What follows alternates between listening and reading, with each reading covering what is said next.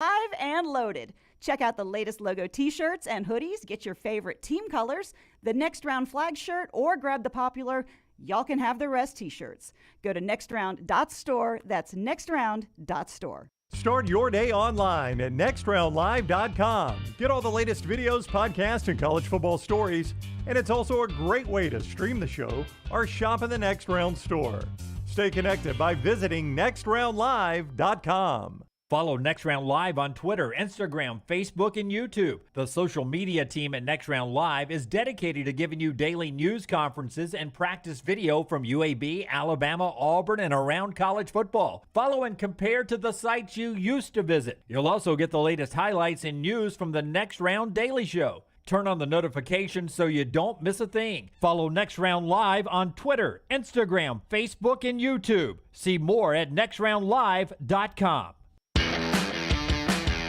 Back with you. 1 minute to go in the show. Appreciate Damon coming in. Brother Kane tonight. How do you get tickets? This guy is a Alabama legend, and you can see him perform live tonight. Iron City, Suburban Love Junkies. Guys, I know they're going to be opening up. The doors open at 7 o'clock. It's at Iron City, a great venue. We've done a ton of things there. IronCityBham.com. Get on those tickets. Limited number. Hey, I like the fact you guys use your current headshot now, too. Some bands don't do that, dude. That's when you know you're good looking. That's when you know you're good looking. Listen, brother, I'm happy. Most of us still have a little bit of hair left, and thank goodness for Just for Men beard color. I'm going to give those guys a plug. I hear you. Go see them tonight, right down at Iron City. Thank you for being with us, man. Ryan, we love you. Jim, Lance, thank you guys, Thank you, man. Continued David. success to you. Thank you. And we'll see you guys tonight until Monday at 9 Central. God bless you and God bless America.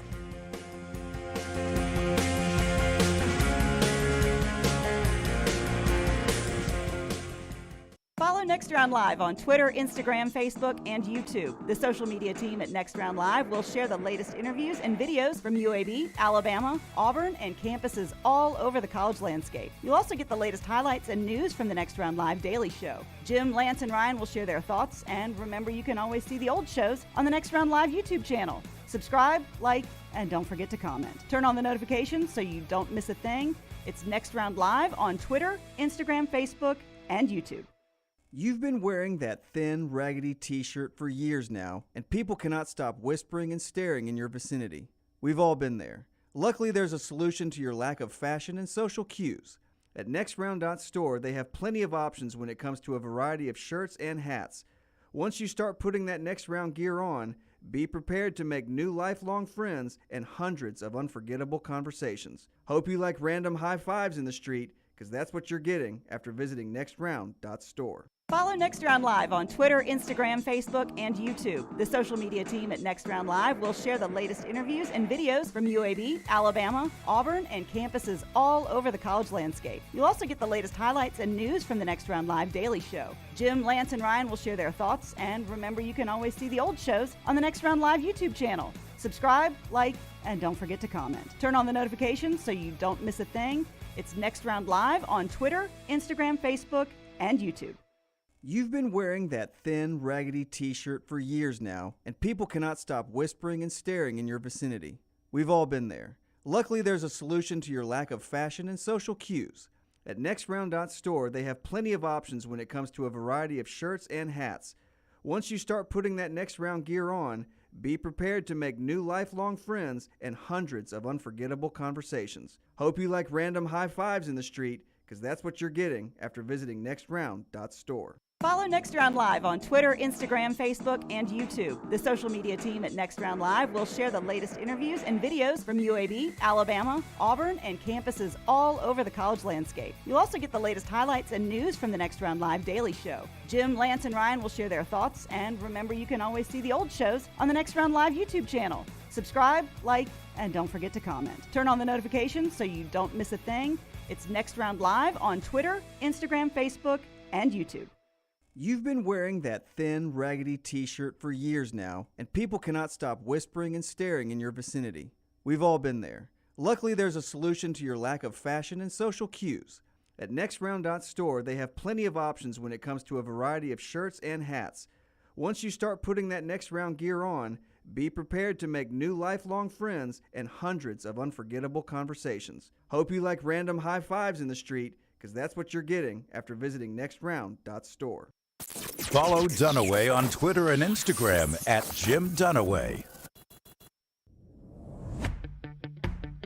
Jim Dunaway, Lance Taylor, Ryan Brown, and Rockstar.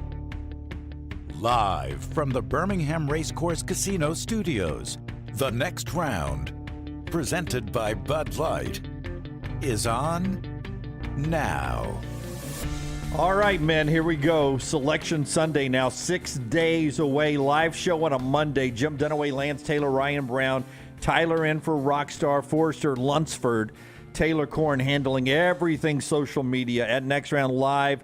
Wherever you're watching or listening to us today, thanks for being with us. Thumbs up, like, and subscribe. A lot of basketball to get to. We got football. We got combine reaction, just a ton. But just agree or disagree. Auburn's win on Saturday punches their ticket. They're in the NCAA tournament no matter what happens in Nashville. Yes, I think they are in the NCAA tournament. Yes, I think they are in the NCAA tournament. As we always say, you got to have 68. Yeah. So if this was if this was the old American Idol, we just all said, you got all a right, ticket. you got a ticket. You got the golden That's right. ticket. Or if this was the way a lot of people do sports radio, I would have had to take the other side. Lance takes the other side. We argue for 4 hours. I'll tell you, my biggest takeaway from that was, Auburn played with urgency. The crowd was great. But Tennessee, now without Ziegler, Different team. it is a different team, and they had offensive challenges before, and missing their last 7 shots, 0 points in the last 6 minutes. They've lost 4 consecutive road games now. We all know this. The NCAA tournament is played on the road.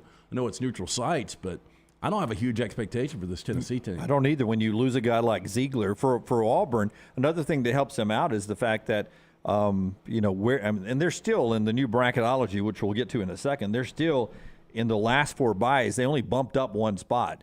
But I don't think they can move from that because they play Arkansas, who's easily a tournament team, in the first round in Nashville. So even if you lose that game, it's not going to ding your resume. And I think you stay basically right where you are with an opportunity with wins in Nashville, maybe to move up a line to 10, maybe even a 9 as they can adjust you on Selection Sunday. So Auburn's in a good spot after that win. It was big, as Bruce said, for that contest. Yeah, I mean, I'll tell you, you're right about Auburn, and then you look behind them. If Lenardi is correct, not all those teams the last 4 in are going to win. I mean, Mississippi State, they could lose to Florida. They could beat Florida and beat Alabama. State's played Alabama really well twice now, and they're an elite defensive team. So you don't know what's going to happen behind you if you're Auburn. You can probably, Arkansas is a tournament team. That's going to be a quad 1 win. Anything Auburn gets is going to be a quad 1 win. So if you'll just go up there in Nashville and win a couple games, you take out any doubt. I think doubt's gone right now. Again, you get caught up in these last 4 byes. What you forget is everybody behind them has to do stuff too. That's and right. a lot of those times, those teams end up losing games. That's what I'm saying. I don't think Auburn can drop any at all. I think they stay right where they are or move forward. We'll get to Lenardi's bracketology in a second, and we'll jump into some Alabama stuff. But, Tyler, if you'll give me cut number 5, Bruce Pearl after this win over Tennessee. I mean, you knew going in, after they let one slip away in Tuscaloosa, blowing that 17-point lead, the table was set. An Auburn win, and they punched that ticket. A loss, and then it gets really juicy for them in Nashville and on Selection Sunday. And Bruce, you could tell, felt a little different after this victory. 20 wins matters. 20 wins matters. Only been to happen, I think this is the 4th time it's happened. I think it's the 5th time maybe in the last 6 years. I'm not sure. Man, we care about making history. We do. And so this team made history. Now heading into postseason, I told our guys, I said, look, 1 team wins the league.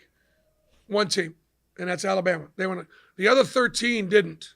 Then the rest of it is about tournament. It's all about tournament play now. It's about postseason now.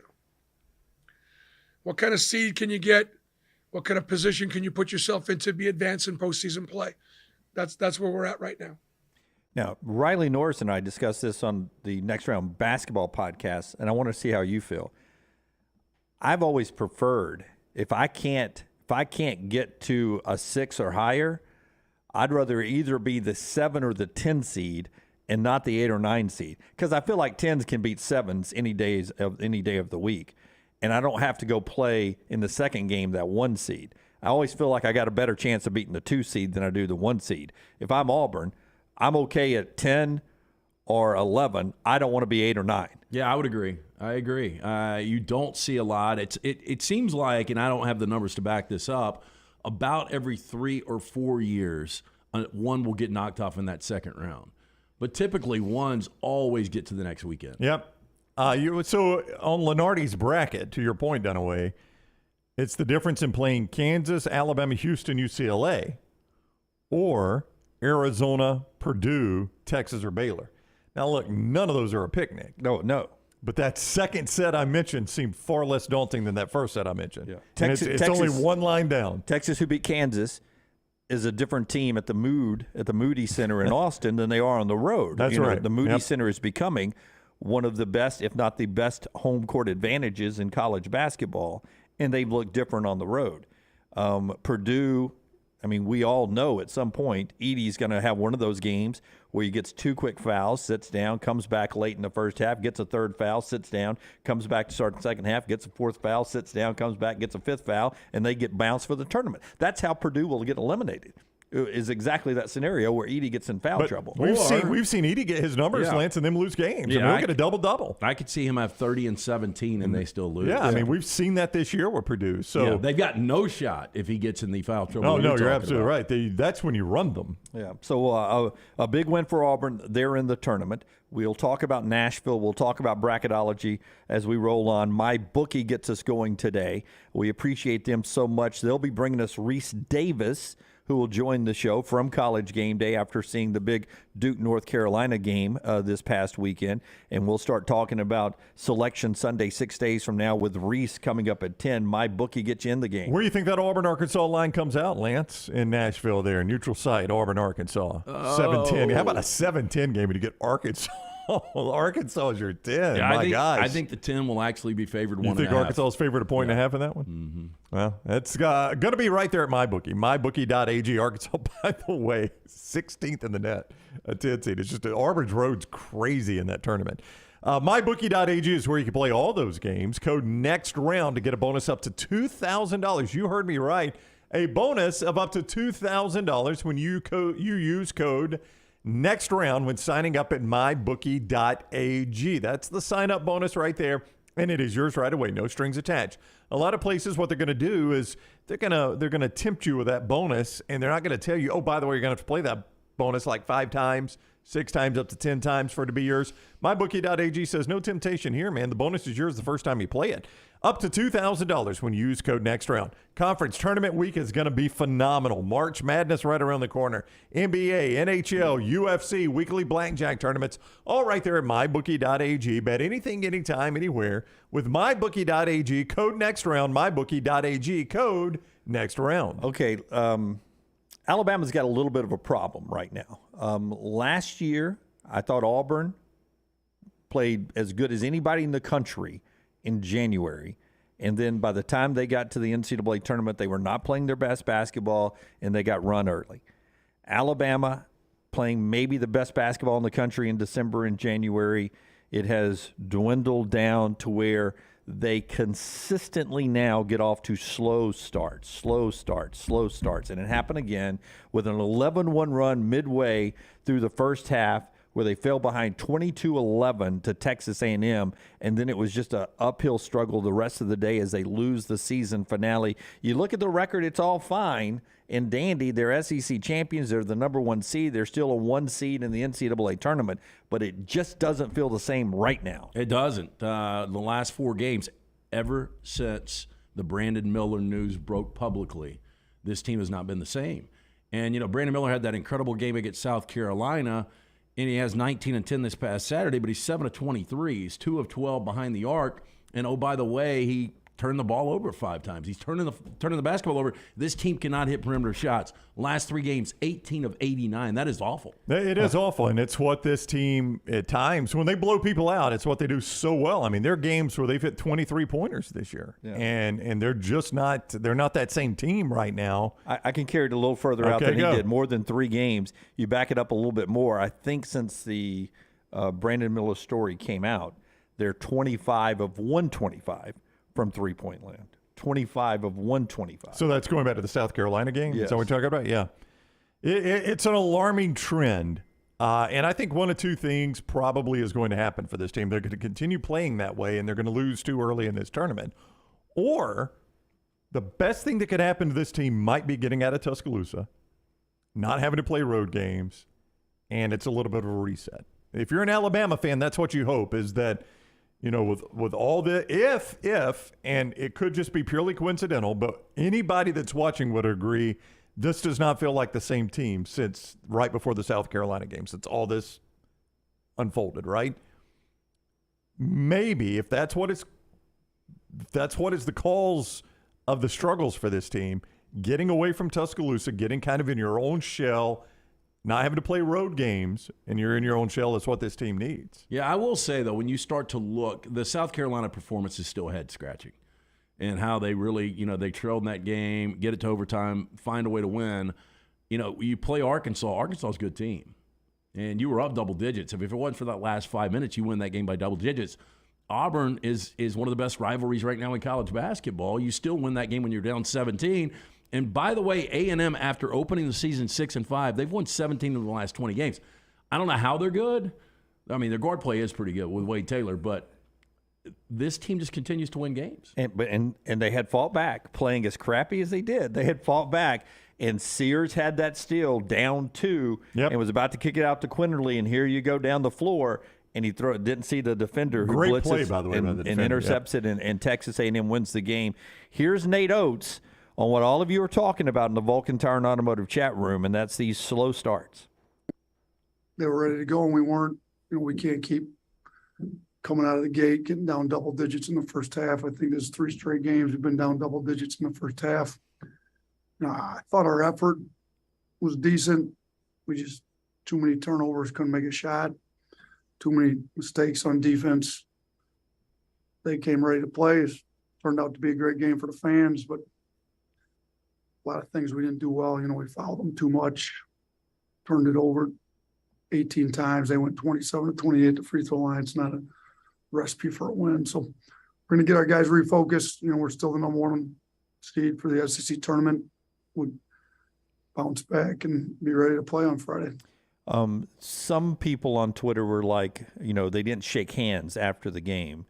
They had predetermined, Buzz had, in case they won the game, I guess he thought his students were going to rush the court. That they had predetermined no handshake line afterwards. Were people really saying that on? I saw a couple of people. Hey, Alabama was so upset they didn't even shake hands. Brad Nessler literally in the crunch time of the game interrupted everything to say, "Hey, by the way, here's what's going to happen at the end of this game, regardless of the outcome." That may be the old turn down the TV sound and turn up the radio. I mean, it's silly if you're criticizing Alabama for that, because literally the CBS broadcast covered it. So it's a silly criticism. And Nate Oates even waved at him if you watch. He waved at Buzz when he left the court. You're right. I think Buzz Williams thought the students are going to rush the court. Yeah. Is that true? Is Oates never beaten A&M? He's never beaten A&M. And isn't that wild? Hey, and, there are teams that get your number like that. And we all respect Buzz as a coach. What Texas A&M has done in conference play this year, if Alabama had not come back to beat Auburn, they'd be sitting there as co-SEC champions with a 1 meeting with Alabama, beating them head-to-head. We would recognize A&M as the SEC regular season champion. They stumbled to keep that for the SEC championship. What a year. Oh, an incredible year. And again, back in December, this did not look like a good basketball team. It looked like a team that was not going to make the NCAA tournament. Wasn't even going to be talked about. And winning 17 of their last 20. And Nate Oates, something he brought up there, 27 to 28 from the free throw line. That is nearly impossible. And you had 2 different guys go 10 for 10, in Wade Taylor and Tyrese Radford. But this start did not surprise you guys, right? I mean, I thought we talked about it on the show. This sets up for an Alabama loss. Yeah. Now, I will say I was impressed by the way Alabama played with much more energy and effort in the second half. Oats clearly got their attention at halftime. You don't think so? You're smirking. No, I'm just waiting for you to say the line that people were beating you up on. So go ahead and say it. I don't even know what they were beating me up on. I don't pay attention to that. This game meant, and nothing for Alabama. Oh, yeah, They'd already won. It was virtually meaningless for Alabama. It really was. Now, of course, I get the clap back from an Alabama fan. If it's meaningless, why are they keeping score?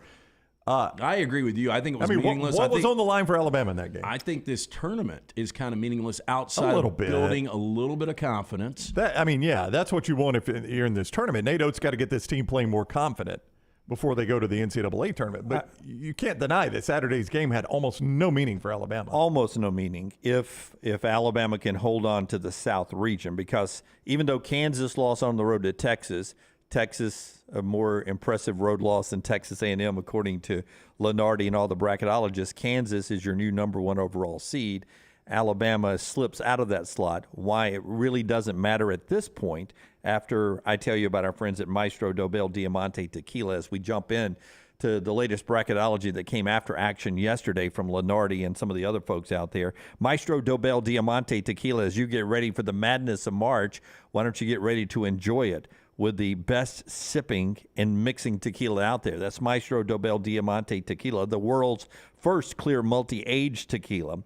Aged in that European oak barrel, double filter to remove color while producing a crystal clear spirit of character and smoothness. Crystal and clear in appearance, smooth and crisp on the finish. Maestro Dobel, the perfect tequila for sipping or mixing. So Lenardi comes out and he says, well, this is awkward.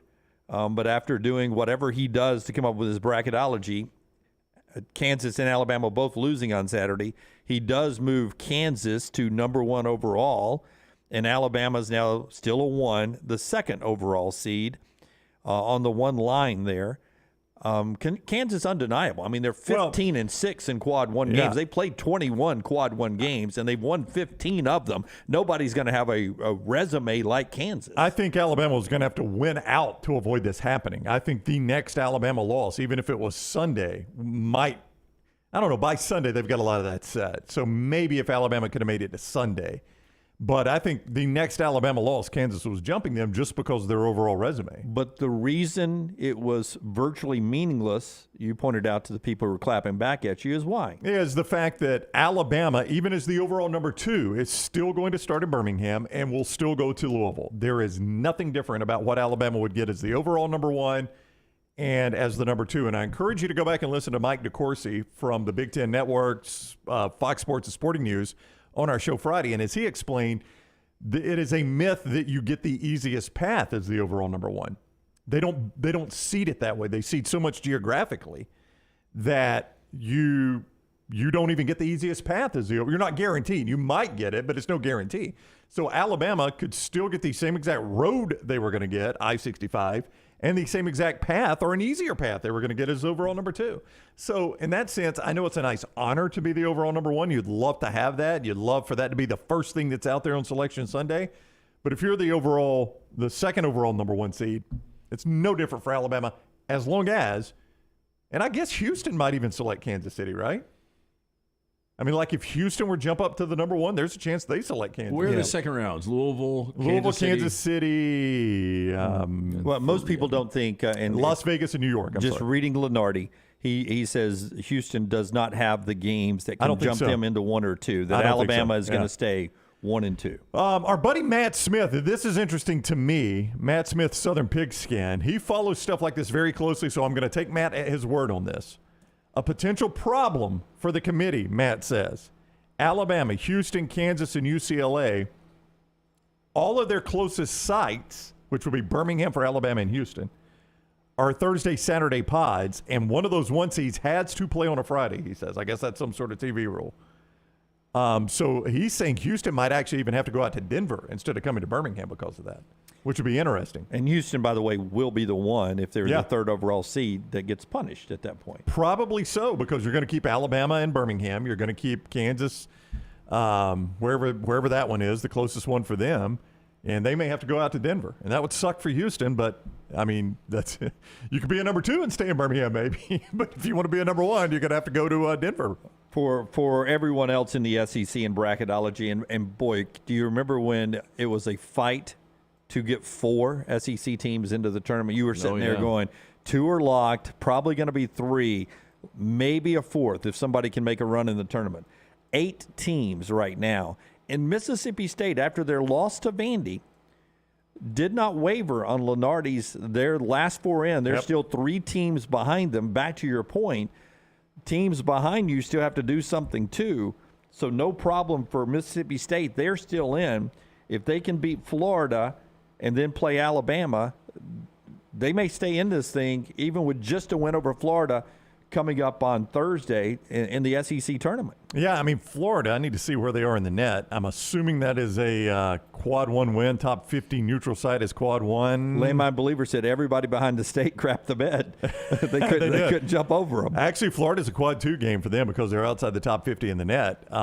Again, Auburn gets the advantage playing Arkansas. That's a quad 1 win if Auburn can get that win because Arkansas is 18th. Yeah. Currently in the net. Well, I don't think anything can happen to Auburn that knocks them out. Mississippi State's probably the only one that keeps it 8 SEC teams or 7 teams.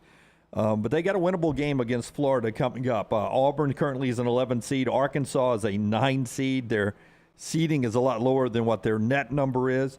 Missouri's an 8. A&M's only a 7 after a great SEC because of what they did pre-conference. Kentucky's a 7. Tennessee currently a 3. That is a slippery 3 for Tennessee right now. And Alabama is still 1. That's the latest bracketology last night from Joe Lunardi on ESPN.com. Well, I got to tell you what. If I'm a 2 and A&M's my 7-10 game, that's worrisome to me. A&M's good enough to beat a 2. They are. You don't think so? Yeah. Their guard play is really good. I mean, their guard play is really like, I'm going to give you Lunardi's 2s. Where are you saying A&M's going to be seeded? They're 7. That's what I just said. They're Lunardi's 7-10. a 7 right now. Lunardi's a 7-10. I just don't know how that's possible to you. It's what they were 6-5 pre-conference. Yeah. And For instance, some of those losses were bad losses. So he's got them in Denver 7-10 in the NC State game. Texas A&M NC State winner gets Baylor Kennesaw State winner. Yeah. I mean, if you're Baylor and you see A&M in that second round, that's tough. No. Yeah. Now these are never. That's shocking. I thought they would be about a 5 or 6, and they still could play their way up there. And remember, we always tell you this on Selection Sunday. You can be adjusted from your seed line, 1 up or 1 down, just for matchups and geographical purposes. Lunsford says, and this is never right, Lunardi's actual bracket is never exactly right, but if it was, Auburn's road to the Final Four would be Michigan State, Gonzaga, Baylor, and UCLA. Ouch. Hey, listen, though. After their road in the SEC tournament, I mean, that's what's crazy. Their road in the SEC tournament would be Arkansas, Texas A&M, Kentucky, Alabama, if you just play the highest seed available every time. I mean, could you imagine having to play all those games in a row? Yep. That'd be pretty impressive if they do. Absolutely, it would be. And then get to the Final Four where you're playing 2 other good teams. Yeah. It's a fun time of year, man. March Madness, and we're all excited about it. Here's a couple of things. Before LT tells us about our friends at Bromberg's, here's a couple of things that are coming up. We will head to Nashville after our show Thursday. On Friday, 9 to 1, we'll be at Losers on Broadway, a perfect place for me to be. Losers on Broadway is where we'll be for our show 9 to 1 on Friday, and then the specialty show on Saturday. So we're looking forward to that. Great place up there. Losers on Broadway. Come by and hang out with us, and we'll be there 9 to 1. Alabama tips at 1 o'clock on Friday. And so right up to the 1 o'clock tip there, we'll have a good time for that ESPN tip time coming up on Friday. So swing by and say hi to us. We'll have fun. And then on Sunday, Selection Sunday, we're back in Birmingham. We're on Highway 280 to Walk-On's location with our friends at Bud Light and our friends at Redmont Vodka. And we're going to be reacting to Selection Sunday. So have your alerts set on all the video platforms. We will do, once CBS clears the air, we will go live for, however long we sit there and break down the brackets and start making some early picks. It'll be fun to join us on Sunday right after the selections show on all of our video platforms. That's coming up Friday, Saturday, and Sunday. Losers in Nashville Friday and Saturday. Sunday, back at Walk-Ons here in Birmingham on Highway 280. Make plans to come out and see us. If not, watch us on all the video platforms. And if you're getting ready to pop the question, ask somebody to spend the rest of your life, their life with you, or the rest of your life with them, you can do it with a diamond at Bromberg's. Yes, they are your diamond specialists. Dunaway, 2 great locations, Mountain Brook at the Summit, family-owned and operated since 1836. Bromberg's, they've established such solid reputation as a fine purveyor of quality diamonds, as well as jewelry, timepieces, and gifts. Bromberg's also has an extensive giftware department to service the registry of brides and grooms in Birmingham. Go see our friends at Bromberg's. Again, 2 great locations, Mountain Brook at the Summit. You can also view their online store today. Go to brombergs.com. Follow The Next Round on Twitter, Instagram, and Facebook at Next Round Live. Have you had a pipe burst, a washing machine overflow? Maybe your toilet or bathtub has overflowed upstairs and now you have water coming through your ceiling? No problem. The specialists at Dry Tech are here to help. What's important is you act immediately when water damage occurs. Failing to do so can cause mold, rot, and mildew issues. Long-term exposure to those toxins can cause many health issues down the road. So act fast. When trouble strikes, call Dry Tech 205-637-0143. That's Dry Tech at 205-637-0143. It's the spring sales event at Alfa Romeo of Birmingham. Now you can get $10,000 off plus rates as low as 4.7% on new 2022 Alfa Romeo Stelvios and new 2022 Alfa Romeo Giulias. Come see the team at Alfa Romeo of Birmingham, exit 27 just off I-459 on Grants Mill Road, or visit them online at alfaromeousaofbirmingham.com. Hurry down before they're all gone. All incentives applied, in stock units only with approved credit. Alfa Romeo USA of Birmingham.com. You want to look great while supporting your favorite show? You know the place to go is the official Next Round store at nextround.store. Yes, there are .store domains, and we have one. From shirts to hoodies to hats and all kinds of fun stuff, you can rep the Next Round anywhere you go. At the beach, Next Round hats to block out that sun. Up north in the winter, get you a comfy Next Round hoodie. Just need something to put your $20 beer in at a game? Get you a Next Round koozie and throw that thing in your pocket. You never know what stuff Jim's going to make me put in there next. Check it out. It's the Next Round store at nextround.store. Hey, if you're looking for Birmingham's best pizza, you need to stop in and see our friends at Slice Pizza and Brew. It's as local as you can get, from the ingredients that go into every pizza to the beer on tap. For a great lunch or dinner, go see our friends today, Vestavia or Lakeview at Slice. What are you waiting for? It's non-stop gaming action at Birmingham Racecourse Casino.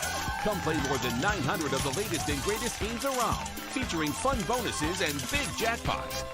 You can wager and win on horse and greyhound races from all over the world. There are more ways to win at Birmingham Racecourse Casino. Birmingham Racecourse Casino, located off I-459, exit 31, Derby Parkway. Must be 21 or older. Want more of the show? Download the app or visit nextroundlive.com for the latest podcast. The Mystery Fifth Hour, our Not For All Ages podcast, The Last Call, and our entire Double Down Media podcast family. All at nextroundlive.com and on the Next Round app. The Double Down Media podcast family is live and full of content for all ages. The Mystery Fifth Hour gives the Next Round host a chance to talk about everything but sports. Pour a glass of Bama and bourbon, our weekly college football conversation, while sipping on some of the most interesting pours in the bourbon world. And in our Not For All Ages podcast, The Last Call, LT takes off the gloves for in-depth conversations with stars like Taylor Hicks, presented by Redmont Vodka. Find these podcasts and more by searching The Next Round on Apple, Spotify, and on our website, nextroundlive.com.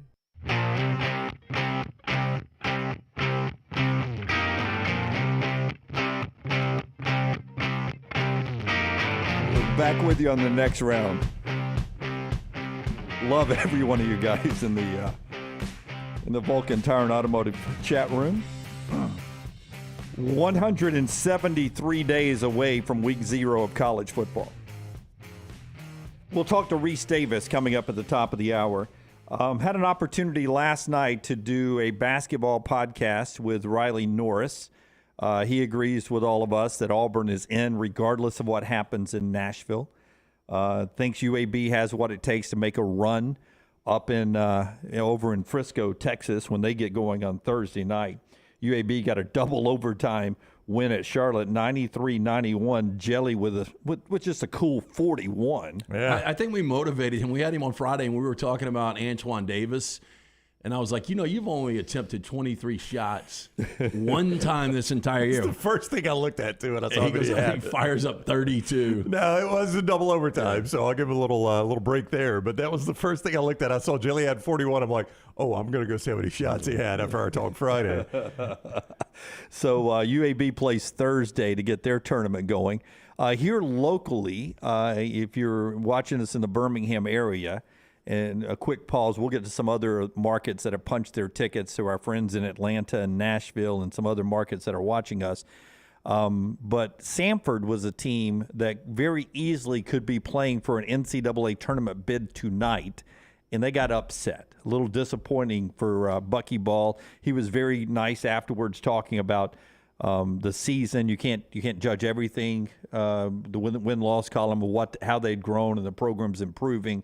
But a little bit of disappointment that Samford dropped one before tonight's championship game in the SoCon. Chattanooga's playing well, and when I saw that number Saturday, when it first broke, that Samford was only a 1.5-point favorite against Chattanooga, I thought they had some issues. Yeah, Chattanooga in Furman tonight at 6 on ESPN to punch a ticket to the NCAA tournament, and we thought it would be another Samford-Furman game. But Chattanooga's there as a 7 seed, upsetting Samford. Some disappointment there. Hats off to South Alabama. If you're watching us in the Mobile market, Brown, I know you have future ties to the program. I do. My money will be going there. South Alabama, an 8 seed, has played their way into the Sun Belt Championship game tonight, 6 o'clock on ESPN2, South Alabama and Louisiana. Did you know this? I did know this, yes, because my daughter has kept me abreast of this. But no, Southern Miss got upset. Southern Miss appears to be the best team in that conference, but they got upset, and it looked like it opened the door for Marshall, according to a lot of people. Like, oh, that's a great break for Marshall. What happened to Marshall? Well, they got beat. So all of a sudden now Lafayette and South, who their only shot at going was to win this tournament. South's an 8 seed in this tournament. Yeah. Louisiana's the 2 seed. So Louisiana, obviously the favorite on that. We'll get a MyBookie line on those, but we punched 2 more tickets tonight. But if you're watching us in the Atlanta metro area, Kennesaw State beat Liberty 67-66. They win the ASUN championship. For Kennesaw State, it's their first trip ever to the Big Dance. They haven't been a Division I playing team that long, and now they're off to their first NCAA tournament. Kennesaw State right there in the burbs of Atlanta, Georgia, on their way to the dance. I was pulling for Kennesaw State when you look back 3 years ago, Kennesaw State 1-28. That was their record. And 3 years later, they're going to their first ever NCAA tournament. It's a really cool story. Yep. UNC Asheville beat Campbell. They win the Big South. Drake beat Bradley to win the Mo Valley. Fairleigh Dickinson is in the tournament. They punched their ticket. And then there was Southeastern Missouri State and Tennessee Tech. For those of you watching in the Nashville, Chattanooga, Knoxville, the triangle there that may have friends or may have gone to Tennessee Tech, Brownie, it looked like Tech had pulled off an unbelievable win to go to the NCAA tournament. Yeah, so Semo hits 2 free throws to go up 2, and it's like I think 2.2 in regulation. Tennessee Tech, this was Saturday night. Tennessee Tech inbounds it. And do you know when, it's something about watching postseason basketball. Like, I felt as soon as they admit this is going to be a buzzer beater. It just sets up. I guess it's any postseason game that sets up that a buzzer beater will kill you. You're like, here comes the buzzer beater. Yeah, it's March. It's March. Here comes the buzzer beater. And sure enough, Tennessee Tech runs a great play, the Christian Laettner play, which ironically, who's the coach at Tennessee Tech? John Pelfrey. John Pelfrey. And they run the Christian Laettner play. The big guy turns around. His only problem is his foot's on the line. So it's a 2 that forces overtime. For a minute, it looks like a 3 to win it. Tennessee Tech's bench erupts. They come on the floor, do the celebration, and then we go, everybody's blowing the whistle, waving their hands. Then we go to the monitor for 8 years and 3 months, and they finally come back and say, foot on the line, regulation over, let's go to overtime. Deontay Wood, who hit the shots, a transfer from Alabama, says landmine believer. He played under Avery there. John Shadout, man, he's a Southeastern Missouri State Indian. That's his school, SEMO. Congratulations, John. You're dancing this year. You're in the bracket. Yeah, it's a heartbreaker if you're Tennessee Tech. You go from thinking you won that thing in regulation for a second to losing in overtime. But that's the way it goes in tournament play. That was a fantastic game, though. That was a very entertaining finish. Yeah. Troy says this is For football season is great, but this next month is the best time of year in sports, he says, with the NCAA tournament, the baseball ramping up, the Masters just around the corner. Yeah. These next few weeks are fantastic. Do y'all enjoy conference tournament week, though? I really enjoy conference tournament week. Yeah, but it's one of those that I can just turn on the final 2 minutes. It's like the ex used to tell me, why don't you just watch the final 2 minutes of the basketball game? That's all you need to watch.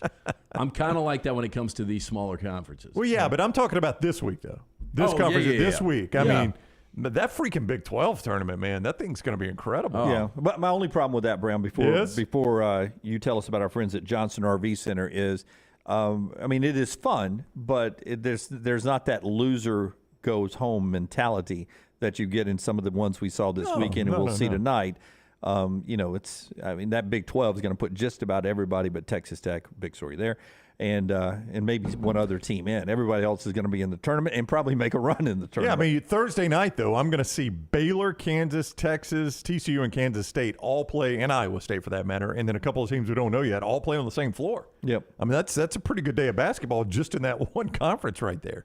Johnston RV Center can help you see America. When you go to johnstonrvcenter.com, you're going to find one of the greatest selections of basically RVs to go see America anywhere. JohnstonRVCenter.com. They want to make every weekend spring break. Spring break is coming up. They want to make every weekend spring break. So every weekend can be spring break for you at Johnston RV Center. Don't forget, they got great deals like the 2022 Shasta 19BH, MSRP $39,472. You can get it for $24,937. That's just a payment of $239 a month with approved credit. Go see it at johnstonrvcenter.com.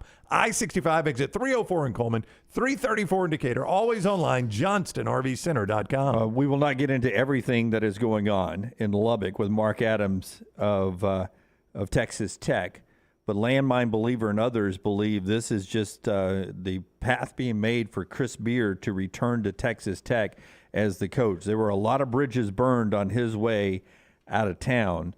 There's no chance they're going to take as much as he did for that program. Kirby Hocutt, the athletic director, was so pissed the way he left. We all understood why he was leaving. He's a Texas grad. It's a better job. It's obvious.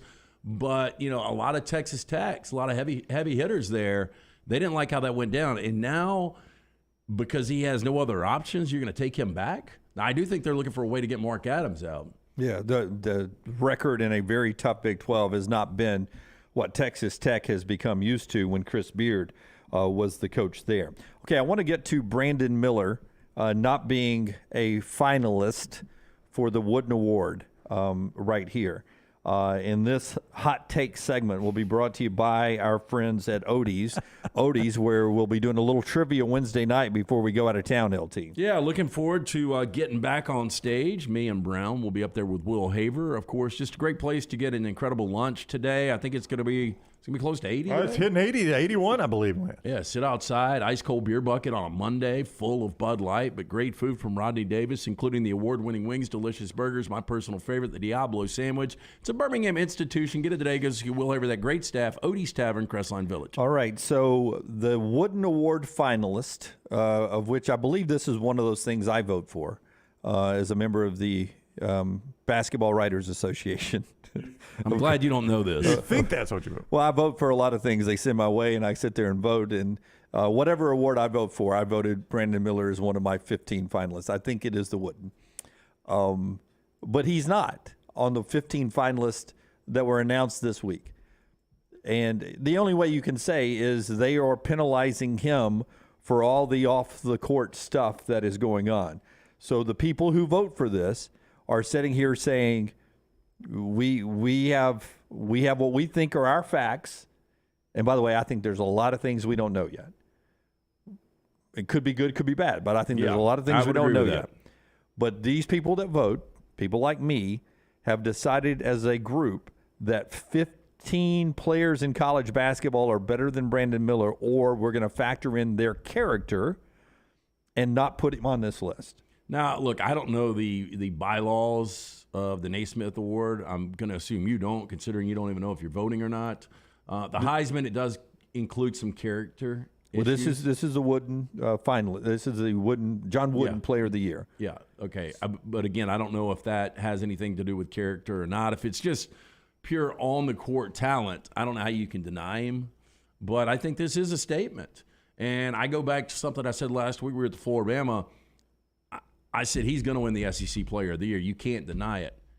Now I'm going to stand back and say Oscar Tshiebwe is going to win the SEC Player of the Year. It looks like, they're going to do everything they can to punish the kid. And look, I mean, everybody's got their own opinion on this.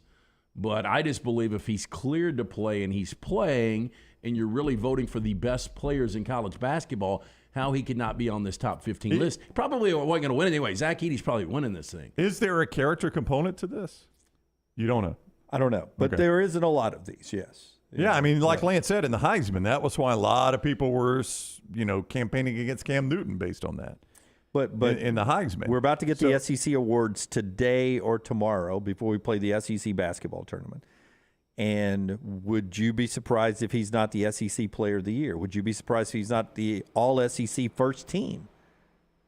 I mean, if he's not All-SEC first there's team. no way he's not All-SEC first team. Well, you say that. I mean, how's he not one of the 15 finalists for the win? He's one of the 15 best, but there is no way he's not on the SEC first team. Well, he's one of the five. Impossible. He's one of the 5 best in college basketball. Of course he is. So, again, for him not to make that list 15, nothing's going to surprise me now. Yep. Jeff says, yes, it does factor in the character. Yeah. We don't usually Google during the show, Jeff. I apologize for that.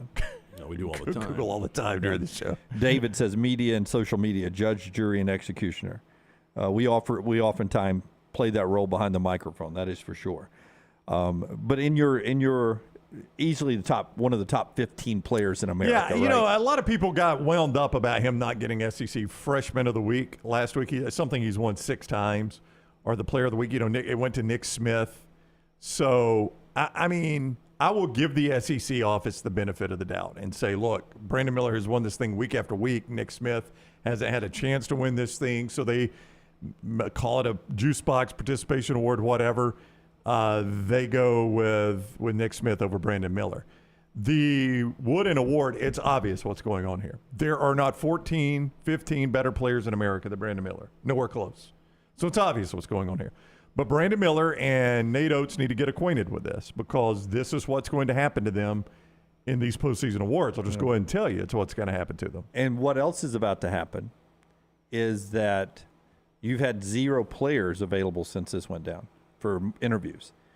It's about to be mandated as you get to the SEC tournament and the NCAA tournament. Players are going to have to go out there, and I don't know if Brandon Miller will be one of them. If he's mandated, if the media request him and he has to go out there to USBWAA rules that Brandon Miller has to sit behind a microphone, but it could get sticky in Nashville or in Birmingham and Louisville as they move throughout this NCAA tournament. Because if he ever sits behind a microphone, the questions are not going to be about basketball. It's going to quickly go to other stuff. Well, and you got open locker rooms in the postseason as well. Now, that's easy. Brandon's back getting treatment. You don't let him sit out in an open locker room and just get peppered with questions. I don't think that will ever happen. So I'm not sure you'll ever hear from him until after the season's over. I wonder what the crowds will be like, because you saw it again Saturday. Lock him up. Yep. And guilty. They may be cheering those types of things, but you'll just hear less of it because there's less fans of each team that'll be there. You're not going to play a true road game. And I'm just trying to imagine the brackets. I haven't seen it bracket style. I've just got days laid out, SEC tournament. When would, if Alabama and Kentucky both continue to win, when would they meet? Semifinals, I believe. Here's the bracket right here.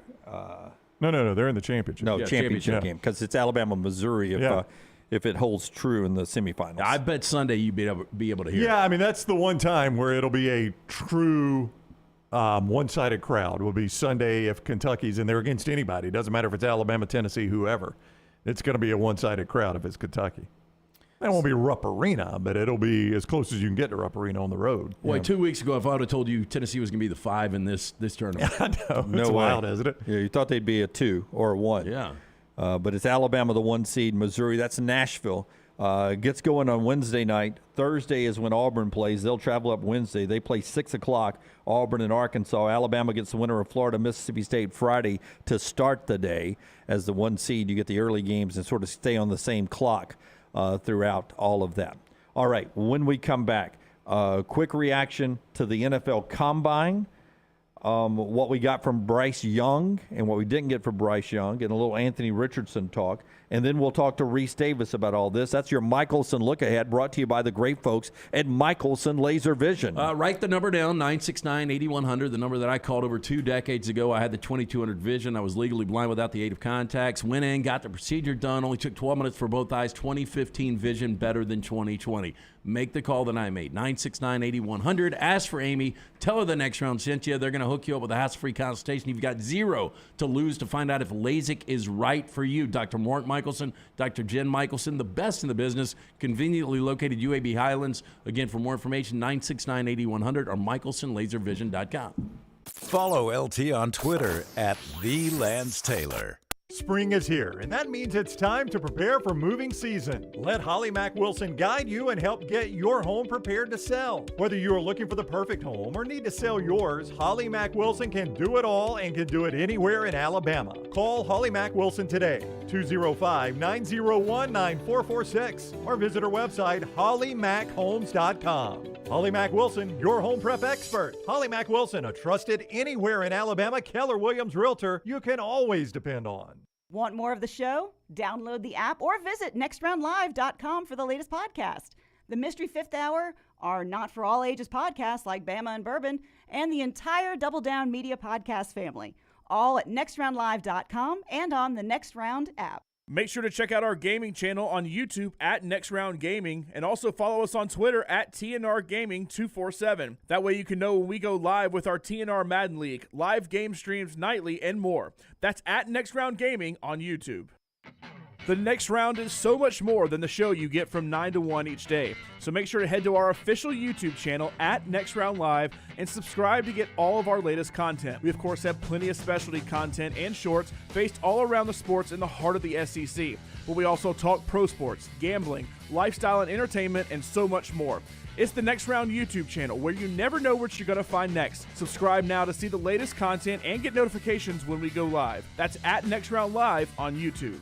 For more than 40 years, Wayne's has been doing things around your house that you don't have time to do. Ryan Brown here from the Next Round. From the mosquito and termite protection to giving me that lush lawn that is the envy of my neighborhood, Wayne's does it all for me. When my neighbors on my street see that shiny yellow truck, I bet they smile. I know I do, because Wayne's has been taking care of my lawn and home for years and doing all the things I don't have time to do. For more information, check them out online, call Waynes.com, or call Wayne's at 866-WAYNES1. Hey, Ryan Brown here from the Next Round. Do you want to help pay for my kids' college and look great while you're doing it? You need to go to the Next Round store. Everything from hats to short sleeve and long sleeve t-shirts, sweatshirts, hoodies, zip-up hoodies, and much more. And we're adding new things all the time. Why would you not want to see my kids get a great college education and look great out in the public while you're doing it? Get the gear we wear all the time on the show, and there's only one place to get it. nextround.store. That's nextround.store.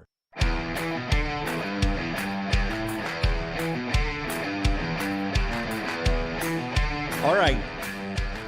Sunday is Selection Sunday, and then you can start filling out your brackets right afterwards. Lunsford will send out an alert to you. Hopefully, you've already secured your spot in our Redmond Vodka Bracket Challenge. We're about to put a QR code up on the screen. We'll do this during some commercial breaks throughout the show, throughout the week. But get that QR code, or just go to nextroundlive.com and find the bracket challenge there, and go ahead and try to win in the final pour bracket challenge to win Chuck's Bucks with our friends at Redmond Vodka. Yeah, look, we've got a lot of things coming up and some interesting things we have not been able to announce yet with Redmond Vodka. So excited about that, but Dunaway's right. Go on and get registered. We will send you that reminder on Selection Sunday. Locally owned and operated. Redmont Vodka, their aim, clarity, and taste, color, and smell. It's vodka perfection. Redmont Vodka is made from corn, which not only makes it gluten-free, also provides that smooth finish, no harsh aftertaste, 8 times distilled, available at your local package package store, including the Beverage Place, Pink Package Store, also ABC stores. As for by name, it is Red Mont Vodka. Blake says, I see that Derek Carr might be heading to the Saints, would definitely be the best quarterback in that division at this point. We've talked about wherever he goes. Carolina was in the mix.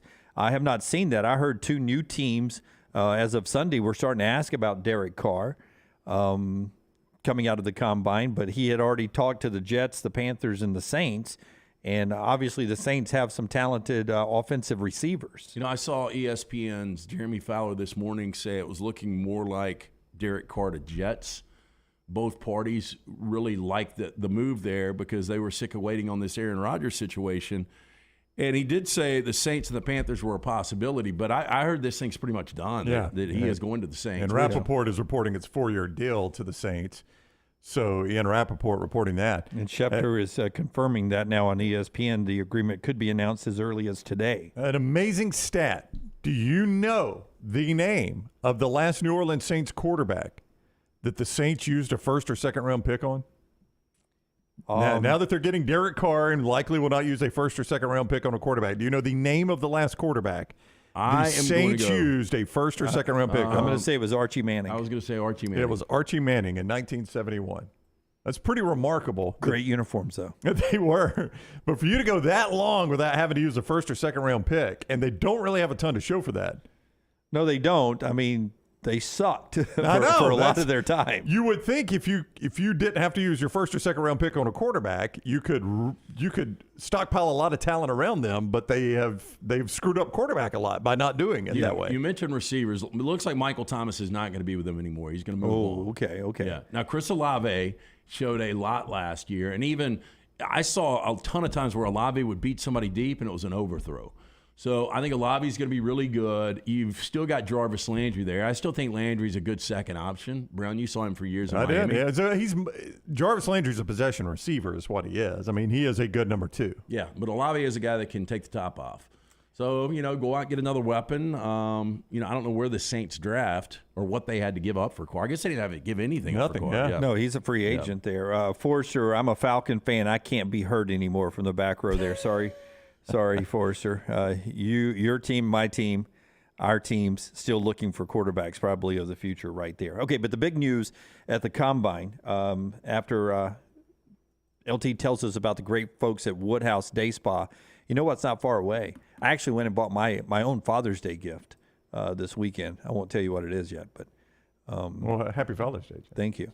But Mother's Day is coming up pretty soon. Woodhouse Day Spa is a great gift. Yeah, treat someone special to the gift of luxury from Birmingham's best day spa. It's the Woodhouse Day Spa, located at the Summit Shopping Centers right off Highway 280. You can choose from a menu of over 70 options, including massages, body treatment, skincare, waxing, nail services. The Woodhouse Day Spa, voted America's best day spa since 2009. Order that special person a gift card online 24/7 at birmingham.woodhousespas.com. Gift card, simple solution. You can buy them 24/7 online or stop by the Woodhouse Day Spa. Make sure you tell Casey Stewart, that great staff, that the next round sent you. Chase asked me if we're ready for Kyle Trask with Tampa Bay. He's a Tampa Bay fan. I've thrown him in a couple of times in my Madden.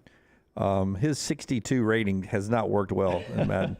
I average about 600. Hopefully he's better in real life. Bryce Young, though, is heavier in real life. He's put on some weight, Brownie. The combine measurements, he didn't work out. He didn't throw, but he got measured, did the interviews all up in Indianapolis this weekend, and he's heavier than he was. 5'10" and an eighth, which is Kyler Murray's height. So he's the same height as Kyler Murray. 204, which would make him the lightest, I don't know since when. As I saw that stat. It's been a long time since a quarterback that light has been drafted as high as he'll be.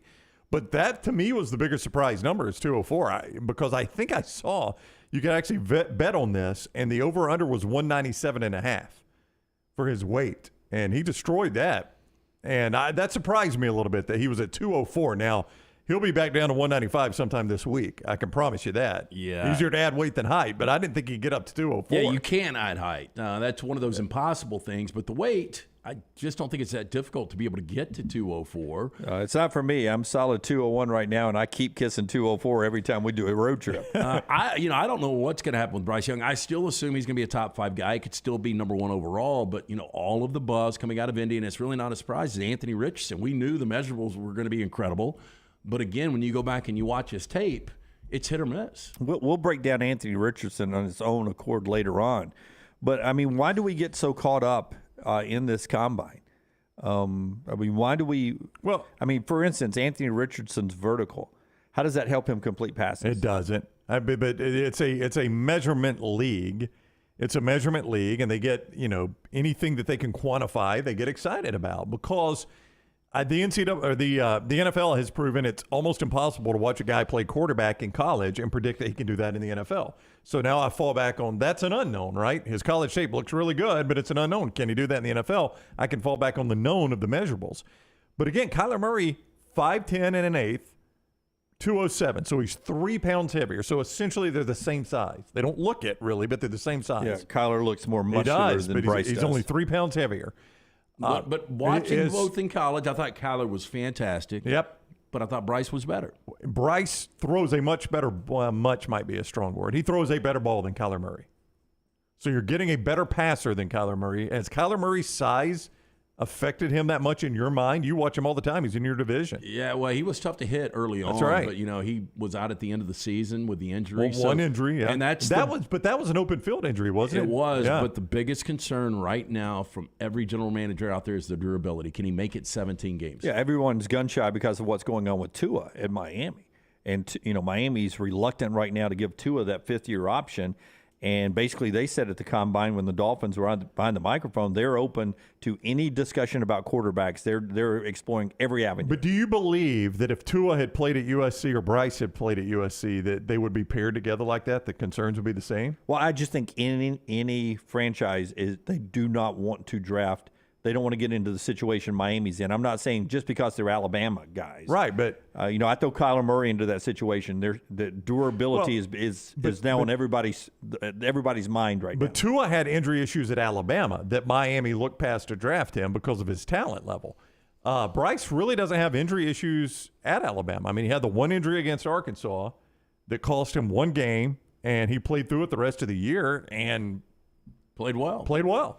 So, I mean, I just don't see – I mean, I know he's a smaller guy, but he does not have an injury history that should worry you the way Tua did. Cody says if Anthony Richardson goes before Bryce in the draft, I'd be shocked. Right now, the betting favorite in the folks at MGM, they have Bryce and C.J. Stroud 1 and 2, but it is now Anthony Richardson at number 3 to be the first overall pick. We'll talk more about that coming up. We've got to get to Rece Davis here at the top of the hour. The show being brought to you by our friends at Gutter Cap. C. Stu, one of the great humans on the planet, great business owner. He wants to help you out with your gutters so you never have to clean them again. Boy, this time of year, if you have not capped your gutters, you feel crappy because now you're realizing, oh, all those leaves are in my gutters. I got to go get rid of those before the spring and summer rains come. Yeah, you do not want to have to deal with that. It's a dirty, dangerous job. Get Gutter Cap. It's an aluminum system that fits over most existing gutters. It will keep debris out. You can eliminate gutter cleaning forever. It's back with a lifetime warranty.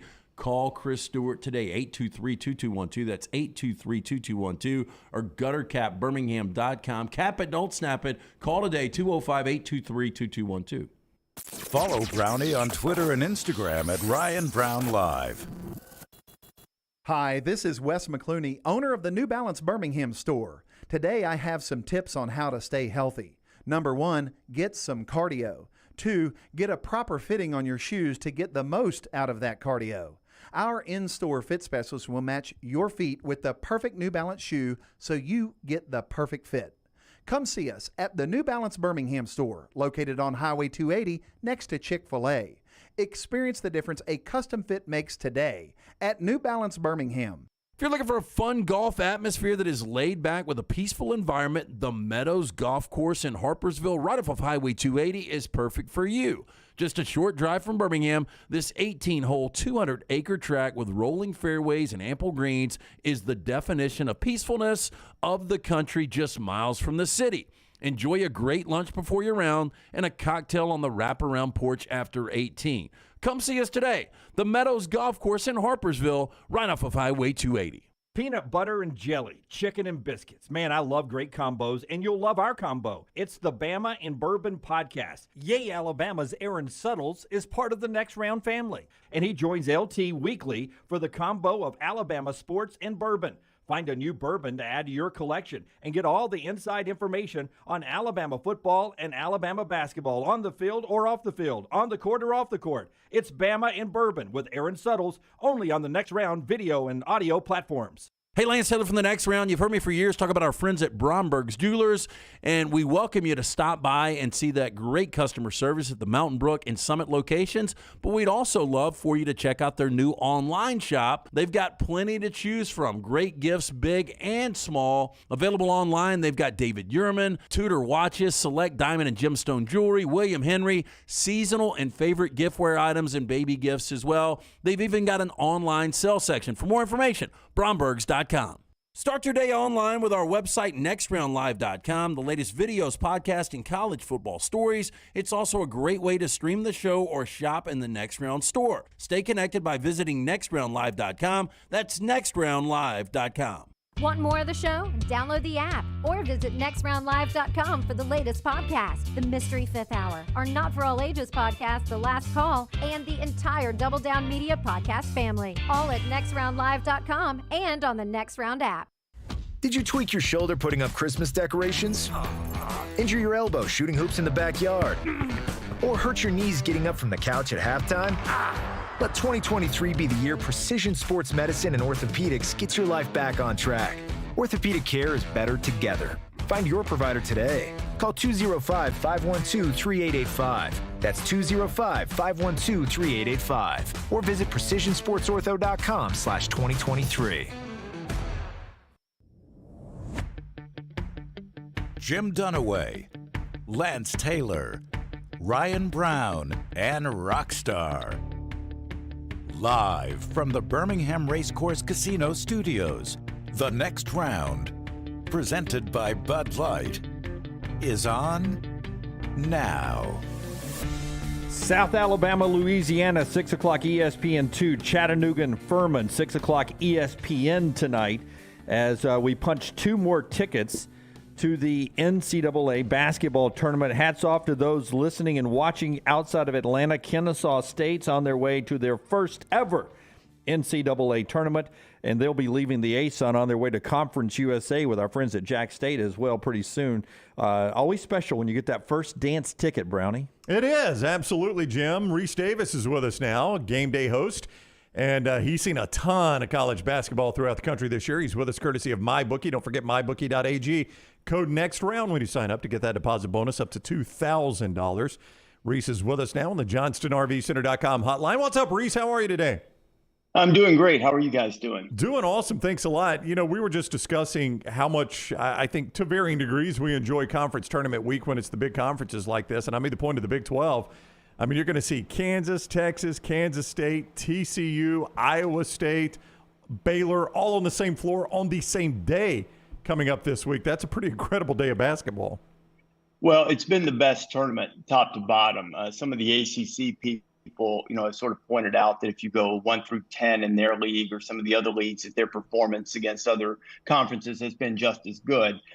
And that's true by the numbers, but I think in terms of just high-level basketball, game in, game out, not really needing the teams at the top of the standings to play a terrible game in order to lose to a team at the bottom of the standings, there has not been anything like the Big 12 this year, and I suspect that the conference tournament will be the same. Of course, then I say that, and Kansas and Texas will walk right through it, and they'll play again on Saturday as the top 2 seeds.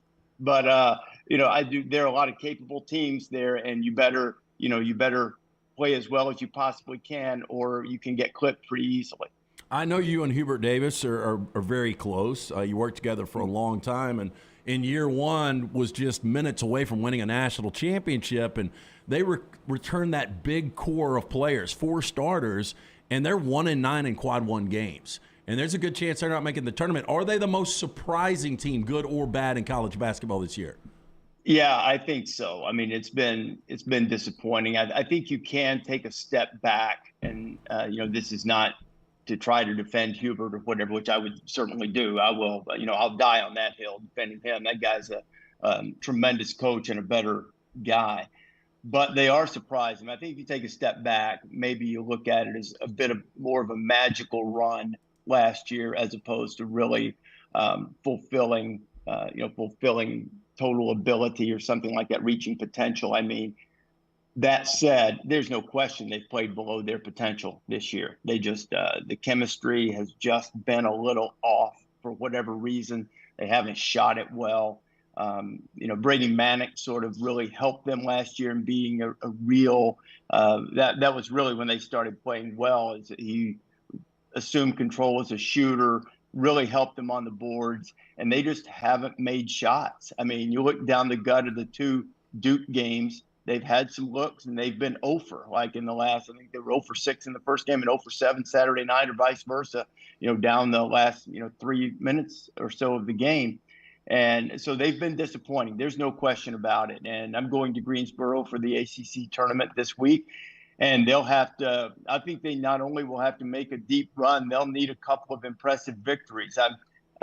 If you look at the rest of the teams they're being compared against, it might be a little premature to say that they have to win the tournament, but it's not out of the question. It's the only surefire way to get them in. Were they to make the final, play well in the final, and beat someone of significance along the way, then maybe they could sneak in as an at-large. But they've certainly been disappointing. They've put themselves in a precarious position. But things happen sometimes. It's sports. Sometimes teams don't play to their potential, and it just doesn't work out. And that's just the way it's been for Carolina this year. The scenarios are very different, but we're sort of reliving something we lived through in our area last year. I thought Auburn was playing as good as anybody in January last year, and then they sort of faltered down the stretch and lost early in the tournament. Alabama in December and January were playing about as good as anybody in the country, and they still won some games this week. They lost at Texas A&M, but they just seem to not be running at full speed right now. Can you give me a thought on where you think Alabama is right now as we get to postseason? I don't think it's any secret, man. There's no way to prove it, and there's no way to disprove it. And without debating the merits of the case or the decisions that were made surrounding it, but they're playing like a team that's got the weight of the world on their back. They're not making shots. I think they're playing hard. In the games I've seen, the portions of the games I've seen, I don't sense any lack of effort or lack of energy. They're not playing well. They're playing like a team that's burdened. And, there are a couple of exceptions to that. Brandon Miller has still put up numbers. Javon Quinterly has, tried to single-handedly save them and did, at least once. But, that's what it looks like to me. And the question is, can they sort of get in the right mental space? Because I think we talked about this a little bit last week. They're going to be the villain in the tournament.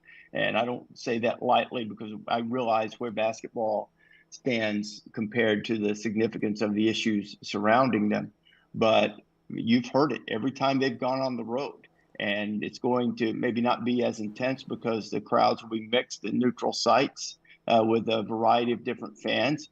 But they're not going to be the team anyone roots for a couple of reasons. One, the fact that they're the number one seed. And the other, I assume they're still going to be a number one seed.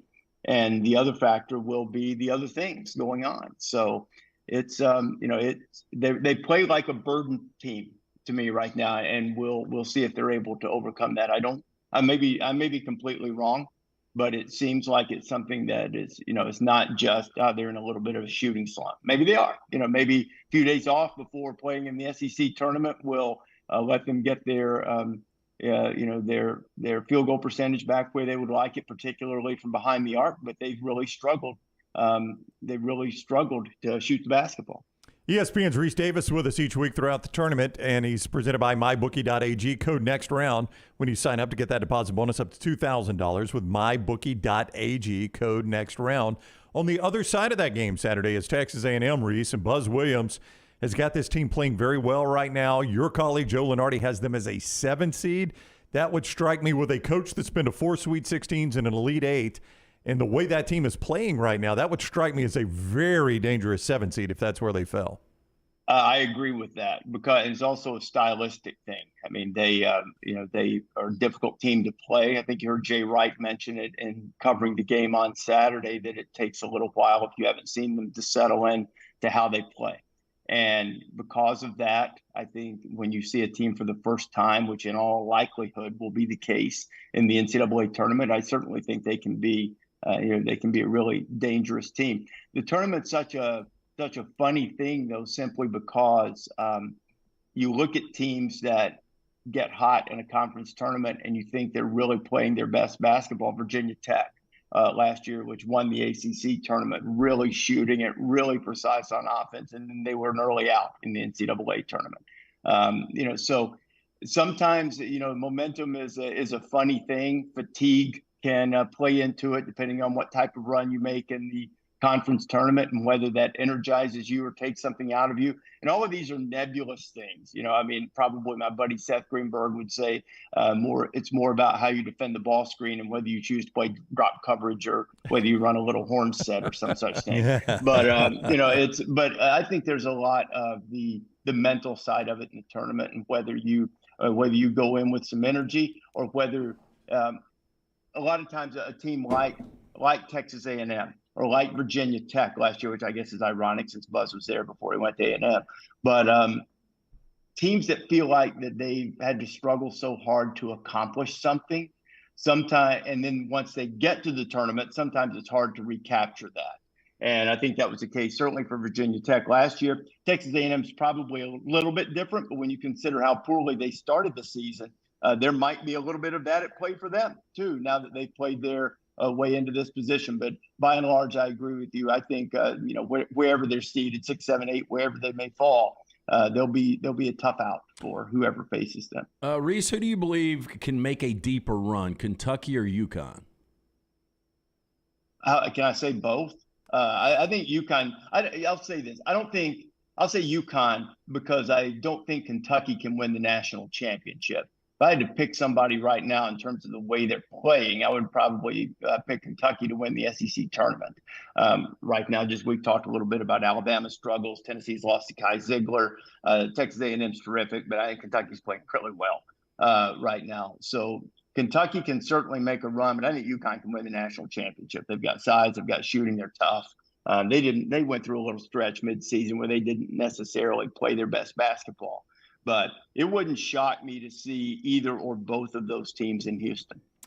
Bruce and Auburn got a big win over Tennessee this weekend, likely punching Auburn's ticket. Without Ziegler, Tennessee seems to be in a totally different place now. What do you make of Tennessee as we get to the brackets? They'll still do well. They're still a threat because they guard. And look, Ziegler was a big part of that. He's really difficult to handle because he stays so low to the floor and does so much for their offense. But he gets up under you defensively, and they certainly are going to miss that. There's no dancing around it. But they've still got a lot of good players. They're still just rugged on defense. So I don't think that it's all over for Tennessee by any stretch of the imagination. But certainly the margin for error is much, much smaller without a guy that's been so important to them on both ends of the floor. I want to go back. You said you were going to be at the ACC tournament. Boy, this last few weeks for Pittsburgh, I mean, there was a time where Jeff Capel had them looking like they were going to win the ACC regular season. And I mentioned Lenardi again. He's got them barely clinging in the tournament. It feels like they might do some damage or might need to do some damage in Greensboro. It's been a tough couple of weeks for them. Well, they might be the team that epitomizes this season more than any other. Because if I'm not mistaken, I was at the Duke, North Carolina game at the same time that Pittsburgh and Miami were playing Saturday night. But I believe Pittsburgh had a shot, not like a literal shot. That would have won the game. And had they won the game, they would have been the number 1 seed in the ACC tournament. But they lost the game. And so they're on the bubble. Now, there are a lot of factors in that. If you beat Miami at their place and you're the number 1 seed, then that's certainly something that looks strong on your resume. But I think they'll end up making it because of the way they played through the course of the season. But they are the epitome.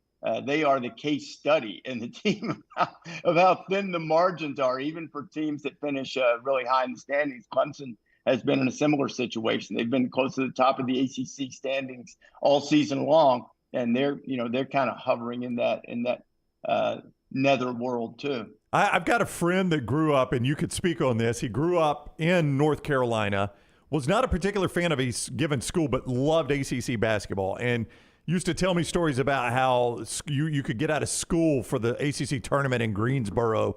And when he saw it go to Brooklyn, he said a little piece of him died. How big, I mean, does it still have that same big ACC tournament feel when it's back in Greensboro the way it once did? Yeah, I mean, I've been to the ACC tournament in a number of places over the years, and it is probably that, along with the old Big East tournament. And really, Big East tournament still carries a lot of weight. But they were the ones who had that big event feel more consistently than any of the others I've been to over the years. But there is something historic and nostalgic about it being in Greensboro. You worry less about the big team fan bases departing. You brought up Pittsburgh.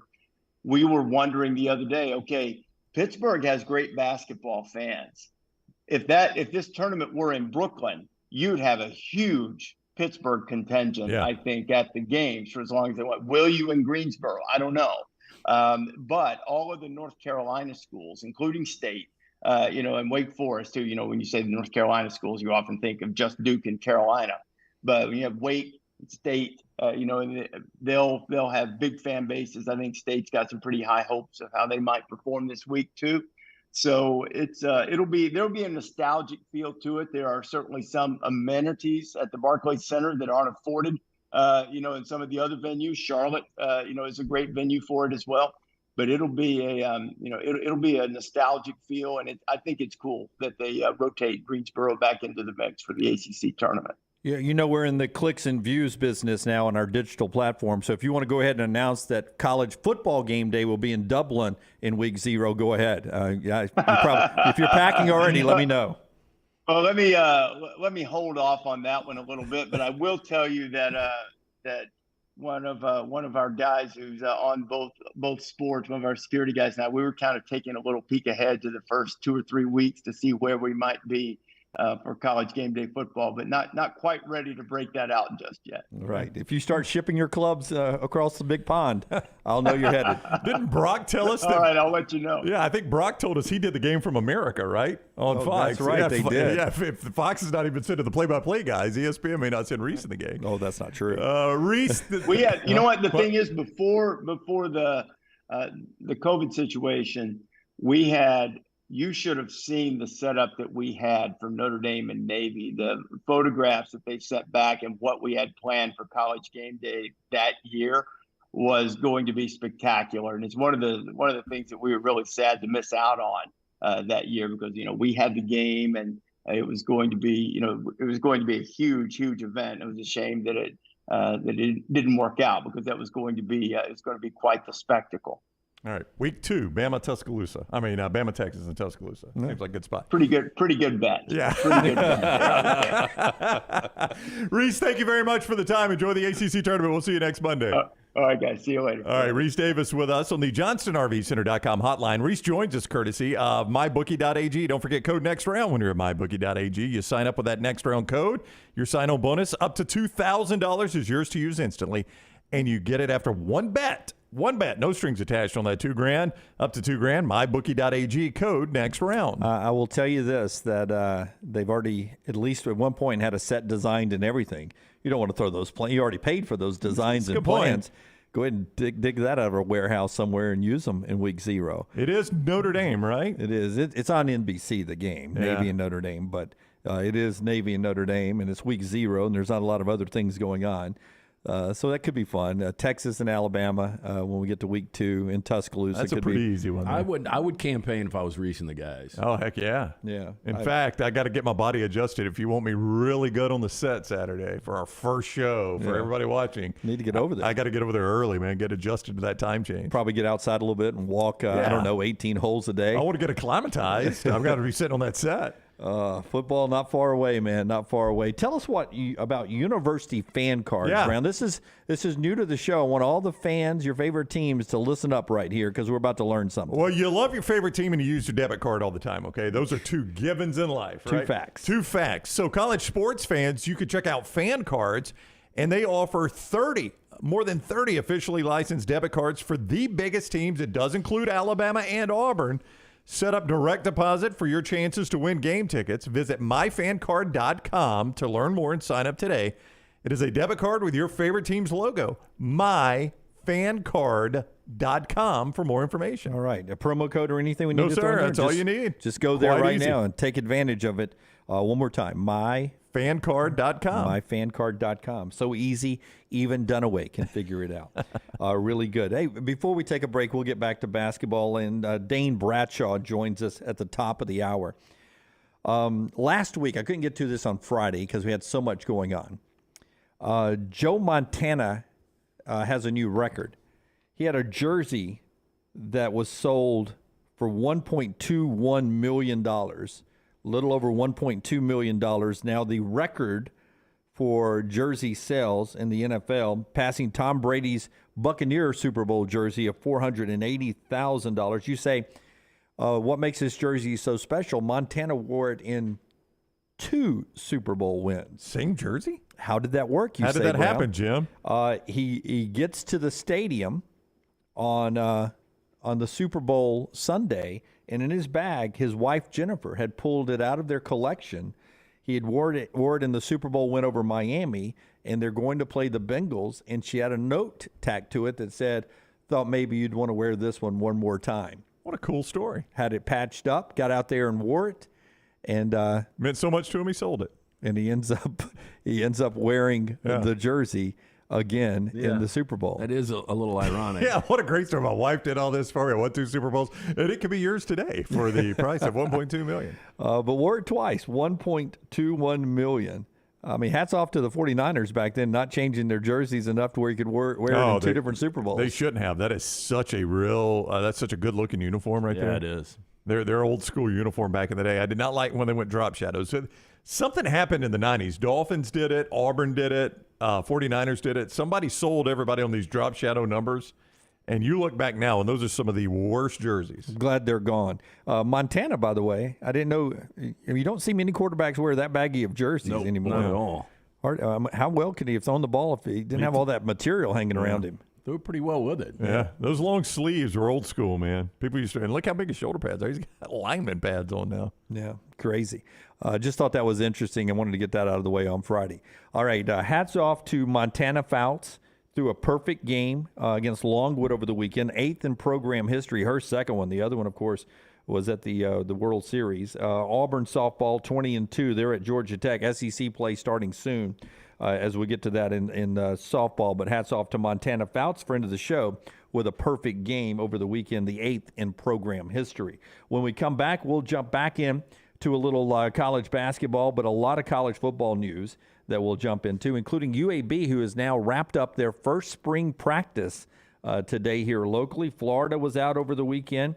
One thing we're hearing from down in Florida, and a little more on Chip Kelly's contract that we heard about on Friday, his contract extension. But right now, LT wants to tell us about our friends at Harbin's Outdoors. Yeah, Harbin's Outdoors, award-winning landscape company specializing in installing custom fiberglass pools, landscaping, and hardscaping. Jeremy and his team, one-stop shop for all of your pool construction needs. Harbin's does it all, from the install to the lighting, final hardscapes around the pool, and everything in between. It's beautiful work. You can find them on Instagram at Harbins_outdoors. See it for yourself or call or text Jeremy directly, 205-300-0718. That's 205-300-0718. At Harbins, you and your home are the center of all that they do. Call them today for all of your landscaping needs, 205-300-0718. I'm actually meeting Jeremy at the house later today, getting some things done around my pool. Harbins Outdoors. Check them out at Harbins_outdoors. Follow Dunaway on Twitter and Instagram at Jim Dunaway. For more than 40 years, Red Wing Shoes has been helping the hardworking people of Alabama. This is why Red Wing Shoes has created the 3-step comfort solution. Step 1, a certified fit specialist will use a 3D scan to electronically measure your feet and arches. Step 2, help you get the appropriate footwear for your occupation. Step 3, customize your boot or shoe with a Red Wing orthotic. Whether you have high arches or flat feet, Red Wing has the comfort solution for you. So experience comfort at its best. Visit one of the Red Wing shoe stores located in Pelham or Trussville. Make sure to start your day at nextroundlive.com. Get caught up on the latest podcasts and videos from the live daily show, plus specialty shows such as the Mystery Fifth Hour. You can also learn more about the whole staff at Double Down Media, find all of our social media feeds, see the latest videos from our YouTube channel and gaming channel, plus find other ways to consume the show like the Next Round mobile app, which you can download direct from the site via your iOS and Android device. Make nextroundlive.com your homepage and stay up to date with everything from us here at the Next Round. Stop by the New York Butcher Shop and pick up the finest in certified Angus prime beef steaks and burgers, premium pork chops, ribs, and all-natural chicken cut to order just for you. Their chef-prepared entrees and side dishes are the perfect dinner-to-go choice for your family and are ready to heat at home. With a great selection of fine wines and desserts, the New York Butcher Shop is your one-stop dinner shop. 2 locations to serve you, Cahaba Heights and on Highway 119 in Greystone, the New York Butcher Shop. Rare quality, well-done service. Want more of The Next Round? Download the app or visit nextroundlive.com for the latest podcast, The Mystery Fifth Hour, our Not For All Ages podcast, The Last Call, and the entire Double Down Media podcast family. All at nextroundlive.com and on the Next Round app. Start your day online with our website, nextroundlive.com, for the latest videos, podcasts, and college football stories. It's also a great way to stream the show or shop in the Next Round store. Stay connected by visiting nextroundlive.com.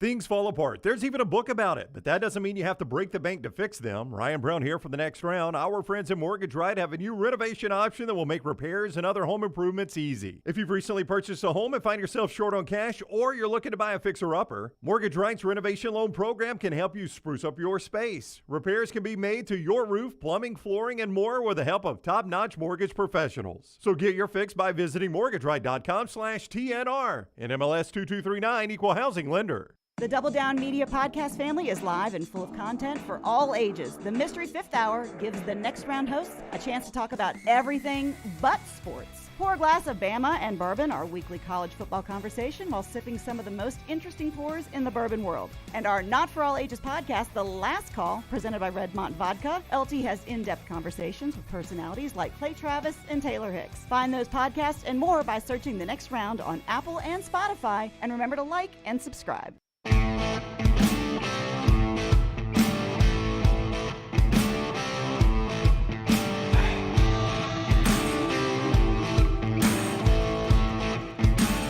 Back with you on the Next Round as our man Lunsford picks up the fumble there. I like that. Teamwork right here, my friend. Has anybody? I did not check with Rockstar this week. Has anybody heard from Rockstar? I have not. I've lost touch with Rockstar. I feared this would happen. Can we see the road trip? Where is he now? What day is this? This is March. 6th. He's in Grand Junction, Colorado. Oh, how about that? Coming back this way then. He's made the turn. I'll meet you in Cheyenne. He was in Cheyenne a couple of days ago. Had a day off yesterday. Yeah. So he's got Grand Junction and Colorado Springs, Colorado, before he gets to the Oklahomas, the Kansas, the Iowas. So Lincoln is. So this is the last fun stops. Yeah, really. That's not true. My heaven was Wichita when I did play-by-play out in Kansas that summer. That was your heaven? Well, I mean, there was no big cities. It was by far our New York of the trip. It was Wichita and then Topeka, which I could not stand. But it was all small cities. Red Oak, Iowa, Nevada, Missouri. I mean, it was just small. So when we got to Wichita, it was fun. He's in Lincoln on the 13th, which I think is his last stop before he's back with us. They've got more, but that's the end of the road trip. They got more shows, but not a road trip. We need to send tickets to our guy Matt Rule. That'd be big. Yeah. Get the Nebraska coach in there supporting Black Jacket. Yeah, he's probably. We should. We got probably doing a little spring football out there. You think he'll? Oh, come on, take man! time It's off? spring football. It's a nighttime show, right? Show's at 8:00. They're not doing nighttime spring football. Well, I mean, if we're going to hook Matt Rule up and that whole coaching staff out there, Coach Sat, we probably should just send him sliced pizza and some good pizza. I'd love to see what Rule said about Slice. He's from New York. I bet he would love it. Oh, I'd love it. I'm going to assume this is my moment to tell you about Slice. I think you ran into that perfectly, Lance. Good assumption, LT. Omaha. They had the pizza party up here last week without us. They What did did, they order? yeah. They ordered Slice. It is the best pizza in Birmingham, in my opinion. Founded by the Bajaya brothers, the late Jeff, Jason, Chris. They still Run it, operate it, fantastic place. 4 locations, the original in Lakeview, one in Vestavia, one in Montebello, now Crestline Park. It is local pizza, local ingredients, great beer selection. Get into one of those locations, and don't forget the carry-out special 7 nights a week. For $75, you get the 12 wings, half pan of the salad, 2 of those great specialty pizzas, incredible value, incredible food. It's our friends at Slice. Hey, open up everybody's mic on the back row there, and yours too, Tyler. How did this pizza party come to be when we were on the road? I've worked here now since the beginning, and never before has anybody behind the glass said, hey, let's order pizza. Well, how did this happen?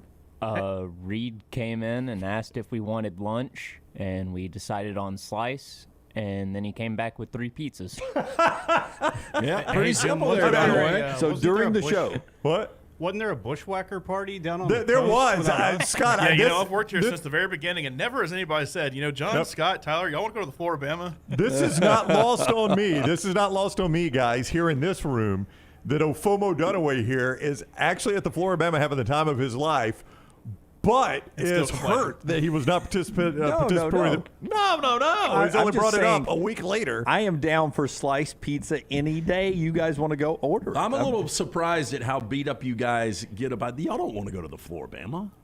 I mean, y'all saw. I mean, never asked. And you see this weekend. Want to go to the beach. I mean, that's 73.2 miles per hour on their boat. I'm not sure that was for the faint of heart for you guys behind the glass. You know that my entire family has lived in racing.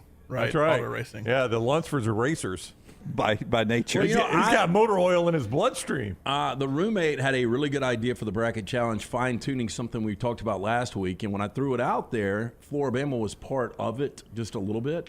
And Lunsford's like, you're just using that as an excuse to get back down. That's true. You did say that, Lunsford. Yeah, I was in that text. And I stand by it. Yeah, it's okay. No. I just love the clapback of no, we were already going. It's That's true. It was already on the schedule. Don't worry. We just don't know when. We have reoccurring dates now at the Floribama down on the Gulf Coast. All right, here's a question I want to ask you. Moving from our buddy Matt Rule at Nebraska to Chip Kelly at UCLA. He gets that contract extension on Friday now through 2027. Which isn't that long. His contracts are very short at UCLA. And I'm just wondering where Chip Kelly is right now in your I don't want you to give me pecking order of all the coaches, but is he still a top 10 guy? You're talking national, Big Ten, Pac-12? I'm talking national. Is he a top 10 guy for you, Chip Kelly, right now?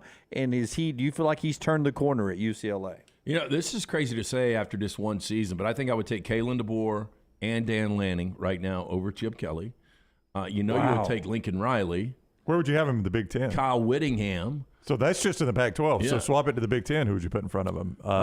Day? I still would go Ryan Day. Would you go Harbaugh? He's been to 2 playoffs. Yep, I would go Harbaugh. Yep. You would still go Lincoln Riley, who will be in the Big Ten with him. So he's the best 4th there. Yeah. James Franklin? I would not. I mean, Chip Kelly's coached for a national championship. We can't flush that, even though it was at a different school. But now, I would not have him top 10 nationally. It's now though. So, well, no. I mean, LT has him 5th in the current run of the Pac-12. I mean, do you guys disagree with any of those? I mean, the only one that DeBoer feels a little early to me. And Lanning, to be honest with you, right now, that feels. I think Lanning is more early than DeBoer. So I'm guessing with you too, like Dunaway, he doesn't get credit for coaching for the national championship because it was so long ago. It's been a while. I mean, it's almost been 15 years.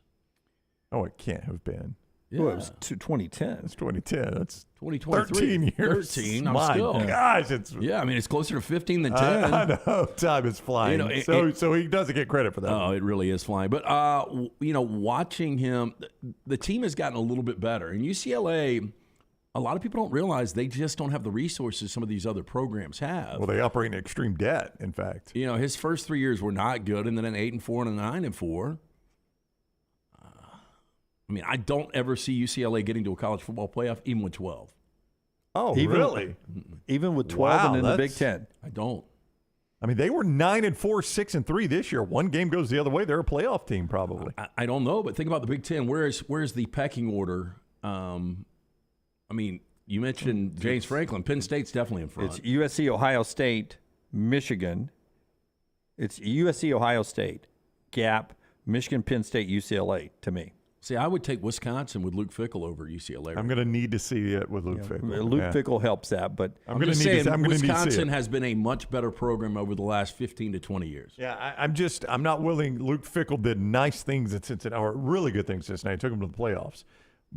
But I'm not willing to say that's just automatically going to transfer to Wisconsin. There's a difference in coaching a Cincinnati-level team and a Big Ten team. But look, at Iowa has had a better 10, 15 years, 20 years. Did UCLA? Yeah. Yeah, I would agree. Kirk Ferentz has been – now he's gotten stubborn in his old age here, and he's going to stick with his boy, and it's probably going to cost him. But I just think that aside, yes. At best, they're middle of the pack Big Ten. Well, I think they'll be better than that. But I do think that the NIL of them able to keep some California kids at UCLA and play in the Big Ten against the Ohio States and Michigan on a huge television contract with Fox will help UCLA in recruiting. The TV deal with Fox will help UCLA keep California kids home a little bit. It's going to be weird watching the contrasting styles because UCLA and USC still aren't the most physical teams, but they got a ton of speed. And now going to the Big Ten, to me, I'm still more fascinated that UCLA and USC are in the Big Ten than Texas, Oklahoma, and the SEC. Because Oklahoma and Texas fit. Yeah. And USC and UCLA, it's literally the different styles and different sides of the country. I think I've got just a quick count. I think I can only find 8 that I would definitely see in front of him on a quick first glance at this, Dunaway. Of head coaches that are still coaching? It's still in college football. That's why I went at 10. Yeah, so he might still be in the top 10. I mean, that was just a quick breeze through for me. Ooh, I don't know. Well, let's go. I mean, here you go. Dabo in the ACC. Who else in the ACC you put in front of him? Nobody. I'll answer that question for you. He's going to say Dave Clawson at what he's done at Wake Forest. He's going to do Doran at what he's done at NC State. I wouldn't take Doran. Come on. I think Dave Clawson, and I also think you could make an argument for Pat Narduzzi. Well, you do not like Chip Kelly. Chip Kelly's coach for a national championship. Unless you're going to put Pat Narduzzi almost in front of 15 him? years ago. That's like Howard Snellenberger. How was he at the end of his career? I mean, was he in the top 10? Let so me you're ask you saying this. end of career now? Check. What is the better program, UCLA or Pittsburgh?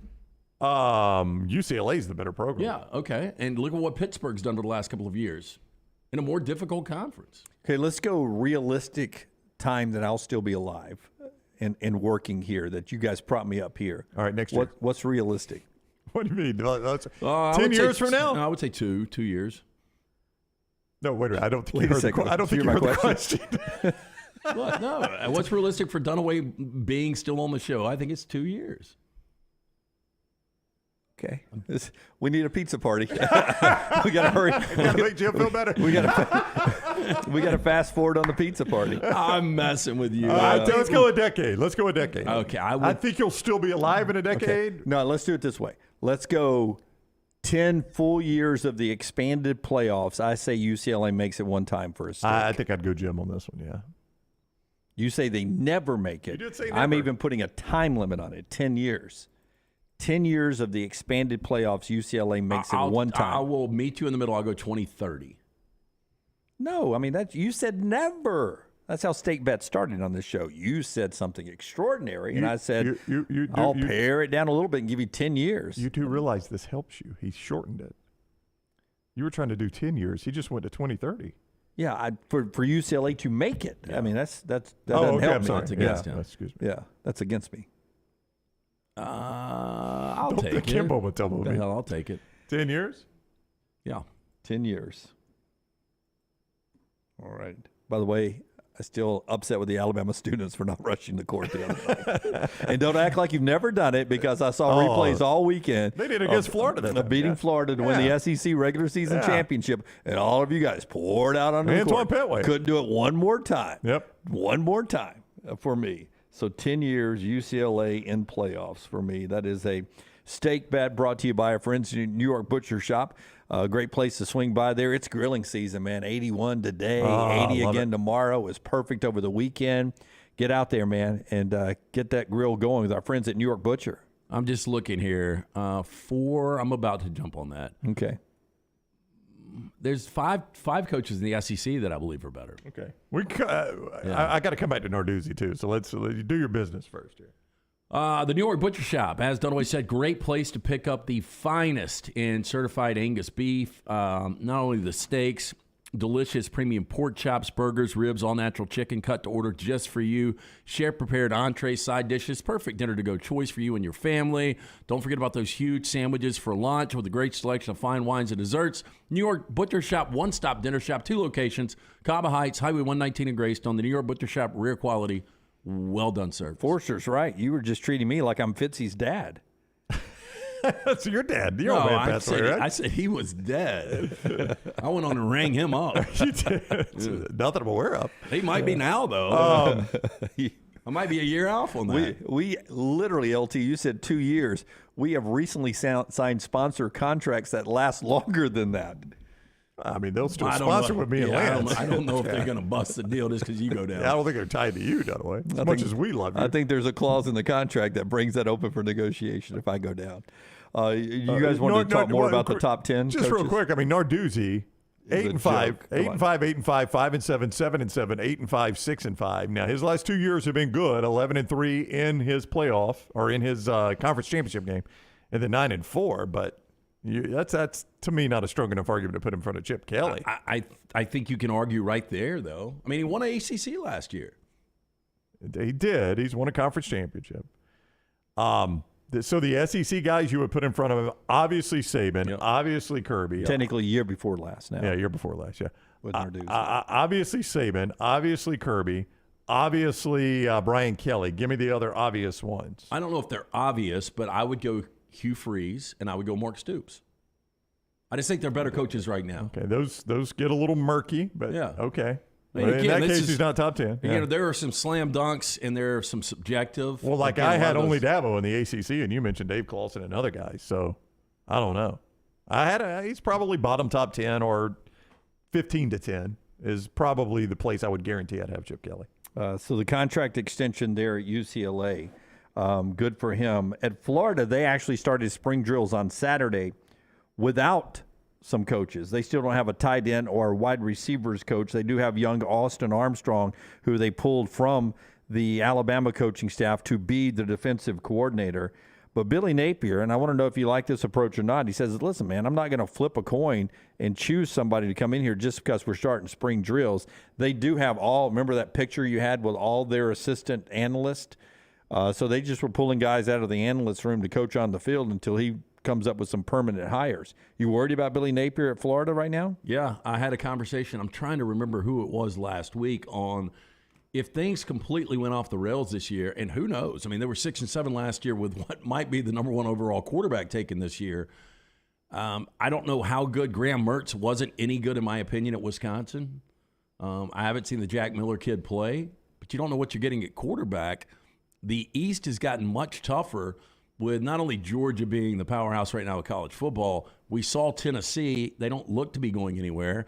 South Carolina got so good at the end of the year. Kentucky, I mean, where are they even in the pecking order of the East right now? And you're bookend your schedule with Utah on the road, which is probably a Thursday night game to open the season, and Florida State at home is going to be really good. That's 2 losses out of conference. Already been announced Thursday night, by the way. Oh, have they officially moved it? I know there was speculation. Give me their away games in the SEC. Their SEC aways. They play at Kroger Field. They play at Williams-Brice. They play at Tiger Stadium against LSU and at Faurot Field against Missouri. I'll give them 2-2. Yeah. So that's already 4 losses right there. I mean, there's not, and you of course still have Georgia neutral site, so that's 5 losses. And Tennessee at home. So it's a tough schedule for him. I'm just saying 7-5 would probably be a solid year on that schedule. I think 7-5 would be okay, but if they go from 6-7 to 5-7 and miss a bowl this year, where do you guys think Billy Napier is?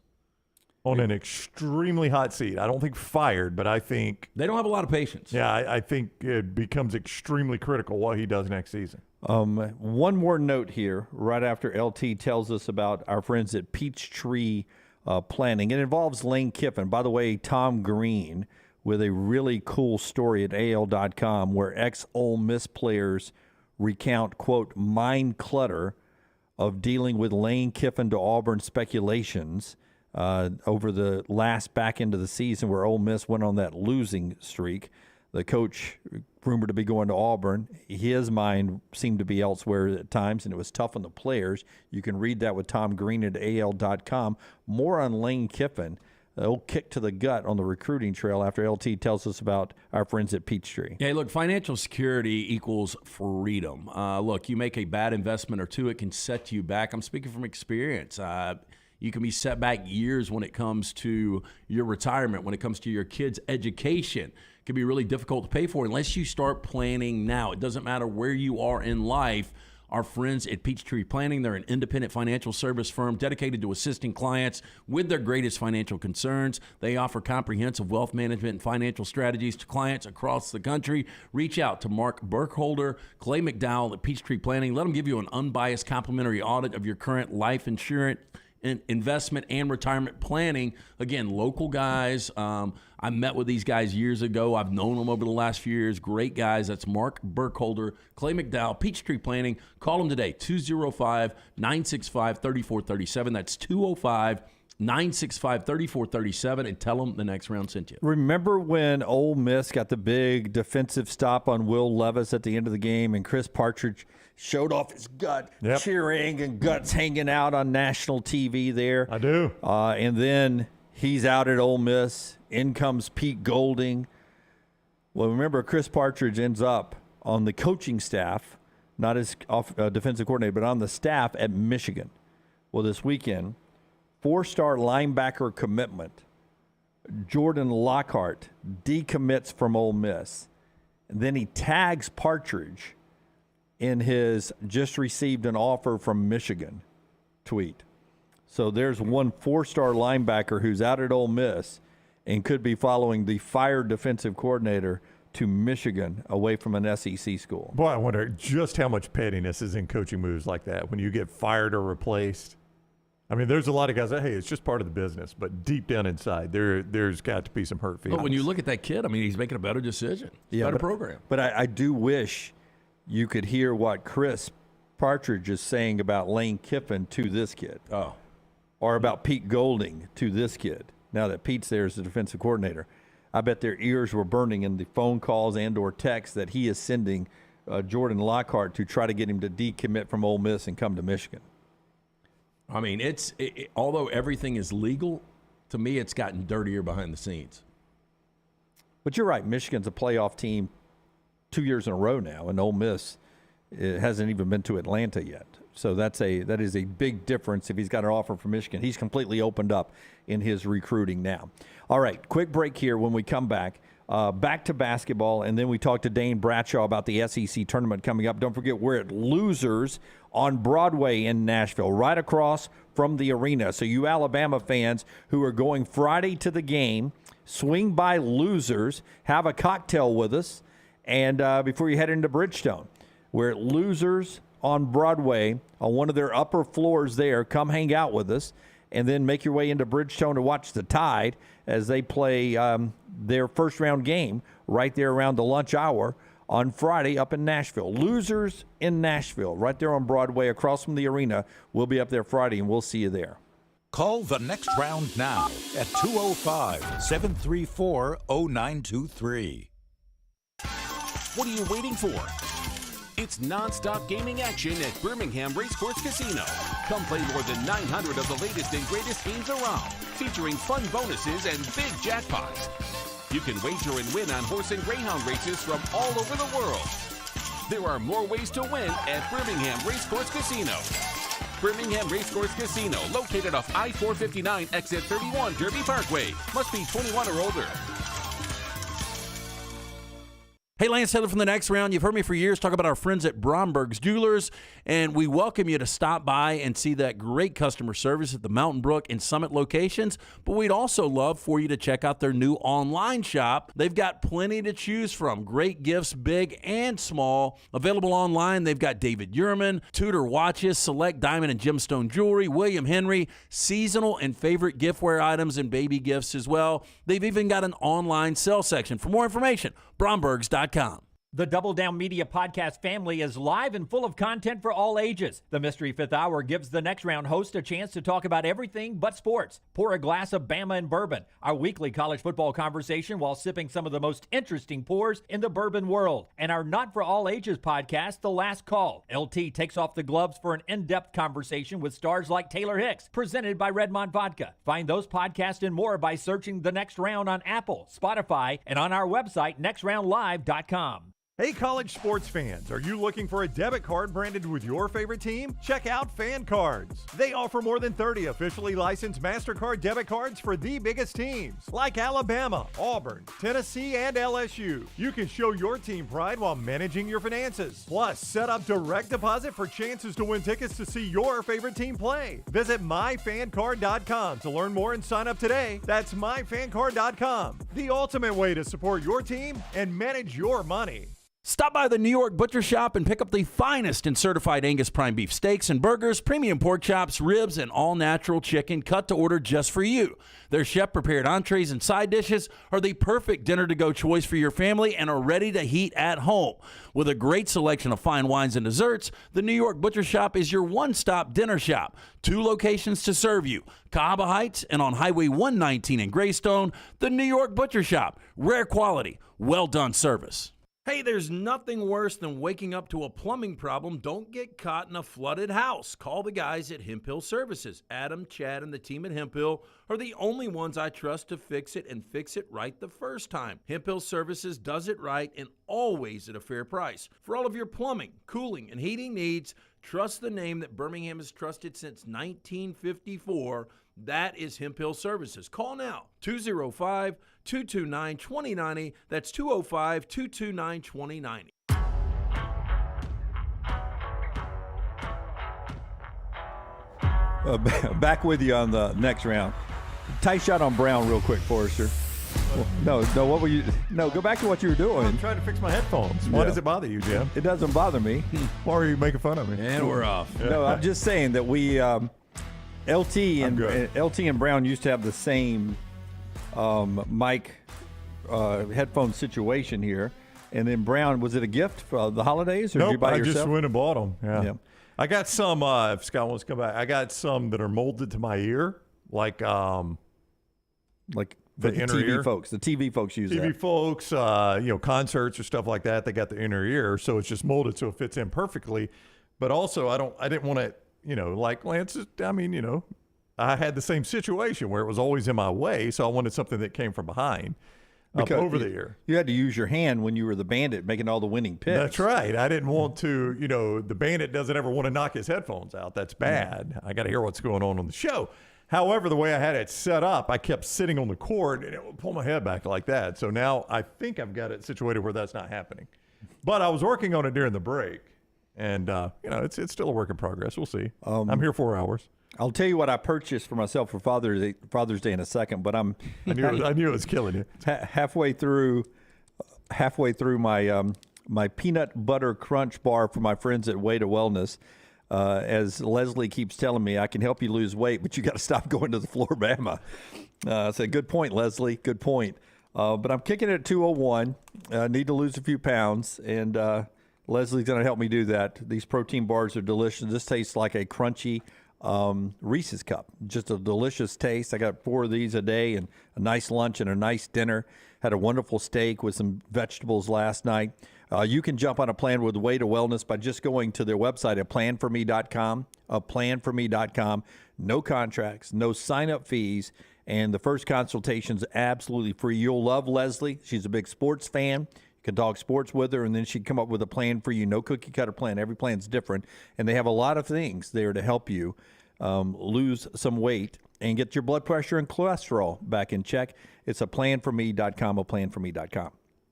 So you guys know I play a little golf since basically since the pandemic. I'd quit playing golf. I mean, I bet I didn't play for 7 years, Brown, and then got back out and started playing during the pandemic. And I play a lot now, probably about 3 times a week. And I was out with our friends at the Meadows this past week. I'll make it down to Timberline. I'll be at Bent Brook tomorrow. A lot of our great sponsors who have golf courses. And just had a wonderful time down there. But I went and purchased, for the first time in my life, I bought a new driver because I don't hit it far, and the new driver, new technology, it gets it out there a little further for me. So I went and bought that this past weekend. Maggie had given me a budget for a driver that I told her I thought the thing would cost. I will not say the number, but I simply went $172 over that budget. So 172. Yeah, 172. The budget of the money you earn, right? Yeah. Let's go back to that. She handles the finances. All right. I pour it into the pot. Yep. She distributes it out. That's right. Yeah. Much like the government. Much like the government. Yeah, I mean, Maggie's basically the U.S. government. That's right. I give her my money, and she gives it back out to me. She makes you feel guilty about getting it back, much like the government. Yeah. You texted me. He said, "What kind of drive best?" And I figured you must have had a bad round of golf if I got this text. And you're like, most forgiving, best, longest, most forgiving driver on the market. And I told you got to go get fitted. I can't tell you that. You need to go get fitted. I needed a better answer from you, but thanks. I mean, what did you want me to do? You wanted me to pick a driver for you. That's the last thing I was going to do, because the one thing I don't want to hear is, that driver Brown picked for me. I hit in the water a lot. So I did hit it a lot farther yesterday. Don't you go get to try the driver out? Yes, that's what I told him. Go get fitted. I can't tell you the best one for you. They're not a sponsor. I won't mention, but 100 shots I hit with different drivers. I was sweating. It was the hardest workout I've had in 2023. You talk to him about jumping on board? I did not. There's some work. I'm not a salesperson. I'm not a salesperson. We're working on that. Yeah. Well, that'd be great. We'll get on, and then all of a sudden you'll get a free driver, and I've already paid mine. That's the way it will go, yes. Yeah. Ryan Brown here for this place. Here's my free driver I got, Jim's Ping. Yeah, but I told you got to go get fitted. You can't do this if you're not properly fitted, and that's very important. And you went and got fitted, and it's going to work, I think. So first time you got a Ping since your bookmaker took yours? Yeah, that's right. My first Ping since the bookie took mine, and wherever he was from, Caba Heights, Irondale, wherever he whatever barbecue joint he called home back in the day.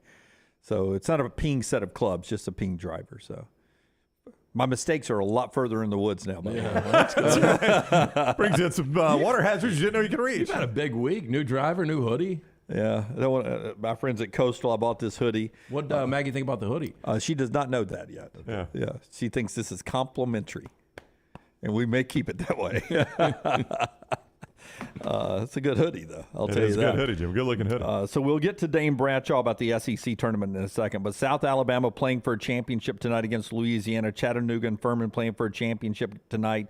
Both those games on ESPN2 and ESPN at 6 o'clock. Two more teams punch their ticket. You have something you want to say here? Bruce Pearl. As we're talking about teams punching their ticket. Go ahead if you're doing something else. No, out of Bruce Pearl, thought I wanted to share, though. Oh, go ahead. Bruce Pearl trumps anything I'm about to say. Okay. So I did some Bruce Pearl studying over the weekend. Auburn, we all agree, probably got in, right? So that would be 4 out of 5. That's only the second time in school history Auburn has done that. But I'll take it a step further. The 25 years before Bruce Pearl arrived, Auburn went to the tournament 3 times. Wow, 25 years. He's taken them 4 out of 5 years. The 25 years, I'll say it again, before he got there, they had gone 3 times in that 25 years. All time. When Bruce Pearl got to Auburn, they'd gone 8 times. And he's taken them 4. He's responsible for 4 of the 12 times they've been to the NCAA tournament right now. It's why I renew the argument, and I got blowback from the chat room and from Auburn fans when I said this. But I'll say it again. Bruce Pearl is the best coach Auburn has ever had in a major sport. Now, I got to say major sport. What? That's a Bud Light poll question right there. I got to say major sport because I don't want to include equestrian and swimming and diving and all those things. I agree. I think I agree with you. So we'll go football or basketball. Football or basketball? I mean, Hal Baird in baseball, there'll be some discussions for him, I guess. That's why we're going football and basketball. It's Bruce football Pearl. and men's basketball. Yeah, Bud Light poll question. Sorry for Kirk Sampson kicking out his father-in-law, Joe Champy. Bud Light poll question, Taylor. Is Bruce Pearl the best football or basketball coach Auburn has ever had? Simple yes, no. Okay. That's our Bud Light poll question today. Go vote at Next Round Live. We'll talk to Dane Bradshaw, who played for Bruce when he was at Tennessee. That's coming up in our next segment. Part of the show being brought to you by the great folks at the University of Montevallo. Their baseball team's one of the best in the country in Division II right now. So if you get a chance, go watch them play a little baseball. I think they've got an outfield grill area, much like they have in Starkville. I got invited to go see a game in May down there and enjoy the grill setup. So we may need the Grilling King to come with me to a Montevallo baseball game one afternoon. I'd be glad to do it. Yeah, you teach everybody how to do That's it. right. Do a lesson down there. Montevallo right now is a great place to go to school as well. If your son or daughter is looking for that special place to call home in college, make it the University of Montevallo. Great theater department, broadcasting school, wonderful Division II. Fully funded scholarship athletics, 21 of those right now. You can check it all out and schedule an in-person tour at montevallo.edu, montevallo.edu. Follow Sean Lunsford on Twitter @JLuntz. Man, I love a good meal. I'm Jim Dunaway. A good meal is what you get with my friend Sterling at Champy's Chicken on Highway 119 in Alabaster. We're talking great southern fried chicken, wonderful sides, hand-cut chicken fingers, po' boys, and those Mississippi Delta recipe tamales. You got a perfect menu for everybody. Champy's Chicken is perfect for watching the big game, or taking a meal to the lake house, down to the coast, or stay in the restaurant and dine in a great atmosphere. It's all made fresh to order right there on 119 in Alabaster, Champy's Chicken. Hi, this is Wes McClooney, owner of the New Balance Birmingham store. Today I have some tips on how to stay healthy. Number 1, get some cardio. 2, get a proper fitting on your shoes to get the most out of that cardio. Our in-store fit specialist will match your feet with the perfect New Balance shoe so you get the perfect fit. Come see us at the New Balance Birmingham store, located on Highway 280 next to Chick-fil-A. Experience the difference a custom fit makes today at New Balance Birmingham. This is for the men who never settle, the ones who miss the fairway all day and still pull out the big stick, the type of guys who will always prefer to be behind the grill than in front of the camera, and the men who never let their friends forget about a high school nickname. This is the Lodge mentality. This is Twin Peaks. Who wants to settle for a single TV? With more TVs, bigger screens, plus our fabulous scenic views, there's more to watch at Twin Peaks. Did you tweak your shoulder putting up Christmas decorations? Injure your elbow shooting hoops in the backyard? Or hurt your knees getting up from the couch at halftime? Let 2023 be the year precision sports medicine and orthopedics gets your life back on track. Orthopedic care is better together. Find your provider today. Call 205-512-3885. That's 205-512-3885. Or visit precisionsportsortho.com/2023. You want to look great while supporting your favorite show? You know the place to go is the official Next Round store at nextround.store. Yes, there are .store domains, and we have one. From shirts to hoodies to hats and all kinds of fun stuff, you can rep the Next Round anywhere you go. At the beach, Next Round hats to block out that sun. Up north in the winter, get you a comfy Next Round hoodie. Just need something to put your $20 beer in at a game? Get you a Next Round koozie and throw that thing in your pocket. You never know what stuff Jim's going to make me put in there next. Check it out. It's the Next Round store at nextround.store. Hey, Lance Taylor from the Next Round to tell you about my friends at Michelson Laser Vision, located conveniently UAB Highlands. Almost 20 years ago, I went in for the procedure. Only took 12 minutes for both eyes. When I went in, I had 2200 vision. I was legally blind. Now I have 20/15 vision, still 19 years later. Make the call today. Schedule a hassle-free consultation. 969-8100. Dr. Mark Michelson, Dr. Jen Michelson, Michelson Laser Vision. Make sure you tell them the Next Round sent you. 969-8100 or MichelsonLaserVision.com. Jim Dunaway, Lance Taylor, Ryan Brown, and Rockstar.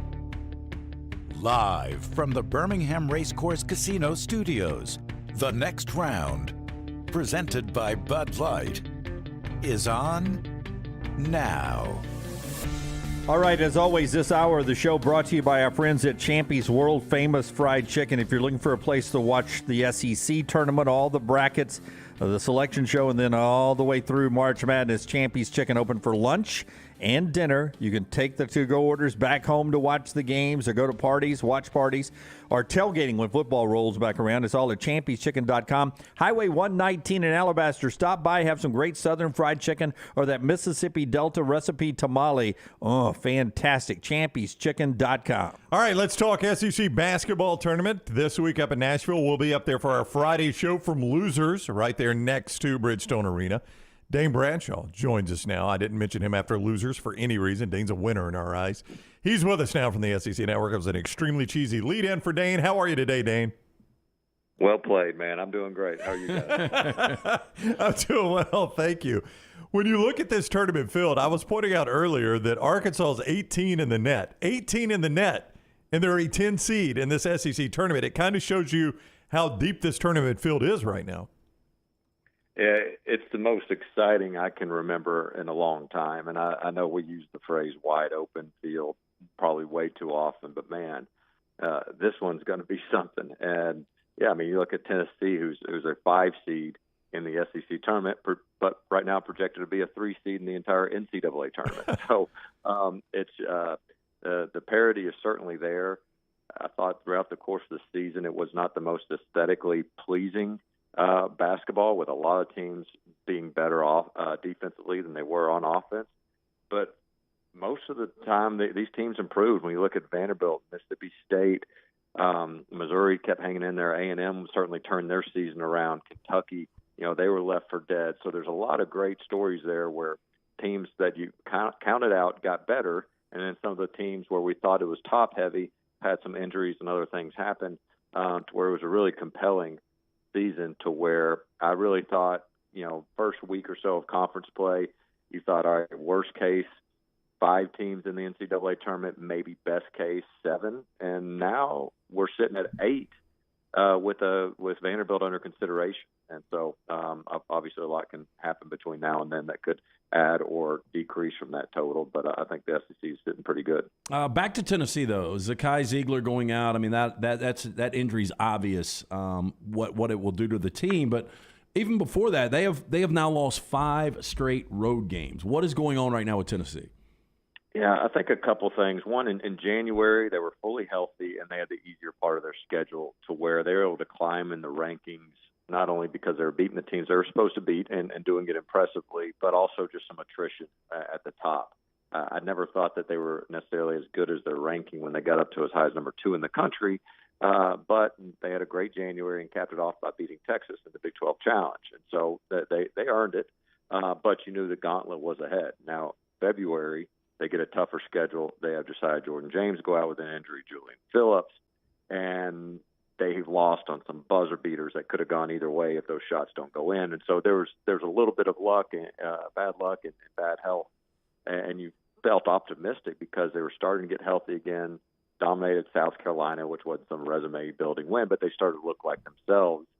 But, man, then Zakai Ziegler gets hurt, and it's just really deflating. I don't know that Tennessee is one of the 16 best teams in the country, but I still like their chances of being in the Sweet 16 because I do think they'll solidify a 3 seed and win a couple games, and who knows what can happen there. Because you look at their resume, you talk about the teams that are projected 1 or 2 seeds, that includes Kansas, that includes Alabama, that includes Texas and Arizona, and Tennessee was 3-1 against those teams. And so while they're depleted, you can't argue the body of work. Dane Bradshaw is with us on the next round. Thankfully, we're at Losers on Broadway in Nashville on Friday and not at Nudi's Honky Tonk just down the street. I would have hated to hear Brown's transition to you that way. That would have been really awkward. So Texas A&M obviously does a lot of things right now. They beat Alabama on Saturday. What makes them a dangerous team when we get to the Selection Sunday, see how they set out in the bracket, and when we get to the NCAA tournament? Well, everybody loves to talk about how important guard play is, and they've got the best backcourt in the SEC. Wade Taylor, the 4th sophomore, superstar, mature beyond his years, great three-point shooter, runs the show for him, and Tyrese Boots Radford, the transfer from Virginia Tech that followed Buzz Williams.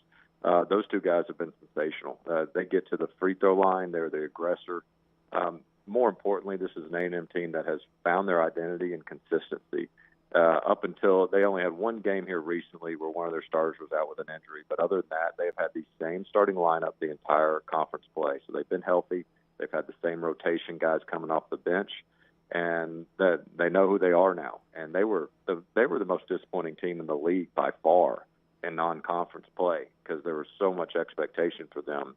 But they've righted the ship and then some to where they are really good. Now, if you're going to beat A&M, it does start with their guards. One, you got to be able to handle their pressure with all their traps, and can you defend without fouling? So I'm curious if A&M will continue to dominate teams at the free throw line on a neutral site court. And I'm not saying referees do one thing or the other, but at home sometimes they do tend to really dominate the free throw line. And so without that home crowd, will they be able to have that big of an advantage? Because it's a huge part of their offense. Dane Bradshaw is with us on the JohnstonRVCenter.com hotline. See him on the SEC Network, the SEC tournament up there in his backyard of Nashville. When you look at this Alabama team, they have not shot the three well of late. A lot of people will point at a turn this team made after all of the Brandon Miller news broke. It started with that South Carolina game. They haven't seemed to be the same team since. That said, they're not shooting well from outside, and under Nate Oates, there are times where this, and I think any team would do this thing, when you depend heavily on three-point shooting, you go into slumps, but when you break out, generally you are able to put 5-6 games together where you just tear it up from outside. Do you feel like that could happen to this Alabama team? Do you see something just beyond them just struggling a little bit from the outside? Absolutely. I think they can. And sometimes just, closing the chapter on the regular season, getting a fresh start into the SEC tournament, being proud of what you've accomplished on the court with that title. And, they look at there's the fatigue, the emotional part, and I'm not saying there aren't still distractions around that program, but sometimes there is just a psychological thing of saying, all right, we did our part, we weathered the storm, we got through the regular season title, now let's go win this SEC tournament title as well. And outside of South Carolina, they played some really good teams. Auburn's tough to beat, even though they've taken some L's lately. They've been very competitive outside of their Kentucky loss. Arkansas, extremely talented, and then you go on the road at A&M. So I don't think they're playing their best either right now, but I do think the competition has something to do with that. And in terms of on the court, I give them more credit than I do criticism for being able to have the record they've had since the Brandon Miller news. Back to Auburn. Do you believe they have enough talent to make a Sunday run? And if so, who is the most important guy on that roster that they would need to really show up to get them to Sunday? Well, that's a stretch. I think they could get to Saturday. I don't know about winning 3 tough matchups in a row, because they've got Arkansas, of course. If they win that, they've got A&M, and if they win that, you got maybe Kentucky after that. So I think that's a stretch, because we've seen this Auburn team beat the teams they were supposed to beat, but they've tended to struggle to win games for a variety of reasons down the stretch against some of the teams that have a little bit of an edge talent-wise. And so, but I do think they'll be playing with a more free conscience. Not to say they're a lock for the NCAA tournament, but getting that big win against Tennessee was huge for them. But I still think they're going to be playing with that chip on their shoulder like they always do against Arkansas. Could they beat A&M? Yeah, that they possibly could. But I'd be surprised if Auburn won more than one game in this tournament. And even though I think they'll be extremely competitive, but even more surprised that they're able to win more than 2. Dane Bradshaw, SEC Network. You can follow Dane on Twitter, very simply, at Dane Bradshaw. Thank you very much for the time, Dane. Always nice talking with you.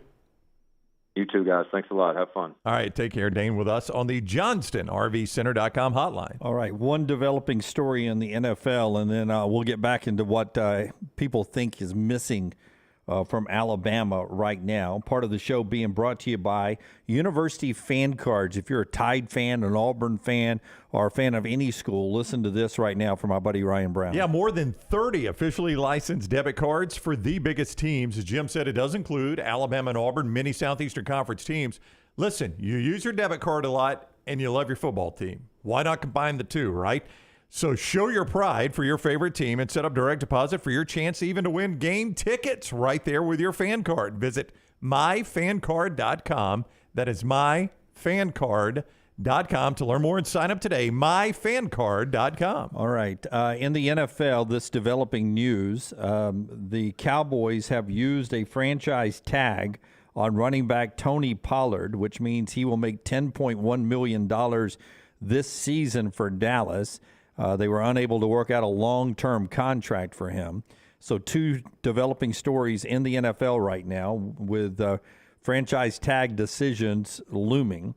That's Derek Carr signing with the Saints, the free agent quarterback, and now Tony Pollard getting tagged by the Dallas Cowboys.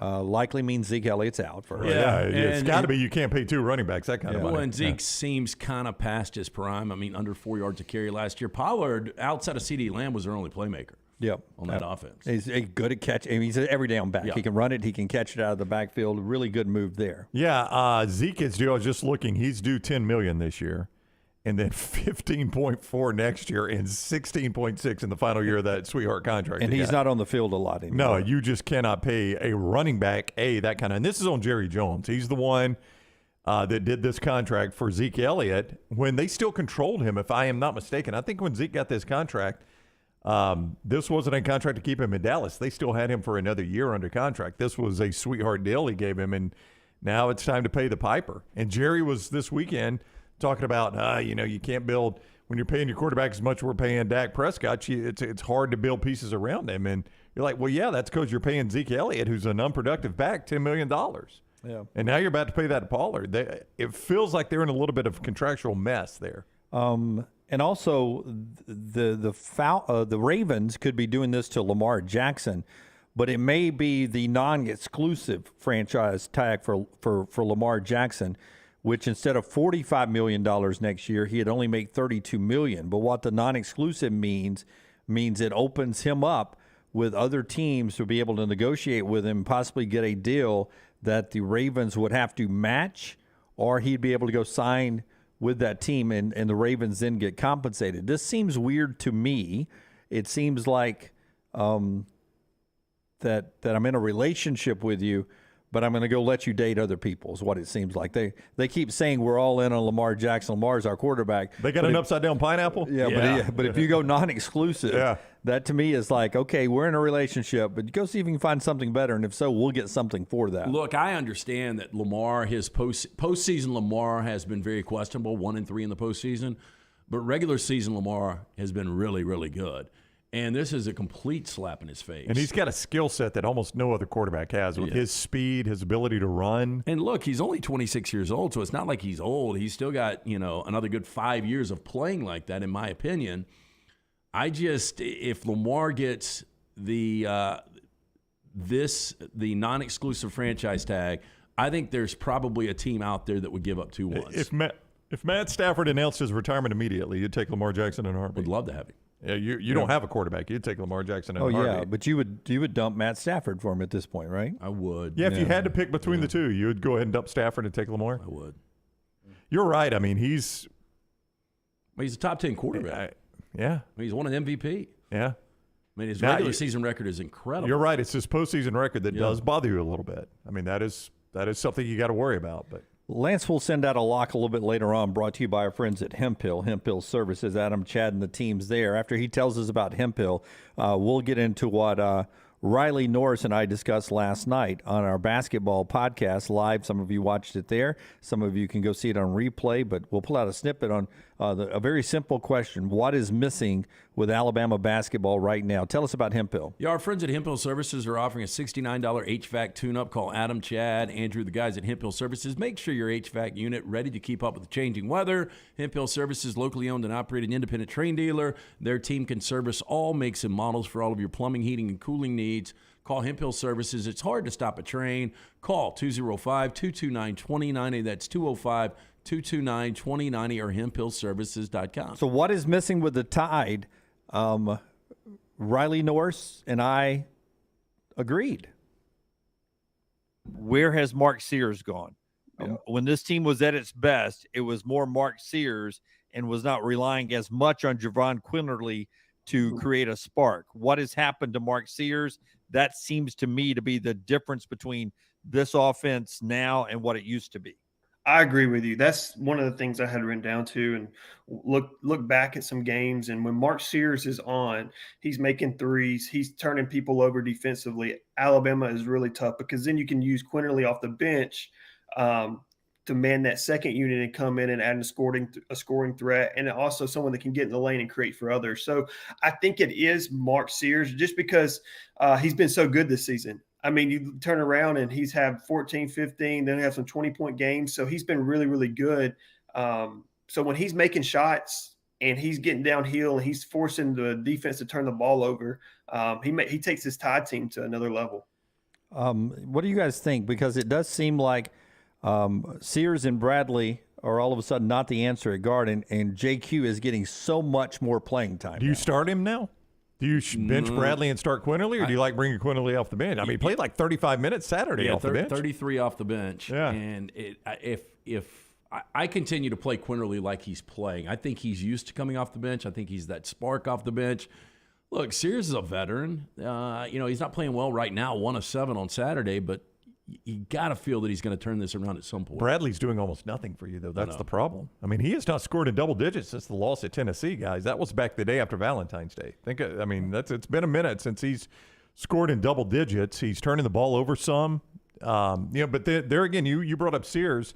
Fouled out, 5 points, 3 turnovers. He did not play a good game at Texas A&M, but Quinterly continues just to play tremendous basketball.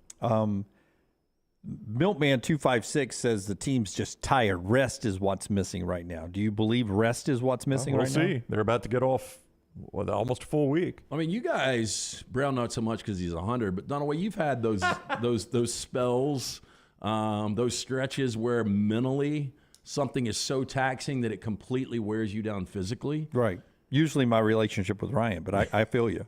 But I think this team is going through that. You heard Rece Davis talking about it earlier. I mean, you cannot deny it.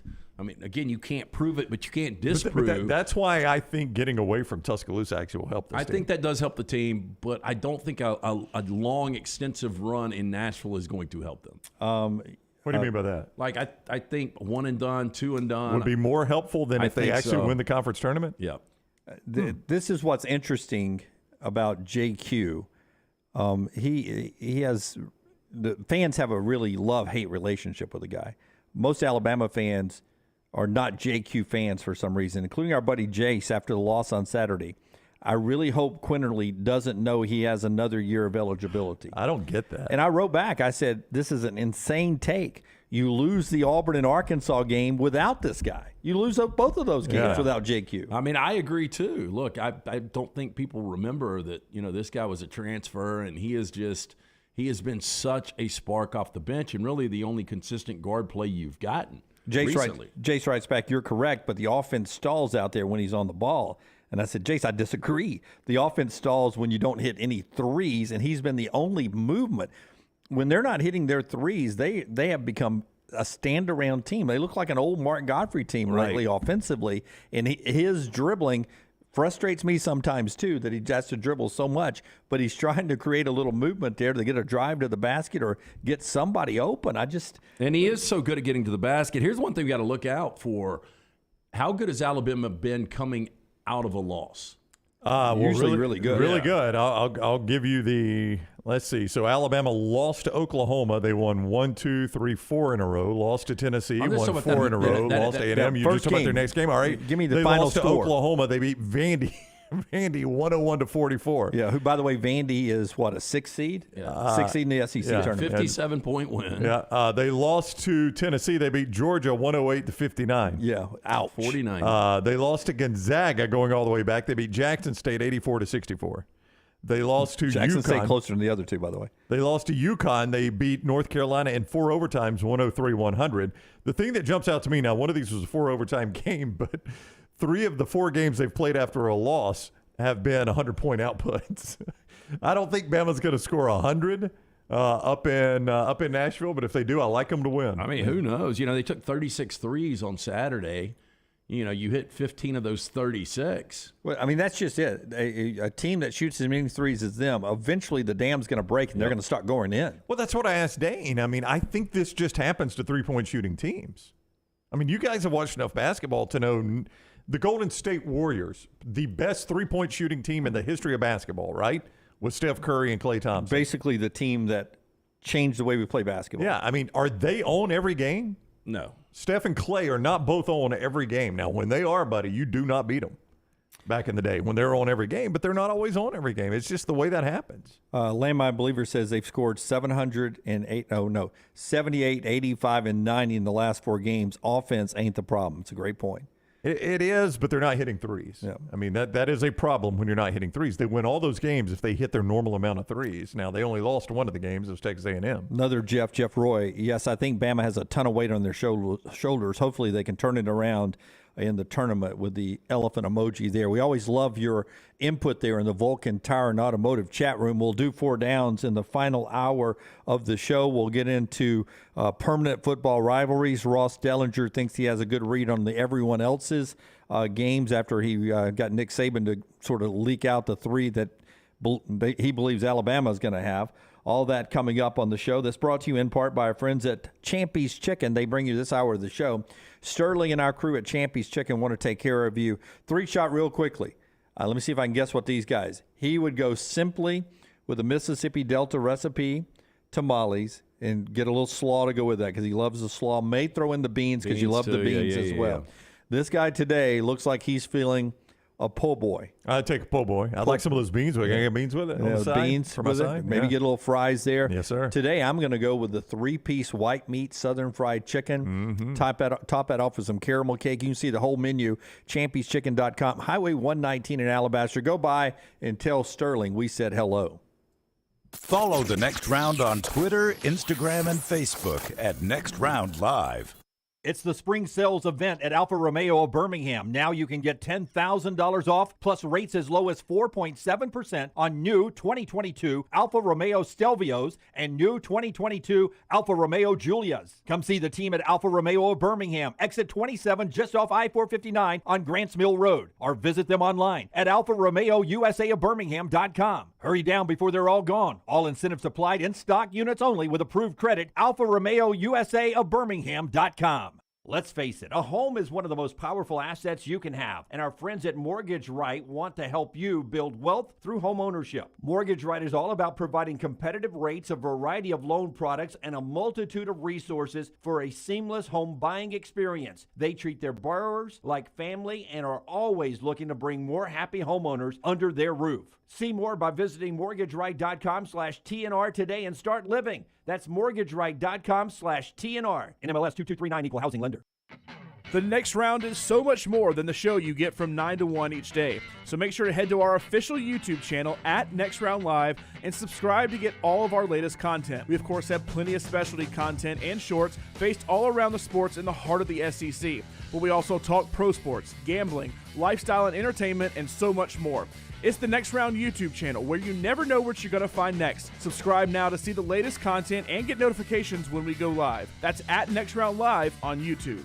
Support the show and grab some great t-shirts and hoodies right now in the Next Round store. Buy the Alabama State map shirts in your team's favorite colors, the popular Y'all Can Have the Rest, or Next Round flag shirts are also online now.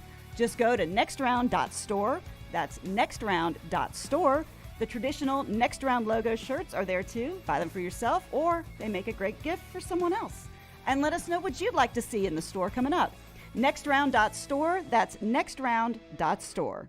Hey, Lance Taylor from the Next Round to tell you about my friends at Michelson Laser Vision, located conveniently UAB Highlands. Almost 20 years ago, I went in for the procedure. Only took 12 minutes for both eyes. When I went in, I had 2200 vision. I was legally blind. Now I have 20/15 vision, still 19 years later. Make the call today. Schedule a hassle-free consultation. 969-8100. Dr. Mark Michelson, Dr. Jen Michelson, Michelson Laser Vision. Make sure you tell them the Next Round sent you. 969-8100 or MichelsonLaserVision.com. Make sure to check out our gaming channel on YouTube at Next Round Gaming, and also follow us on Twitter at TNR Gaming 247. That way you can know when we go live with our TNR Madden League, live game streams nightly, and more. That's at Next Round Gaming on YouTube. This is for the men who never settle, the ones who believe only quitters end a game in a tie, the type of guys who choose the bar with the biggest TVs to overcompensate for theirs at home. This is the Lodge mentality. This is Twin Peaks.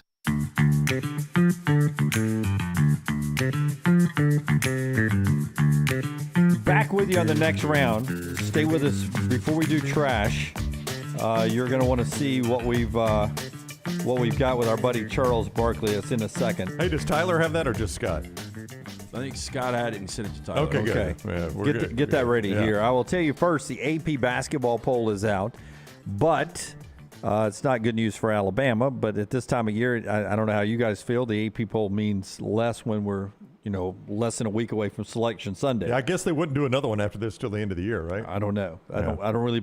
It's like once we get to the tournament, I'm done with that. It's like the college football playoff rankings. When they start coming out, I stop paying attention to the AP That's right, poll. yeah. Houston is number 1 now. UCLA is number 2. Kansas is 3. Alabama drops to number 4. Then Purdue 5. Marquette, Texas, Arizona, Gonzaga, and Baylor in the top 10. Others of note include Tennessee is at 17.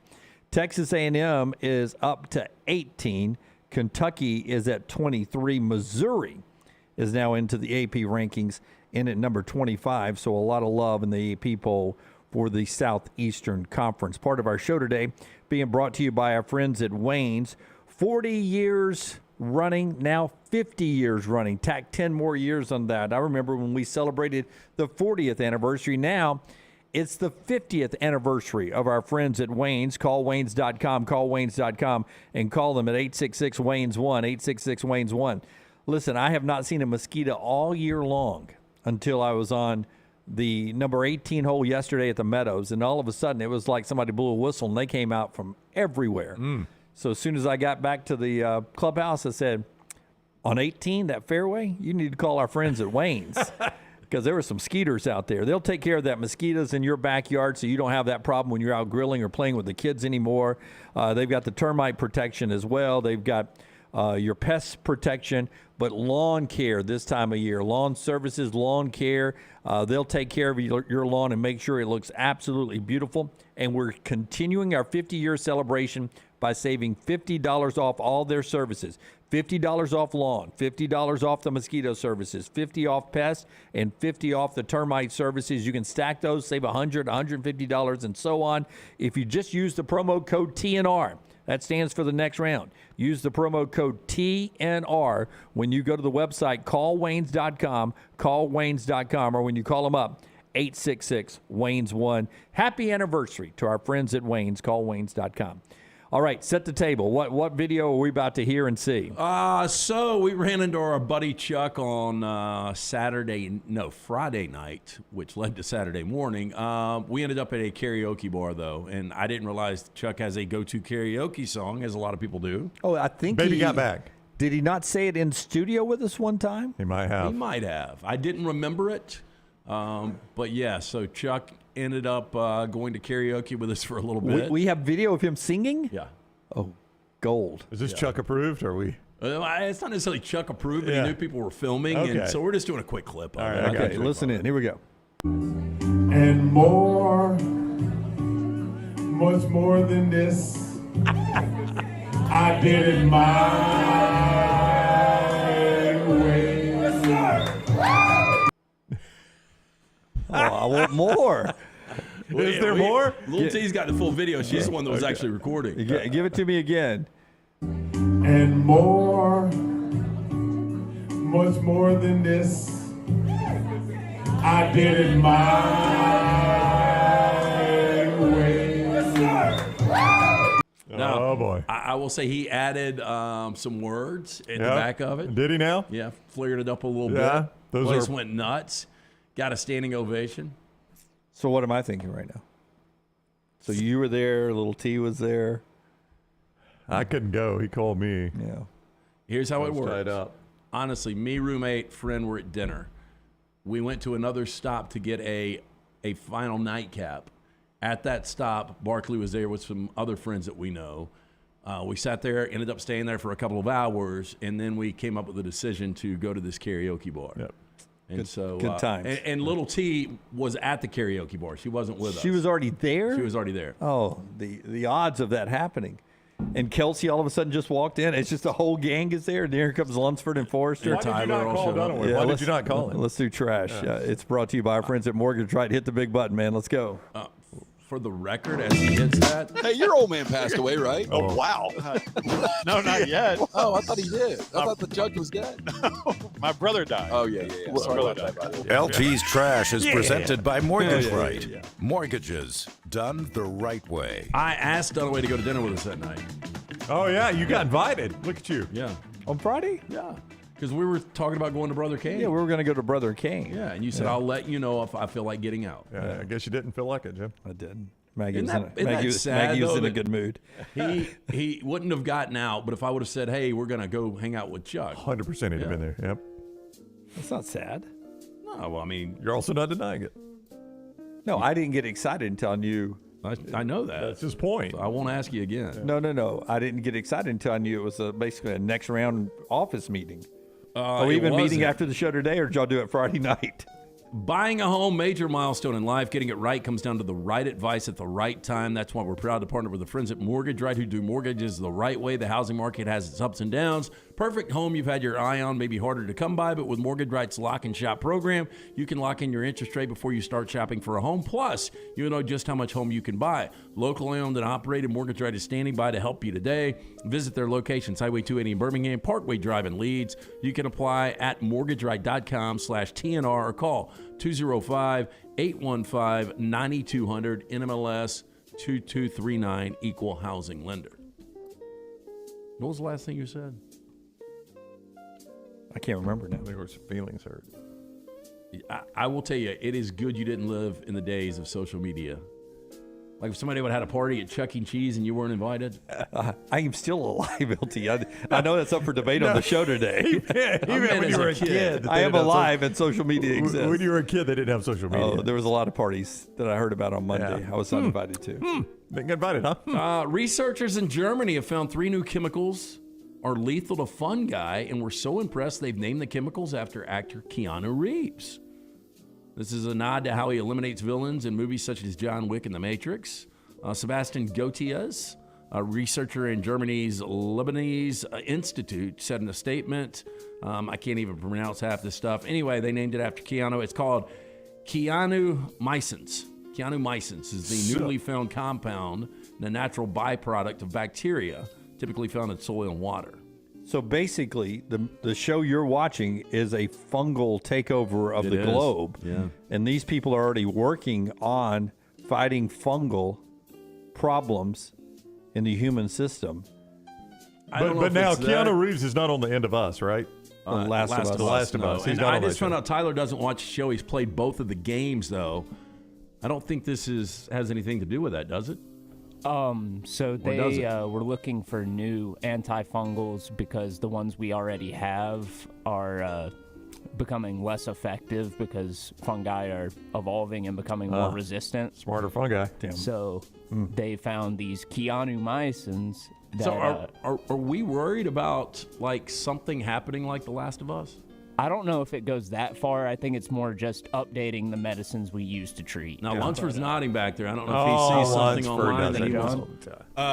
Yes, I think we are heading towards that. Seriously? Oh, Lunsford, you don't know what you're talking about. No. The debate is because of the... Only because this is a TV show, there are people saying this. No, Nobody ever said the this whole before. thing is about fungus evolving. I never heard this is showing that it's evolving. It was going to evolve either way, and we stay ahead of it with Keanu Reeves science, but basically. that fungus, like if you read up on it, there really is no way to destroy it. Oh, but is it a real fungus? Yeah. It's a real fungus, but the way the show plays out is like it can't survive in a human body the way the human body is, but the human body evolves and the fungus evolves to where eventually the fungus can survive in the human body, and then it starts basically But taking luckily, over. the core temperature of the Earth continues to kill this off. But what do we have happening now? A little global warming. So it gets political if you really want to get into that. Good gosh. So you probably need to go watch a show where you know how to deal with... the dramatization of this? Hey, shotgun to the head. That's how you deal with it. Reenactment. Reenactments? Is the documentary you're watching here? I'll how do tell you know we don't have a way to kill it? I mean, we couldn't kill strep throat until Marie Curie invented penicillin. I don't know what fungus is in the show. Do you know, John? It's cordyceps. I mean, it's a real fungus. Yeah, It's but just how do you know not we can't kill it? You said we can't kill it. Attacks like ants, ant on ant. Well, I mean, everything that we have now, it's like, of course, we still can't just kill cancer. We still can't, kill certain things. But there's a lot of things we haven't been able to kill that we figured out how to kill. Well, I'm just saying, don't say we mean, can't kill it. I'm not saying we can't figure out how to kill something eventually, but there are things we don't know how to kill that one day, if it evolves to a certain state, could just boom, we're done. I do want to say Lunsford is a conspiracy theory guy. I've noticed. He did tell me that Britney Spears is dead, right? That's right. Yep. You still believe that? I still believe that. Yeah. But okay, quick question for you. So all of a sudden, it's like The Last of Us, and that fungal outbreak is happening. It's taking over the human brain and such. But we developed this guy, the cyanomycosisms are part of a vaccine, and the government wants you to go get the vaccine. Do you go get the vaccine, or do you roll the dice and let the fungal take over your brain? Well, I've already gotten one vaccine I didn't want. But this is a little bit different than COVID. What do they think the world's going to be like on the other side of this vaccine is my question. Like, I don't understand the people that want to survive the apocalypse. Well, I don't want to be in that world. I'd rather just die. I'll tell you, in the 9 episodes, there is one place that I would have stayed and been totally content. Yeah. Oh, at the place with Tommy? Yeah. Oh, 100%. I would never have left there. They had a bar and everything. Yeah. I just told the fireflies come to me. I knew it had to have alcohol. No. I knew it had to be alcohol related. They had Christmas. I mean, they had it was like a legitimate lifestyle there, and everywhere else has just been, it's been where you wouldn't want to live. So last night's episode was the worst. I mean, it was it was one of my favorites, but it was so graphic and so disturbing. Cannibals last night. Yeah, cannibals. The vast majority of my life has been ignoring problems and they eventually go away. So I'm just going to ignore this. Okay. If that's the answer. But 16 years later, I'm still here. I know. I've tried to ignore him. Hey, this is one of the crazier stories we've had in the trash in a while. Charlotte Police Department officers detained 45-year-old Janice Smith for reportedly training squirrels to harm her ex-lover. Stop it. I did not see her mugshot. That can't be real, Tyler. I don't think this. That's the real mugshot. That's two source Tyler. Have you confirmed this elsewhere? Yeah, this story can't be real because I was laughing out loud reading it yesterday. Okay, so she apparently trained squirrels to harm her ex-lover by trapping and training the squirrels. Now, in the past month, the rodents are believed to have assaulted the victim, 51-year-old James Robinson, more than a dozen times. These assaults left him with numerous severe wounds, including the loss of 2 fingers and 1 testicle that his attackers bit off. No, my! The squirrels went for the nut. Yeah, they always do, Jim. Tyler, this is you got this from The Onion, man. I think you got baited on this one. By the way, I am craving corn on the cob right now for some reason. I do not know why. I mean, bigger surprise that she's got a lover or that the squirrel attacked a testicle. It's a good call there, Brian. Yeah. I don't know. Now, the unfortunate man was baffled as to why squirrels were attacking him until he noticed his ex-girlfriend, a former circus lion trainer, encouraging the animals during one of the attacks, saying, quote, she was somewhat concealed by the shrubs, but I could still see and hear her. The squirrels were giving orders to assault me while she was shouting at them. Following Miss Robinson's report to the police, visited Miss Smith, Mr. Robinson became aware his life might be in danger. 12 cages with a total of 27 squirrels were discovered inside her home. 2 training dummies with Mr. Robinson photos taped over their faces were also discovered by the search team. Bless her heart, she thought she had 54 squirrels, though. She only had 27. Hey, by the way, that's what's going to be on the other side of that fungus if you take that vaccine, Lance. I am calling complete horseshit on this. Two source Tyler got fooled, I think. looked at the court records. Oh, I look at Tyler. He's going to LexisNexis. So you think this is legitimate? I saw the Charlotte police court records. Well, we get everything. Somebody gets it on video. Why couldn't somebody get these great squirrels question, yeah. attacking him? I don't know. I just think it's crazy that they attacked him a dozen times. It took him 12 squirrel attacks to go, I think something's up. Well, I think it's once it took once it took his nut off, I think it was. Now it's serious. It gets serious when I lose a testicle. I think something's up for this. Stack up squirrels. Colombia is planning on deporting at least 70 of the cocaine hippos. I don't know if you guys remember the story that live in and around Pablo Escobar's former ranch. Now, the drug lord illegally imported hippos to his ranch 125 miles back in the 1980s when he was fatally shot in 93. 4 hippos were left at the ranch. Environmental authorities estimate there could be now 130 hippos in the area. They even fear that there could be over 400 in the next 8 years. Almost like they're mating? Yeah. Yeah, the newly proposed plan would involve sending at least 60 hippos to India, another 10 to zoos and sanctuaries in Mexico. And really fast on that cocaine, bro. Hey, I'll got tell big you, man, nostrils. I think there's more people that are killed by hippos in Africa every year than any other animal. It's another animal we've normalized in cartoons. It's a vicious killer. Yeah, already LT's bought his tickets to the matinee for Cocaine Hippo. It's the sequel. I can see it coming. It's all we'll hear about. Yep. Cocaine Hippo. I am God. shocked you have not seen Cocaine Bear yet. With your FOMO. I did not go see it with you, so I told you if I didn't go with you, I wasn't going to go at all. You think you'll ever see it? I don't think I will. Hey, were those stock photos, or is that the actual cocaine hippos? Those are the ones that are actually on the ranch. I was trying to find one of the old photos with Pablo with the hippos, but I couldn't find them. Wow. Those look like ill-tempered hippos to me. Finally, we've got shower thoughts. Online college during the pandemic was a collection of expensive podcasts. Say that one more time. Online college during the pandemic was a collection of expensive podcasts. That's a great point. They're paying a lot of money to sit at home and listen to somebody. How about this? If elevators hadn't been invented, all the CEOs and important people would have their offices on the first floor as a sign of status. 99th floor would suck. Yeah. Gotta take all the stairs. All right, intern, welcome. You're on the 72nd floor. You got a great view, but my gosh, those stairs. Another shower thought. We laugh at dogs getting excited when they hear a bark on TV. But if TV was a non-stop stream of unintelligible noises and then someone suddenly spoke in your language, you'd be startled too. It's very true. That's a good point. And finally, cashiers experience horrible customers, customers experience horrible cashiers, and delivery drivers get both. Oh, they really do. I was waiting to pick up something for my son who had placed an online order at a local fast food place. And I was just close by, so I stopped by and waited for it to be ready. And the DoorDash people and the Grubhub people are coming in, picking up their stuff, and it's not ready, and they're frustrated, and they're asking people behind the counter, when's it going to be ready? I thought it was ready already. And then, by the time they take it and get to the house, those people have been waiting long. That's right. Trickle-down effect. Yeah. Tyler, you do some of this occasionally, don't you?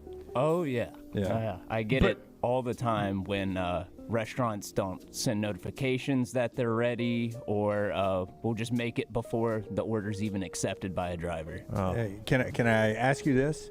Have you ever walked in and somebody has stolen your food off? Because a lot of places just set it in a certain area and just go by the honor system. Because I think I was waiting at this Mexican place on 280 that is considered all fresh. And I think two ladies had a to-go order they'd already gotten. And then I think they grabbed a couple other bags off the shelves that weren't theirs. Oh, I guarantee you there are people that live like that. So you just got to roll the dice that it's something you want to eat? It happens all the time, and then I have to call customer service to get them to resend the order to the restaurant so they can make it, and then Grubhub takes a loss. So it is pretty common that people will walk into that shelf and act like they're picking up their own order and just grab somebody else's? Oh, yeah. At least once a day, there will be an order that is missing. Because I think I witnessed it this week. I'm not going to quote anything biblical here. It could always get you in trouble, but if you took somebody's finger off for that, would that be wrong? Well, I mean, back in the Old Testament, eye for eye, tooth for a tooth. I think that would fall into that category. Yeah. Now, and that is the low of the low. Jesus changed that game a little bit in the old food delivery. Yeah. Oh, Brown going New Testament. I'm a New Testament guy, Brown. I like that. All right, you already done mortgage right? They work in concert. I have not done away, Tell us about mortgage right. Yeah, are you a veteran looking for a VA loan? Mortgage Right has been advocating for veterans since their company began as a veteran-owned, operated company committed to your well-being. They can help you find the best terms available and guide you through every single step of the process. For active military or veterans, VA loans can be a great way to help you purchase a home. Let Mortgage Right take care of everything from the pre-qualifying process through closing. Their mortgage experts will work with you to find the best rate and loan program available. As a veteran-owned, operated company, they understand the difference between working with someone who gets it and someone who doesn't. We've made it our mission to simplify the VA loan process. Visit their locations, Highway 280 in Birmingham, Parkway Drive in Leeds. You can also apply online right now, mortgageright.com/TNR. Take the next round anywhere you go with official Next Round gear. Buy yours today at nextround.store. Don't let a roof problem disrupt your football Saturday or Sunday. Call Greg from Pell City and Storm Restoration Roofing. Locally owned at 205-542-3531. Greg wants to give you a free no-cost inspection. Free, no cost, no obligation, 205-542-3531. He can also pressure wash your metal roofing. It's easy to see why his company's so successful. A-plus rated with the Better Business Bureau, and insurance companies trust him. You should too. 205-542-3531, or just look him up on Facebook, Greg from Pell City. Stop by the New York Butcher Shop and pick up the finest in certified Angus prime beef steaks and burgers, premium pork chops, ribs, and all-natural chicken cut to order just for you. Their chef-prepared entrees and side dishes are the perfect dinner-to-go choice for your family and are ready to heat at home. With a great selection of fine wines and desserts, the New York Butcher Shop is your one-stop dinner shop. 2 locations to serve you, Cahaba Heights and on Highway 119 in Greystone. The New York Butcher Shop, rare quality, well-done service. Follow Next Round Live on Twitter, Instagram, Facebook, and YouTube. The social media team at Next Round Live will share the latest interviews and videos from UAB, Alabama, Auburn, and campuses all over the college landscape. You'll also get the latest highlights and news from the Next Round Live Daily Show. Jim, Lance, and Ryan will share their thoughts, and remember, you can always see the old shows on the Next Round Live YouTube channel. Subscribe, like, and don't forget to comment. Turn on the notifications so you don't miss a thing.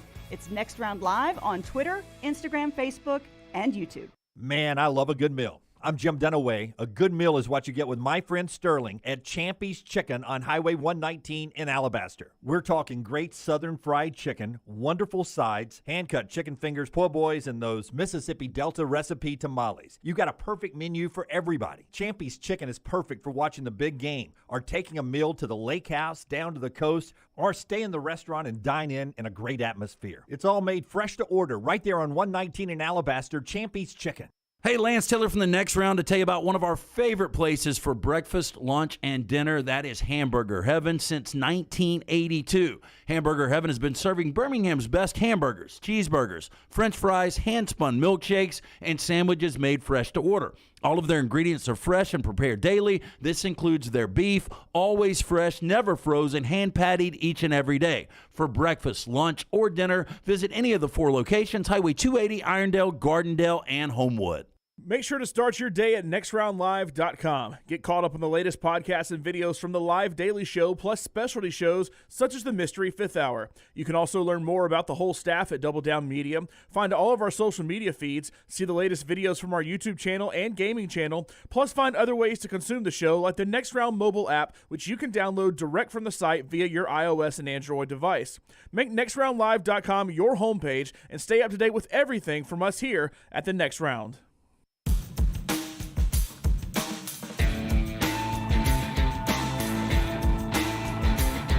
Brown with some SEC tournament information. Again, Nashville, we're on Friday at Losers on Broadway. We'll have some Saturday stuff for you on our video platforms as well. Losers on Broadway with our full show, video and audio, 9 to 1. Come by on your way into the arena to watch Alabama play in the SEC tournament for you Tide and Auburn fans up there. Brown, tell us about Nichols and tell us what you were just talking about. Nichols Outfitters, right there off I-65, exit 242, excuse me, I-65, exit 242 in Pelham. I have been in their firearm showroom. It is a terrific place. Look, the whole place is great, but that firearm showroom is incredible, one of the largest in the state of Alabama. If you want to protect your home, you want a personal firearm, you want something for hunting, you can get it right there at Nichols Outfitters, I-65, exit 242 in Pelham. Nichols Outfitters knows the outdoors. 2 things maybe in this segment here. We've got Brian Kelly with an interesting quote. But first, here are the FanDuel odds to win the SEC tournament. Lance was surprised by these. Alabama is plus 165. Okay. To me, that's not a lot of value in Alabama. I know they're the 1 seed, but it's a wide open tournament. Yeah, it is. It's not as wide open as the NCAA tournament, but it does feel like Alabama is beatable right now. Here is what I think surprised Lance the most. Tennessee plus 340. How is that possible? I mean, Texas A&M just beat Alabama. Texas A&M just beat Tennessee, both in College Station. To me, Texas A&M should be the one that's right after Alabama. Yeah, I would go A&M or Kentucky right after Alabama. I'm really surprised. I guess they're basing this on the fact it's in Nashville. They think there's going to be a ton of Tennessee fans there. But I would go Kentucky before I'd go Tennessee, too. Kentucky plus 470 is third. Yeah. Texas A&M plus 650. That's where you get some value right there, right? Yeah, and Kentucky. I think both of those. Both those? Yep. That's your 3 and 2 seed in that order. 10 seed Arkansas, 10 seed is 13-1. Yeah. I mean, That's good value, too. Yeah. That is good value. It's a good team. I know. They just don't win. It's weird, isn't it? But they're a good team. I don't want to play them in the NCAA tournament. They're good. Auburn at 16-1. So Arkansas and Auburn play one another in their first game. 16-1 is Auburn. And by the way, the betting odds are telling you they think the 10 seed will beat the 7 seed. That is what they would tell you. Yeah, 13-1 to 16-1. Florida and Mizzou at 23-1. State at 48-1. Vandy at 80-1, and everybody else is a super long shot. So I was doing something else when you said earlier when we were doing my bookie lines for the SEC tournament on Thursday. You think Auburn's the favorite or Arkansas is the favorite in that game? Arkansas. You projected it about 1.5, which is tight. Yeah. So the 10 seed will be favored over the 7 seed. Yes. Yeah, crazy. Yeah, but we see that in the NCAA tournament a lot. On occasion, yeah. 10-7 in the NCAA tournament's a toss-up game. So I guess in a tournament as deep as the SEC, you should assume it would be as well. Landmine Believer says 80-1 worth a flyer in his opinion there. I mean, I guess Vandy at 80-1. They've won 8 or 9 since they got blown out by 50-plus in Tuscaloosa. Hey, they got Liam Robbins back, and that was they were a different team with Liam Robbins and without him. I don't think there's any way Vandy wins this thing, but if you just wanted to take a flyer on somebody, 80-1 in their hometown and playing better is probably a good one. State's not bad either. They're an elite defensive team at 48-1. Bud Light brings you the show, and we've got a poll question out that we'll get back into at the top of the hour here about who is the greatest coach in Auburn history, football or basketball. Is it Pat Dye? Is it Bruce Pearl? Is it someone else? But is Bruce Pearl the best football, basketball coach of all time in those two major sports? You can go vote right now at Next Round Live. We'll get you those results. Best and worst of the weekend. 4 downs, all still to come. I have not seen the Brian Kelly quote. Is it big enough to build a segment around it to start next hour? Probably or you want to get it in I think it's just got almost a little shock value to it. Okay, give it to me. Let's go. So Heather Dinich of ESPN is talking to Brian Kelly. Ross Dellinger had the report last week. This will tie into what you were going to bring up. Yep. Is the opponents each team will face. Permanent rivals. And he was unaware of the Ross Dellinger report, according to Heather Dinich, unaware of what Nick Saban said. If you missed it, Nick Saban says Alabama is getting Auburn, Tennessee, LSU. But Brian Kelly tells Heather Dinich, and I do like this attitude, by the way, I want to play Alabama every year. I'm not complaining about it. I want to play Alabama every year. Quote, I've been in this for 3 decades, and no disrespect to any of the other schools that we play outside of the SEC, but they just don't excite me. That's pretty honest from Brian Kelly. I just don't really get excited. I mean, he opens at Florida State. That's going to be one of the biggest games of the season, really, in Orlando. So is he saying outside of the SEC? Quote, I've been in this for 3 decades, and no disrespect to any of the other schools that we play outside of the SEC, but they just don't excite me. Again, I mean, they play Florida State week 1. Wow. Now, he's only been in the league 1 year. I know. I do love that he loves the SEC so much. I do love that about Brian Kelly. Yeah. I mean, he was at Notre Dame, and I love that he has come in and he's all in. I love the SEC, and I love that he loves the SEC. There's more to the quote in her follow-up tweet. He was asked about a 9-game schedule by Heather Dinich. Quote, I want to play the best. I came down here to the SEC because I wanted to play against Alabama. I want to play A&M. I want to play Auburn, the great teams. And in our new scheduling, we get to play Alabama every year, Ole Miss every year, and A&M. So now Brian Kelly is unveiling who they get to play. So it looks like he's been told it's Bama, Ole Miss, and A&M, which is what you projected, I think, Lance. Keep the Magnolia Bowl alive. Yep. Play Alabama, and the SEC has tried to make LSU, Texas A&M their rivalry Saturday game. Because it was important at one point in history. Yeah, but they've put it on rivalry Saturday to try to build it up into an Egg Bowl, into an Iron Bowl, and into one of the good rivalries in the SEC. But now it's got to move somewhere else. Because you should have Texas A&M that weekend. Right. You should. Thanksgiving night, maybe. Yeah. I'm fairly confident Florida State will be a top 10 preseason. LSU, borderline? Oh, they'll be top 10 as well. Yeah, I think that's probably a top 10 matchup. Would not surprise me if that's 9 versus 10. Yeah. And again, I think we could get to the end of the season and look back and say, boy, that was a good game against 2 good teams, between 2 good teams. More football coming up on the other side. Bobby's exactly right in the Vulcan Tire and Automotive chat room. If you guys noticed that DoorDash and Grubhub and all those delivery service and pickup services have slowed down the great Chick-fil-A. Have they really? Oh, Tyler says yes. Drive-through or inside? The drive-through. Drive-through. Inside's still really quick. Yeah. No, it has slowed down the drive-throughs. I didn't think they could do drive-through. I thought they had to go in to pick it up. No, you can do drive-through if you're placing a pickup order, and then, well, for me, if I'm picking up a delivery for somebody, I have to go inside. Yeah. But mobile orders, you can go through the drive-through. Okay. And that's what slowed it down. When I was trying to get a quick Chick-fil-A at going to Lunsford's one night, his was a zoo because people would get in a line and then it's not ready when they get up there. They put in the order and they're already in line. Oh, so it stops the line. Oh, it slows it down, man. I got slows you. it down. Yeah. Used to be so good. And I was in one Saturday and it flew through. Yeah. I bet our guy Mark Meadows has it moving out there on 280. Yeah, he keeps it going. Yeah, he's out there directing traffic himself, I guarantee you. He keeps it going. All right. When we come back, we'll get into those permanent rivalries discussion again. We've got 4 Downs, best and worst of the weekend. Big NFL days happening. We'll obviously touch a little basketball. Show being brought to you in part by our friends right there, Dr. B, getting LTs. I mean, you've got great hair. You and Rece Davis. I mean, did you notice Rece's hair? Rece and I used to work together covering Auburn back in the early 90s when he was in Columbus and I was in Birmingham. I'm still in Birmingham. He's at ESPN. Thanks, Jim. We're happy to be happy too. And I'm bald. Yeah. And Rece has beautiful hair. LT's got beautiful hair, but you wear a lot more hats now than you ever used to. A lot of it too is we fortunately can come in here being very casual. That's right. And I also like to fly the flag for us. Yeah, that's another great point. In our old job, I rarely saw you in shorts, and you roll shorts every now and then. Yeah, I've got shorts on today. It's going to be 80. Oh, I noticed. I'm just. At one point we had some corporate guy came in, and one of his suggestions to improve how the stations operate was we need to be a little bit dressier. People don't need to wear shorts. What do you think I said when that got to me? You did not adhere to that. Of course, you may or may not have known what the future held. Yeah, I was like, he can roll back down here and fire me for in shorts. It's 95 degrees outside. Don't have much of a dress code here. No, as we should.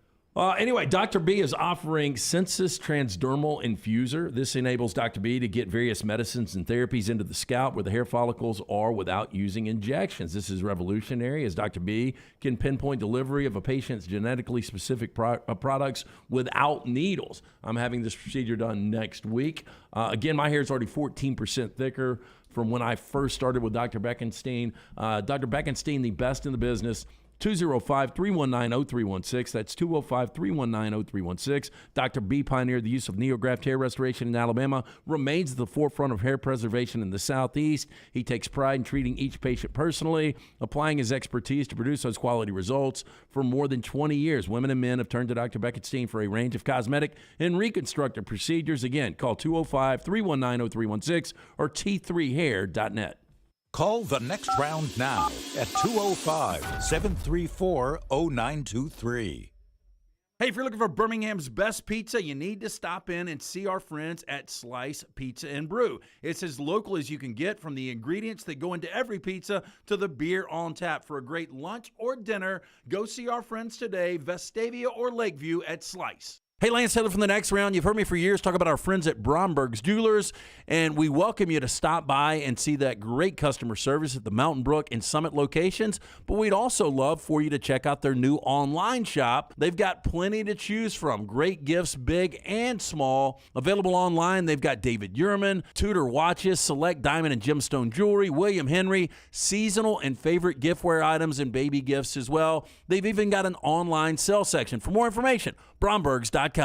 The Next Round store is live and loaded. Check out the latest logo t-shirts and hoodies. Get your favorite team colors, the Next Round flag shirt, or grab the popular Y'all Can Have the Rest t-shirts. Go to nextround.store. That's nextround.store. Hi, this is Wes McClooney, owner of the New Balance Birmingham store. Getting the whole family into comfortable shoes can be an incredible feat, but not at New Balance Birmingham. We have the largest selection and inventory of any specialty shoe store, and our fit specialist will match your feet with the perfect New Balance shoe. Come see us at the New Balance Birmingham store, located on Highway 280 next to Chick-fil-A. Experience the difference a custom fit makes today at New Balance Birmingham. Peanut butter and jelly, chicken and biscuits. Man, I love great combos, and you'll love our combo. It's the Bama and Bourbon Podcast. Yay, Alabama's Aaron Suttles is part of the Next Round family, and he joins LT weekly for the combo of Alabama sports and bourbon. Find a new bourbon to add to your collection and get all the inside information on Alabama football and Alabama basketball on the field or off the field, on the court or off the court. It's Bama and Bourbon with Aaron Suttles, only on the Next Round video and audio platforms. Hey, college sports fans, are you looking for a debit card branded with your favorite team? Check out Fan Cards. They offer more than 30 officially licensed MasterCard debit cards for the biggest teams, like Alabama, Auburn, Tennessee, and LSU. You can show your team pride while managing your finances. Plus, set up direct deposit for chances to win tickets to see your favorite team play. Visit myfancard.com to learn more and sign up today. That's myfancard.com, the ultimate way to support your team and manage your money. Spring is here, and that means it's time to prepare for moving season. Let Holly Mack Wilson guide you and help get your home prepared to sell. Whether you are looking for the perfect home or need to sell yours, Holly Mack Wilson can do it all and can do it anywhere in Alabama. Call Holly Mack Wilson today, 205-901-9446, or visit her website, hollymackhomes.com. Holly Mack Wilson, your home prep expert. Holly Mack Wilson, a trusted anywhere in Alabama Keller Williams realtor you can always depend on. Jim Dunaway, Lance Taylor, Ryan Brown, and Rockstar. Live from the Birmingham Racecourse Casino Studios, the Next Round, presented by Bud Light, is on now. All right, this hour of the show being brought to you in part by our friends at Simpio. One of those first calls we made when we started this platform over here on our own as a small business owner was to call Simpio. They handle all our payroll, which was important day one, and everything else that goes with that. Yeah, the four pillars, so to speak. Compliance, HR, payroll, benefits. They're going to handle all of that. Simpio, one of the fastest growing companies in the Southeast. When your company joins Simpio, you gain access to health care and employer benefits at prices only large organizations get. On average, Simpio saving companies of all sizes and industries over 18% net of their fees. You can join Simpio any time of year, no annual contract. With that being said, Simpio has a 99% retention rate. Call Blake and the guys today, 205-635-7467 or online, Simpio.com. Okay, before we get into our discussion about permanent football rivals, let's jump into the conversation that I think Brown jumped us off on. Our Bud Light poll question of the day brought to you by the wonderful folks at Bud Light. Great tasting beer and one I enjoy on the golf course all the time. Wherever you buy your beer, remember Bud Light, easy to drink, easy to enjoy right there. Is Bruce Pearl the best football or basketball coach Auburn has ever had? He's obviously a basketball coach. What we're asking you is the two major sports. Is Bruce Pearl the greatest coach Auburn's ever had? And you got into this discussion. Why? I was just looking at, if I'm being completely honest with you, I tweeted right at the end of the Auburn game, Bruce will now have taken Auburn. I said it definitively that he has taken Auburn now to 4 of the last 5 NCAA tournaments. I was just curious because I immediately thought, I bet Auburn's never even done that. Now, I went back and looked, and Sonny did it back in the Charles Barkley, Chuck Person run, right there. Chris Morris. So, Sonny did do it, but it's only the second time in school history, and that's a fairly low bar if you've played basketball for a long time. That only twice in the history of your school have you gone to the tournament 4 times in 5 years. So I'm like, I knew Auburn had historically not been a great basketball program. That kind of highlights it. And then I started looking, I'm like, my gosh, in the 25 years before Bruce got there, they'd only gone 3 times in that 25-year period. He will now have taken them 4 times in 5 years. I mean, that's pretty insane. Now, a lot of people are pointing out, we'll get to what people are pointing out. Auburn had been to the tournament 8 times before Bruce Pearl got there. He will now have taken them 4 times. 8 times. They'd only been to the NCAA tournament 8 times ever? Sonny had a 5-year run, and then you had that 3-run pocket. I mean, how long they didn't go until 84. Yeah, that was first tournament. Not the layoff 99 because they went to the Sweet 16 in 03, right? Yeah, under. But what was the layoff between 03 and when? 03 and what now? And Bruce Pearl. That was the layoff. 03 to 18. Yeah. They had a 15-year layoff, what people like to call the Jeff Lebo and Tony Barbie years, right? Bobby Joe. Bobby Joe was before that. Oh, okay. So the Auburn's That's right. NCAA tournament appearances, 84, 85, 86, 87, 88. That was that 5-year run. Once Sonny got it going in 84 with Charles in the gang. Tommy Joe. He went 5 years. Then they went 99, 2000, 2003 under Cliff Ellis. And then Bruce Pearl, 2018, 19, and 22. Landmine That is believer, it. he is Frank Martin, had one run. Sonny took him to 5 straight. Cliff Ellis and Sonny Smith both made the second weekend twice. Bruce's only did it once. That's silly to compare him to Frank Martin at South Carolina. Frank Martin made the tournament one time. I think I would agree with you. I think I would go, it's probably neck and neck with Pat Dye, but I'm going to say the only thing that, a Final Four is the equivalent of playing for a national championship. Let's don't ignore 2 conference championships and a tournament championship, too. I think you got to add that to the resume. He's won one of only 2 tournament championships they've ever had, and 2 of their 5 conference championships, one of which was back in 1928 when, it was Swanee in the gang. Since 1960, they've won 4 conference championships. He's got 2 of them. So let's don't ignore that. Gridiron says it's Patrick Fain Dye. But don't get me wrong, Bruce Pearl is the greatest basketball coach in Auburn history. Chris says Shug easily. Shug Jordan, national championship early, some success after that. Now, you don't get your name on the stadium normally for not being a very good football coach. I agree with that. El Tigre, Bruce Pearl is to Auburn basketball what Pat Dye was to Auburn football. That's fair. I don't disagree with that at all. Yeah, Pat Dye made Auburn football a national contender, and Bruce has done that in basketball. Currently, 51% of you disagree, saying no, Bruce Pearl is not the greatest coach in football or basketball history at Auburn. 49% of you say yes. So a virtual split right there. And our Bud Light poll question brought to you by our friends at Bud Light. Easy to drink, easy to enjoy. The great folks at Bud Light. Look for that can wherever you buy your beer right now. Okay. So the permanent rivalry discussion, which really got full volume with SEC football fans on Friday with Ross Dellinger and Nick Saban. Nick Saban let it leak out that Alabama's permanent. It's going to be Auburn, Tennessee, and LSU, in Nick's opinion, and Ross Dellinger is reporting that. And then through his sourcing, Ross Dellinger went on to report what he believes is everyone's 3. Now, this is not just his guesses.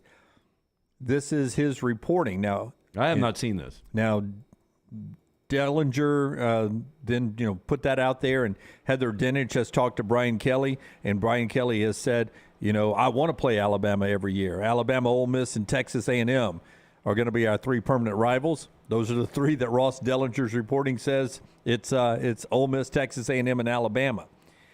Just quickly for everybody, we'll run through them all. Missouri, Oklahoma, Arkansas, and Vandy. Arkansas gets Missouri, Texas, and Oklahoma. Oh, I got it at Ole Miss. Is it Oklahoma? Oh, excuse me, you're right. Okay. Missouri, Texas, and Ole Miss. All right. Texas A&M has LSU, Texas, and Mississippi State. Texas gets Oklahoma, Texas A&M, and Arkansas. Oklahoma gets Texas, Missouri, and Florida. And it was going to be hard to fit Oklahoma into the league. It was easy for Texas with Oklahoma, Texas A&M, and Arkansas, all traditional rivals. Oklahoma's only rival in the league is Texas. Yeah, Missouri was an old Big 8 game, though. I didn't ever view it as a great rivalry, but it was at least a Big 8 Oklahoma, game. Florida is strange. Oklahoma, Florida is strange. LSU is Ole Miss, Texas A&M, Alabama. Ole Miss is Mississippi State, LSU, and Arkansas. Mississippi State gets Ole Miss, Kentucky, and Texas A&M. Alabama gets Auburn, Tennessee, and LSU. Auburn gets Alabama, Georgia, and Vanderbilt. Vandy gets Tennessee, Auburn, and Missouri. Tennessee gets Vandy, Alabama, and South Carolina. Surprise there. No Kentucky, no Florida. Kentucky gets Mississippi State, South Carolina, and Georgia. Georgia gets Auburn, Florida, and Kentucky. 2 automatics, and throw Kentucky in. Florida gets Georgia, automatic, and then South Carolina and Oklahoma. And then South Carolina gets Florida, Tennessee, and Kentucky. Which one first is the biggest mismatch? Not mismatch. Not paired well together. I think Tennessee got the best draw. Is that what you're asking? No, the one that doesn't fit. Like they don't really. Everybody's got one rival, but. Well, Kentucky. Mississippi State. I don't know what you were going to do with Kentucky if you didn't give them Tennessee. Right. Like Kentucky, Mississippi State, South Carolina, Georgia, none of those. I guess Kentucky, Georgia. But, that's Florida. I mean, Florida's got South Carolina and Oklahoma. I mean, Georgia's automatic. That seems weird, right? Yeah, I agree. And I think Auburn, we knew Alabama and Georgia were automatics. I think they got thrown a bone with Vanderbilt. Yeah, but don't you that's have a weird to? one. Yeah. I mean, if you're doing this right now in this point in history, don't you have to give them a little relief, a little reprieve there? You did in Alabama. I mean, Alabama got Auburn, Tennessee, LSU. I mean, I know two of those are pretty automatic, but you could have if you would have given Auburn, Vanderbilt, and Alabama, say, Missouri or somebody like that. Well, I mean, the like brand right now is Alabama and Georgia. Okay, yeah. Who does Georgia have? Georgia's got Auburn, Florida, Kentucky. I mean, that seems to be an easier draw than Alabama's. Well, I would say this: over the last decade, would you have rather played Kentucky every year or Tennessee every year? Over the last decade, I'd rather have played Tennessee. But that doesn't seem to be the case moving forward. It doesn't seem to be the case moving forward, primarily because of what you saw from Josh Heupel last year, and we'll see if he can continue that. As a Auburn fan, Superior Thruster says he wishes it was Alabama, Georgia, and LSU.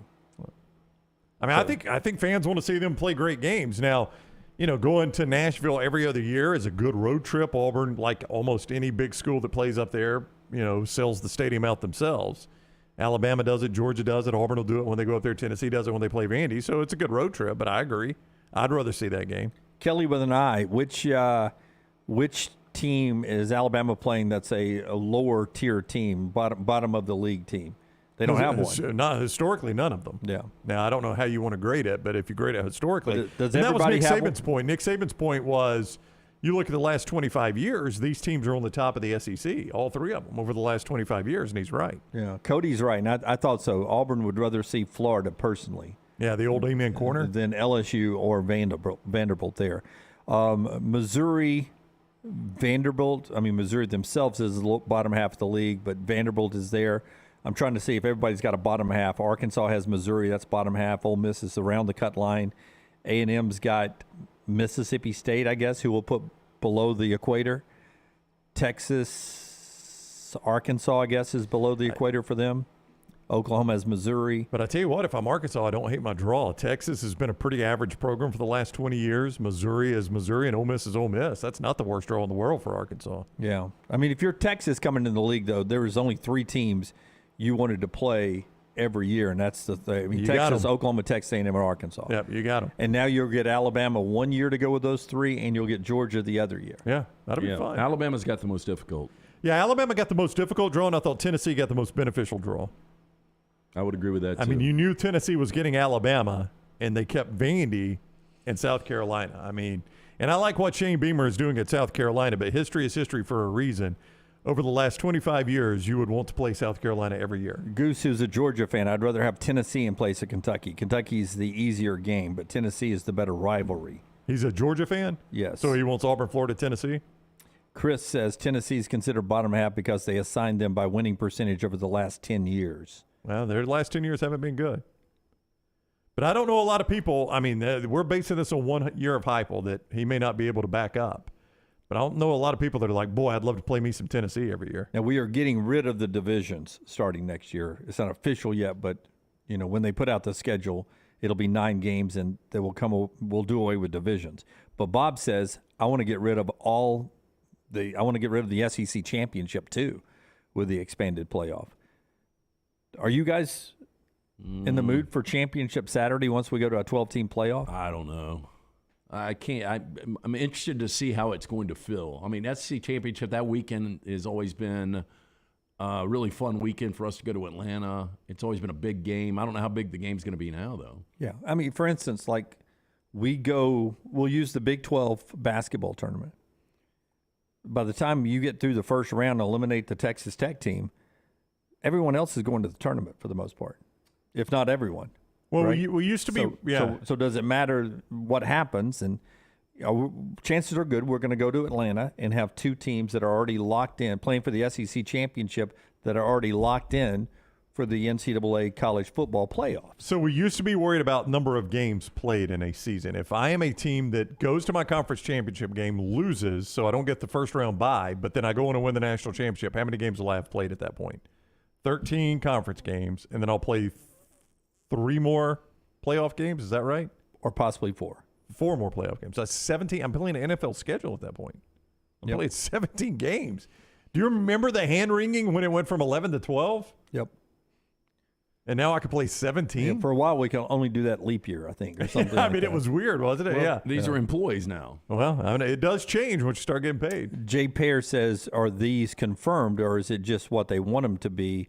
It is Ross Dellinger's reporting his best guess of what he gets through interviewing people, but already you've had Nick Saban and Brian Kelly confirm that from what they've been told, those are their opponents. I haven't seen any other coaches sort of spill the beans. Every coach that gets interviewed backs up Dellinger's reporting there, so we'll see. Yeah. Cody says, me and Dunaway had the same thought. Conference basketball tourneys kind of don't matter. Get me to the big dance ASAP. They matter if you don't have a ticket already punched. Like they would have mattered a lot to Auburn if they'd lost to Tennessee on Saturday. But Auburn's punched in now. I mean, there is something about being champion. Well, do you think how many college football conference championship games do you think we'll see where there is a team in there that pretty much has to win that game to get in? Their conference You're championship probably not going to game? see it because most of the conferences, if not all of them, are going to be the top 2 teams playing for their championship. Well, now that you don't have divisions. Well, that's what I'm saying. Yeah. So once you do away with divisions, you're probably almost never going to get that. Well, I would say, Brown, that the Big Ten and the SEC championship You'll never have it. Will be that way. No. I mean, they both those participants will be locked in. Yes. The others, I mean, some of the losers may get in, but I would feel like there's no guarantee of the future Big 12 or the Pac-12, whatever it's going to be, if it's the future still alive, Pac-12, yes. or the ACC is automatic to get 2 teams in. But this year, you could see a scenario where in the playoff era, in the expanded playoff era, Florida State and Clemson will be locked in. So it's not impossible in the ACC. It's just maybe not 100%. Well, I mean, you're going to have – so there's only 6 at-large bids. Right. So you're going to have 6 conference champions that are going to be in there, right? So there's only 6 at-large bids. Yeah. So if you're telling me that I've got 6 automatic, at least 2 wild cards out of the SEC, at least 2 wild cards out of the Big Ten, that leaves only 2 other out there. Yeah. And you're battling then for the 4th place team in the SEC and the Big Ten to go with your 2nd place in the ACC. I'd pretty damn want I want to win my conference championship if I'm not in the Big Ten or the SEC championship to secure my place. All of a sudden, those games become probably better television. In the past, it's always been the SEC championship game because it was almost a win that game and you're in the national championship. So then I think you've answered your question on will we have championship games moving forward. I think the Big Ten and the SEC might be like, yeah, we'll do without it. We're fine. Some of those other conferences see the possibility of stealing a bid, so they might want them. That's right. For example, in your scenario, Pac-12, for instance. If Clemson was playing a team that's good but maybe not locked into the tournament, that team beats Clemson, they're into the tournament, and Clemson steals the bid, get 2 ACCs. Yeah. Good point. Thank you. I appreciate that. It's random. Part of the show today being brought to you by our friends at Storm Restoration Roofing. We'll get to best and worst of the weekend and 4 downs in the next segment, but did you get hit by the storms over the weekend? I mean, we're about to crank into a series of those coming up pretty soon. If you did have some storm damage, you can call my buddy Greg from Pell City Storm Restoration Roofing. If you just had strong winds and you may have lost a little shingle here, or you think maybe you lost a shingle or something hit your roof and you don't think there's any damage, that's when Greg can really help you out. Greg Nelson and Storm Restoration Roofing, he and his wife own the company, and they can get on your roof right now to check the shingles, see if any have been bent, warped, loosened, all that can cause water damage. Storm Restoration Roofing will give you a free no-cost roof inspection, no obligation. Get them out if you've had strong winds lately to take a look at your roof. 205-542-3531. 542-3531. Free no-cost roof inspection. Our friends at Storm Restoration Roofing. You can also look him up on Facebook. Greg from Pell City on Facebook. Listen, no need to wonder if on top of your roof there was any damage with the recent winds. Find out. Let Greg inspect that roof right now. Actually get some of the roof and inspects the thing. 205-542-3531 or Greg from Pell City on Facebook for Storm Restoration Roofing. Everything Next Round is on demand now in the podcast section at nextroundlive.com. Spring is here, and that means it's time to prepare for moving season. Let Holly Mack Wilson guide you and help get your home prepared to sell. Whether you are looking for the perfect home or need to sell yours, Holly Mack Wilson can do it all and can do it anywhere in Alabama. Call Holly Mack Wilson today, 205-901-9446, or visit her website, hollymachomes.com. Holly Mack Wilson, your home prep expert. Holly Mack Wilson, a trusted anywhere in Alabama Keller Williams realtor you can always depend on. There are so many things I love about walk-ons. Authentic, mouth-watering Louisiana cuisine, prepared fresh, daily from scratch. A great beer selection and TVs everywhere to watch the big game every day of the week. And of course, they've got 2 great locations on Highway 280 and 119 and at Hoover near the Hoover Met. Walk-ons is also a great place for happy hour, 2 to 6 Monday through Friday with $5 moonshine swirls, $5 house pours, and half-price appetizers. And it's an easy take-home experience for the family as well. Highway 280 in Hoover with walk-ons. Hey, Ryan Brown here from the Next Round. Do you want to help pay for my kids' college and look great while you're doing it? You need to go to the Next Round store. Everything from hats to short sleeve and long sleeve t-shirts, sweatshirts, hoodies, zip-up hoodies, and much more. And we're adding new things all the time. Why would you not want to see my kids get a great college education and look great out in the public while you're doing it? Get the gear we wear all the time on the show, and there's only one place to get it. nextround.store. That's nextround.store. Have you had a pipe burst, a washing machine overflow? Maybe your toilet or bathtub has overflowed upstairs and now you have water coming through your ceiling? No problem. The specialists at Dry Tech are here to help. What's important is you act immediately when water damage occurs. Failing to do so can cause mold, rot, and mildew issues. Long-term exposure to those toxins can cause many health issues down the road. So act fast. When trouble strikes, call Dry Tech 205-637-0143. That's Dry Tech at 205-637-0143. Hey, college sports fans, are you looking for a debit card branded with your favorite team? Check out Fan Cards. They offer more than 30 officially licensed MasterCard debit cards for the biggest teams, like Alabama, Auburn, Tennessee, and LSU. You can show your team pride while managing your finances. Plus, set up direct deposit for chances to win tickets to see your favorite team play. Visit myfancard.com to learn more and sign up today. That's myfancard.com, the ultimate way to support your team and manage your money. Football season is here and fall is coming. Call Adam, Chad, and the guys at Hemp Hill Services to make sure your HVAC unit is ready to keep up with the changing weather. Hemp Hill Services is a locally owned and operated independent train dealer, and the team can service all makes and models. For all of your plumbing, heating, and cooling needs, call Hemp Hill Services. It's hard to stop a train. Do it now. Trust the name. Birmingham has trusted since 1954. Call 205-229-2090 or hemphillservices.com.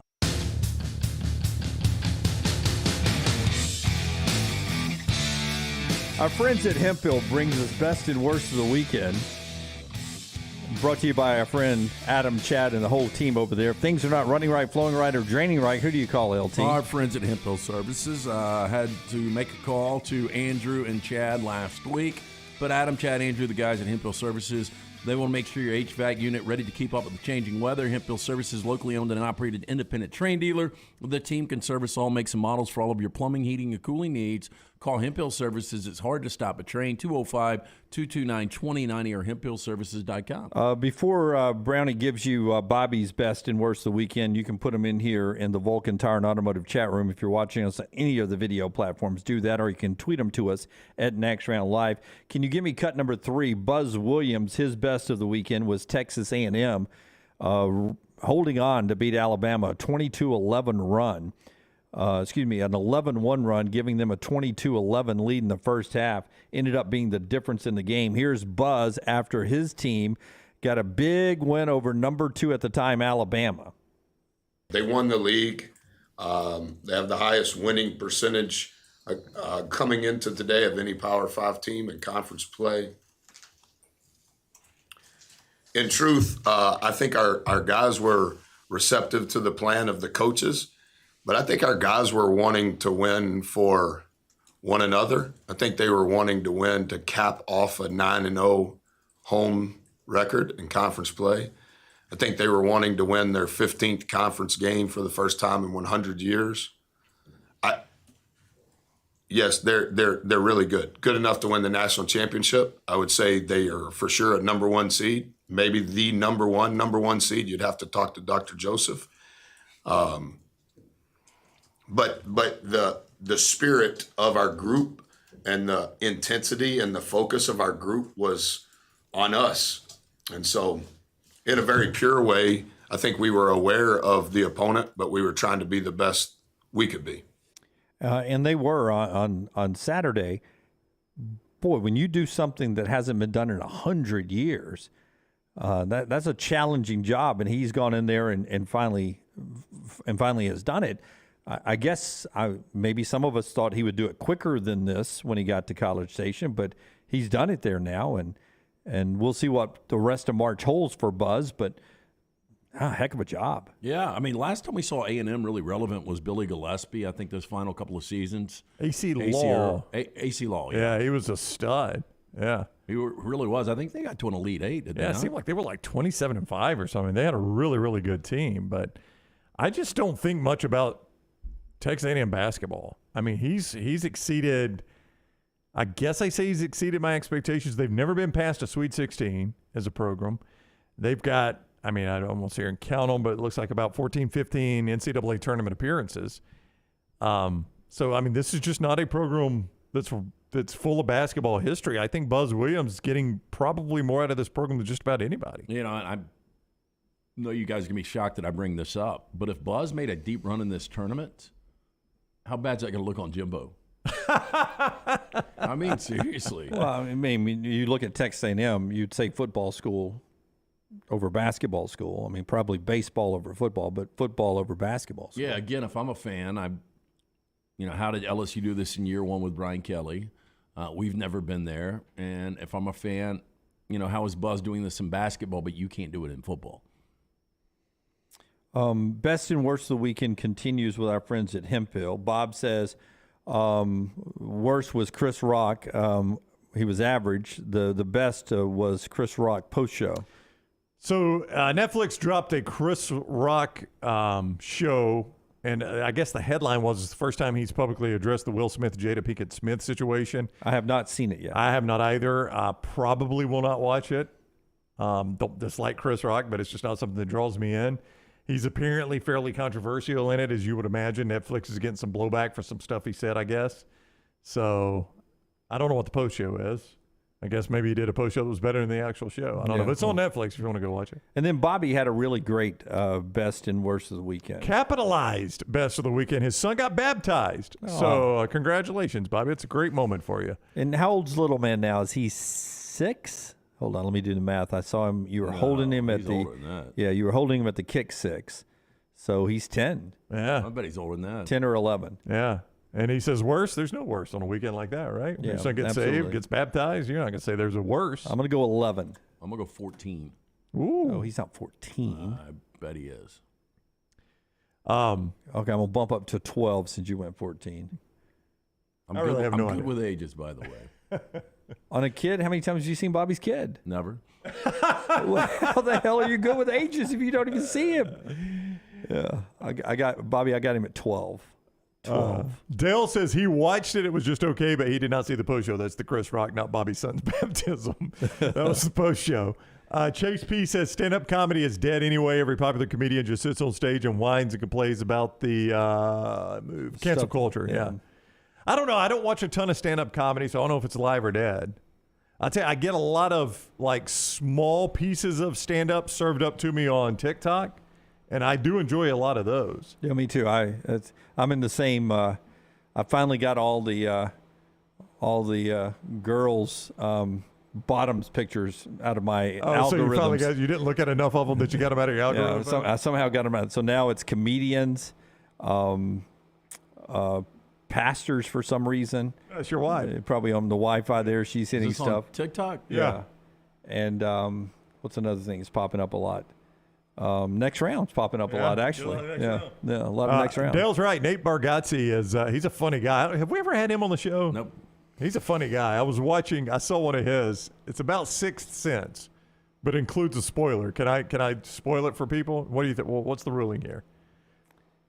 Sixth Sense. I think so. The movie. I mean, how long has that thing been out? That's been out since what, like 95 or The 96? one with Bruce Willis. Bruce Willis. Yeah. Oh yeah. I mean, okay. That's like at this point, it's like the crying game. Yeah. So Nate Bargatze says, so we're all watching Sixth Sense, and none of us know the guy's dead. This is where Lance says, Braille, you knew. None of us know the guy's dead, even though it should have been abundantly obvious because he gets shot in the first scene. They're like telling us the dude is dead. But none of us know he's dead, and we all just watch the movie thinking his wife's just not talking to him, and we're like, yeah, I can totally see that, That's right? Happens to me every weekend. Yeah, I've been there. It's funnier when Nate delivers. Yeah, so to me, M. Night Shyamalan, that was his best film. That's his only good one. Well, a lot of people like Signs and some other things. I don't know what I didn't like Signs. Lunsford thinks. Unbreakable is the best one to me. I did not like Have you Unbreakable. seen Knock at the Cabin or whatever? Yeah. How was it? Really good until the end.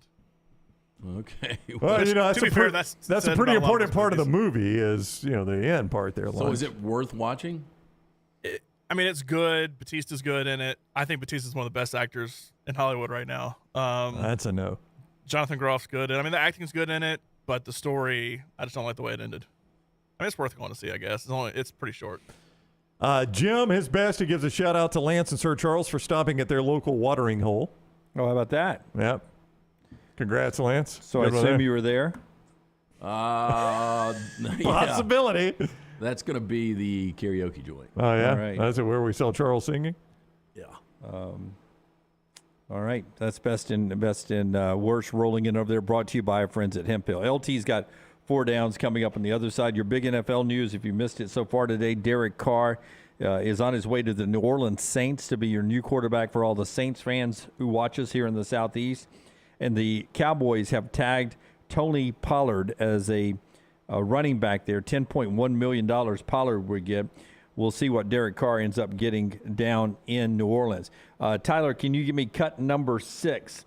Best of the weekend for Vandy was their win over Mississippi State. They've won 8 of 9 games since losing to Alabama. Better than Ezra Manjon, talking about what this team has done since that horrible game against the Tide. This team's won 8 of its last 9, coming off of a huge loss. What was the switch that flipped? Yeah, that was a tough one in Alabama. I think that next day we all just got together and was like, this is unacceptable, and we just let's turn it on. We know we got the pieces. We had a real tough non-conference schedule, and it prepared us for what we're doing now. And we knew we can do this. We had faith. We trusted God for all of this. So, yeah. Oh, good Lord on their side. So Lenardi's got them in the second set of 4 out. So first 4 out, the next 4 out. Hard to move from there to end. Almost impossible. I mean, they pretty much have to win it all, don't they? And that gets you an automatic bid. Yeah, that's what I'm saying. That's what they've got to do, right? Is win it all. You don't see Vanderbilt getting at-large in this thing. I think it'd be really difficult. Now, if they go to Sunday, I mean, depending on what's Texas A&M did that last year and got left out. Yeah, so I think if you look at history, they pretty much have to win this whole thing.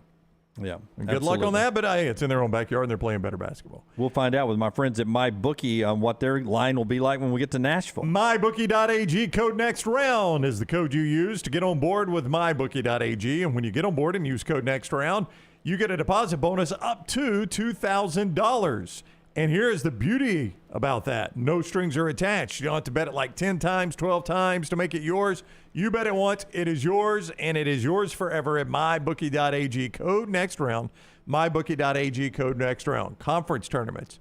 The big tournament coming up in a couple of weeks. NBA, NHL, UFC fights. Also, weekly blackjack tournaments. All right there at MyBookie.ag. Use code NEXTROUND when you sign up to get that $2,000 bonus, up to $2,000 bonus at MyBookie.ag. Whether you're just trying to make money or have a little fun, you can do it with MyBookie.ag. Bet anything, anytime, anywhere. MyBookie.ag, code NEXTROUND. Follow Rockstar on Twitter at RockstarBHM. Hey, for all of your IT and printing needs, reach out to our friends at Xerox Business Solutions. Look, I'm still one of those old school guys. I print my notes every single day for the show. If you watch the show here on the next round, you see all the notes in front of me. From day one, Xerox Business Solutions, they've been with us here at the Next Round. Local for over 45 years. For all of your IT and printing needs, visit XeroxBusinessSolutions.com or call 205-969-3000. That's 205-969-3000. For 50 years, our friends at Wayne's have been doing things around your house that you don't have time to do. Warm weather is coming. You want that lawn looking great. You want mosquitoes not around. Our friends at Wayne's, they can help you out. Right now, they will do $50 off for each of those services to continue to celebrate their 50th anniversary. Again, our friends at Wayne's, they take care of all of us here on the Next Round. You don't want those mosquitoes. You want the lawn looking great. Call them today, 866-WAYNES1 or call Waynes.com. Hey, Lance Taylor from the Next Round to tell you about one of our favorite places for breakfast, lunch, and dinner. That is Hamburger Heaven since 1982. Hamburger Heaven has been serving Birmingham's best hamburgers, cheeseburgers, French fries, hand-spun milkshakes, and sandwiches made fresh to order. All of their ingredients are fresh and prepared daily. This includes their beef, always fresh, never frozen, hand-pattied each and every day. For breakfast, lunch, or dinner, visit any of the 4 locations, Highway 280, Irondale, Gardendale, and Homewood. Start your day online at nextroundlive.com. Get all the latest videos, podcasts, and college football stories. And it's also a great way to stream the show or shop in the Next Round store. Stay connected by visiting nextroundlive.com. Want more of the show? Download the app or visit nextroundlive.com for the latest podcast. The Mystery Fifth Hour, our Not For All Ages podcast, The Last Call, and our entire Double Down Media podcast family. All at nextroundlive.com and on the Next Round app. Hey, college sports fans, are you looking for a debit card branded with your favorite team? Check out Fan Cards. They offer more than 30 officially licensed MasterCard debit cards for the biggest teams, like Alabama, Auburn, Tennessee, and LSU. You can show your team pride while managing your finances. Plus, set up direct deposit for chances to win tickets to see your favorite team play. Visit myfancard.com to learn more and sign up today. That's myfancard.com, the ultimate way to support your team and manage your money.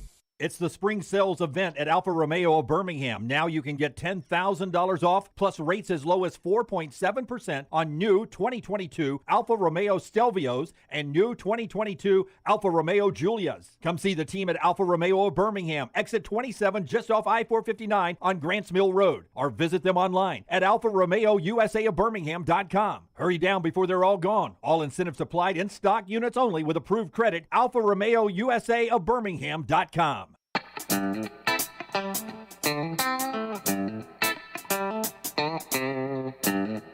We'll get to 4 downs coming up in just a second. UAB was out earlier today to start their spring drills with Trent Dilfer. Jack State started back on Saturday. Remember, they move up. They move up to Conference USA. Bobby says little man is 11.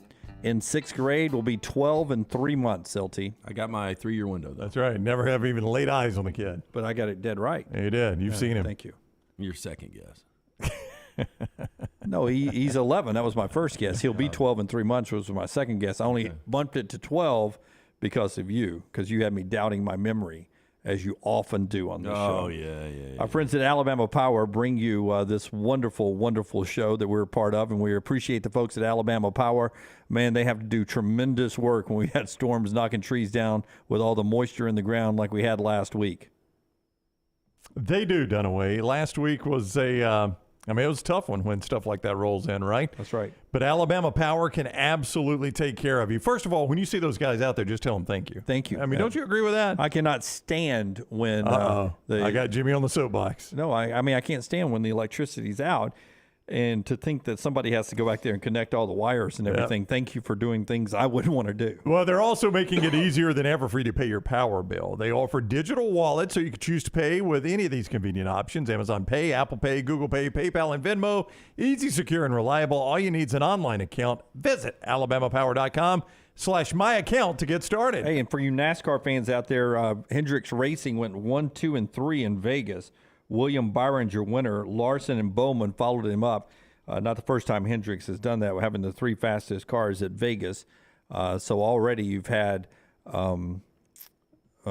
Stenhouse, Kyle Busch, and now William Byron win races so far. Really haven't gotten to some of the real, no Kevin Harvick win yet in his final year. No Chase Elliott yet, always a championship contender. No Logano yet. So it'll be interesting to see what happens with NASCAR as we start working our way towards Talladega coming up in just a few weeks when we get out to the world's fastest speedway. The fastest 4 questions in digital radio and television, that is our 4 downs, brought to you every day by our friends at Vulcan Tires. Bad fumble there. Vulcan Tire wants to remind you, dead battery is not going to get you where you want to go. Before your next road trip this winter, take your vehicle down to Vulcan Tire and Automotive for a comprehensive battery check. We here at the Next Round trust our vehicles with the team at Vulcan Tire and Auto. We encourage you to do so as well. Locations all across the Birmingham area. You can also find out more about what they can do for you and your vehicle. Go to VulcanTireandAuto.com. First down. Give me 1 sec as I pull it up. Okay. Would you take Purdue in Indiana or the field in Chicago for the Big Ten tournament? How about Northwestern's the 2 seed in that thing? That's crazy, isn't it? Boy, there is so little consistency for me in this Big Ten tournament. I don't. Michigan's not going to make the NCAA tournament unless they go and win the Big Ten, most likely. And so they're going to be a hungry team, and they're not a bad team. They almost beat Indiana and Bloomington yesterday. That game went overtime. And lost by 2, I think, when it was all said and done. I just don't buy Purdue, but I would take Purdue and Indiana, the combo, over everybody else. I would, I think. I think I would, too. Yeah. I don't trust Purdue in the NCAA tournament. I don't really know how I feel about them in the Big Ten tournament. But Ohio State's gone. Michigan State, Wisconsin's been okay. Yeah, I guess I'd take Purdue and boy, just no love for Northwestern. Wisconsin's hungry. Yeah. Penn State's fighting to get in. I think I'd take Purdue and Indiana and give you the field. Maryland's going the wrong direction. Rutgers going the wrong direction. Boy, that Big Ten sucks. Second down. Would you take the combination of Alabama and A&M or the field in Nashville? There's where I think I would go field. I think the field's too good in the SEC tournament for me to take just 2 teams. So I think I would take the field in that one. The field gives me Kentucky, it gives me Tennessee, Arkansas. Figuring things out, gives me Arkansas getting hot, gives me Auburn getting hot. You may not have to go past Kentucky. Yeah. We look past Missouri. They're right there as a 4 seed. Pretty good job by Dennis Gates, by the way, in year 1 to get them a 4 seed in the conference tournament. It really is. I think I'm going to go Bama, Texas A&M, though. I think I would go field. You would go field. Third down. Better chance. Just for giggles, you want to go steak? I'll take Bama and A&M, and you take the field? Yeah, I can do that. Okay. You're a butcher. Don't you love having these to play with? So you got Bama, Texas A&M? I do. Okay, better chance of getting in the postseason next year, Aaron Rodgers, wherever he is, or Alabama in the 14 playoff? Give it to me one more time. Better chance of getting in the postseason next year, Aaron Rodgers or Alabama? I would take Alabama, I think, getting back to the 14 playoff. I don't know where Aaron Rodgers is going to be. I just saw him in Green Bay not make the playoffs this year. If he's a New York Jet, they're a playoff contender, but they're far from a lock for the playoffs. And even if he stays in Green Bay, which I don't think again, he will. they didn't make it this year in Green Bay. Yeah. But if he goes to the Raiders, I think that's a playoff team with him. If he goes to, the 49ers, win the Super Bowl, maybe the start of a dynasty if he's in San Francisco. If he goes to San Francisco, that's the best spot for me to be wrong about this. If he went to Miami with those 2 receivers. Miami made the playoffs this year. Yeah. With a backup quarterback finishing the show. If he went to Atlanta, I don't think he'd ever go to Atlanta. But if he went to Atlanta with those receivers, I don't know. He could take a lot of teams and be really, really good. Not just playoff contender, Super Bowl contender. With the 14 playoff, I'll play the odds. More playoff spots open. I'll take Aaron Rodgers. I don't think he's in Green Bay. If he stays at Green Bay, no shot. Well, we go no shot. The NFC's pretty wide open. I am going to lean Alabama here. Wow. Fourth down. Shaquille O'Neal, 51 years old today. Is that it? Better career, Shaq or Eddie Murphy? That's a really hard question, Lance. I'm going to go Shaquille O'Neal. Shaquille O'Neal was unbelievably talented in college. And then when he first got into the NBA, it was a talented team to be the Orlando Magic. I mean, they were deep. They had 5 stars in that starting lineup. Dennis Scott, and Penny Hardaway, but Nick Anderson. But Shaq ran the floor. And who was the little white kid that played in that team, Orlando? He ended up being a coach later on. Scott Skiles? Yes, Scott Skiles. He ran the floor. I mean, ran. It wasn't just a big lumberjack moving up and down like he was later in his career. Then he went to the Lakers, was part of that dynasty with Kobe.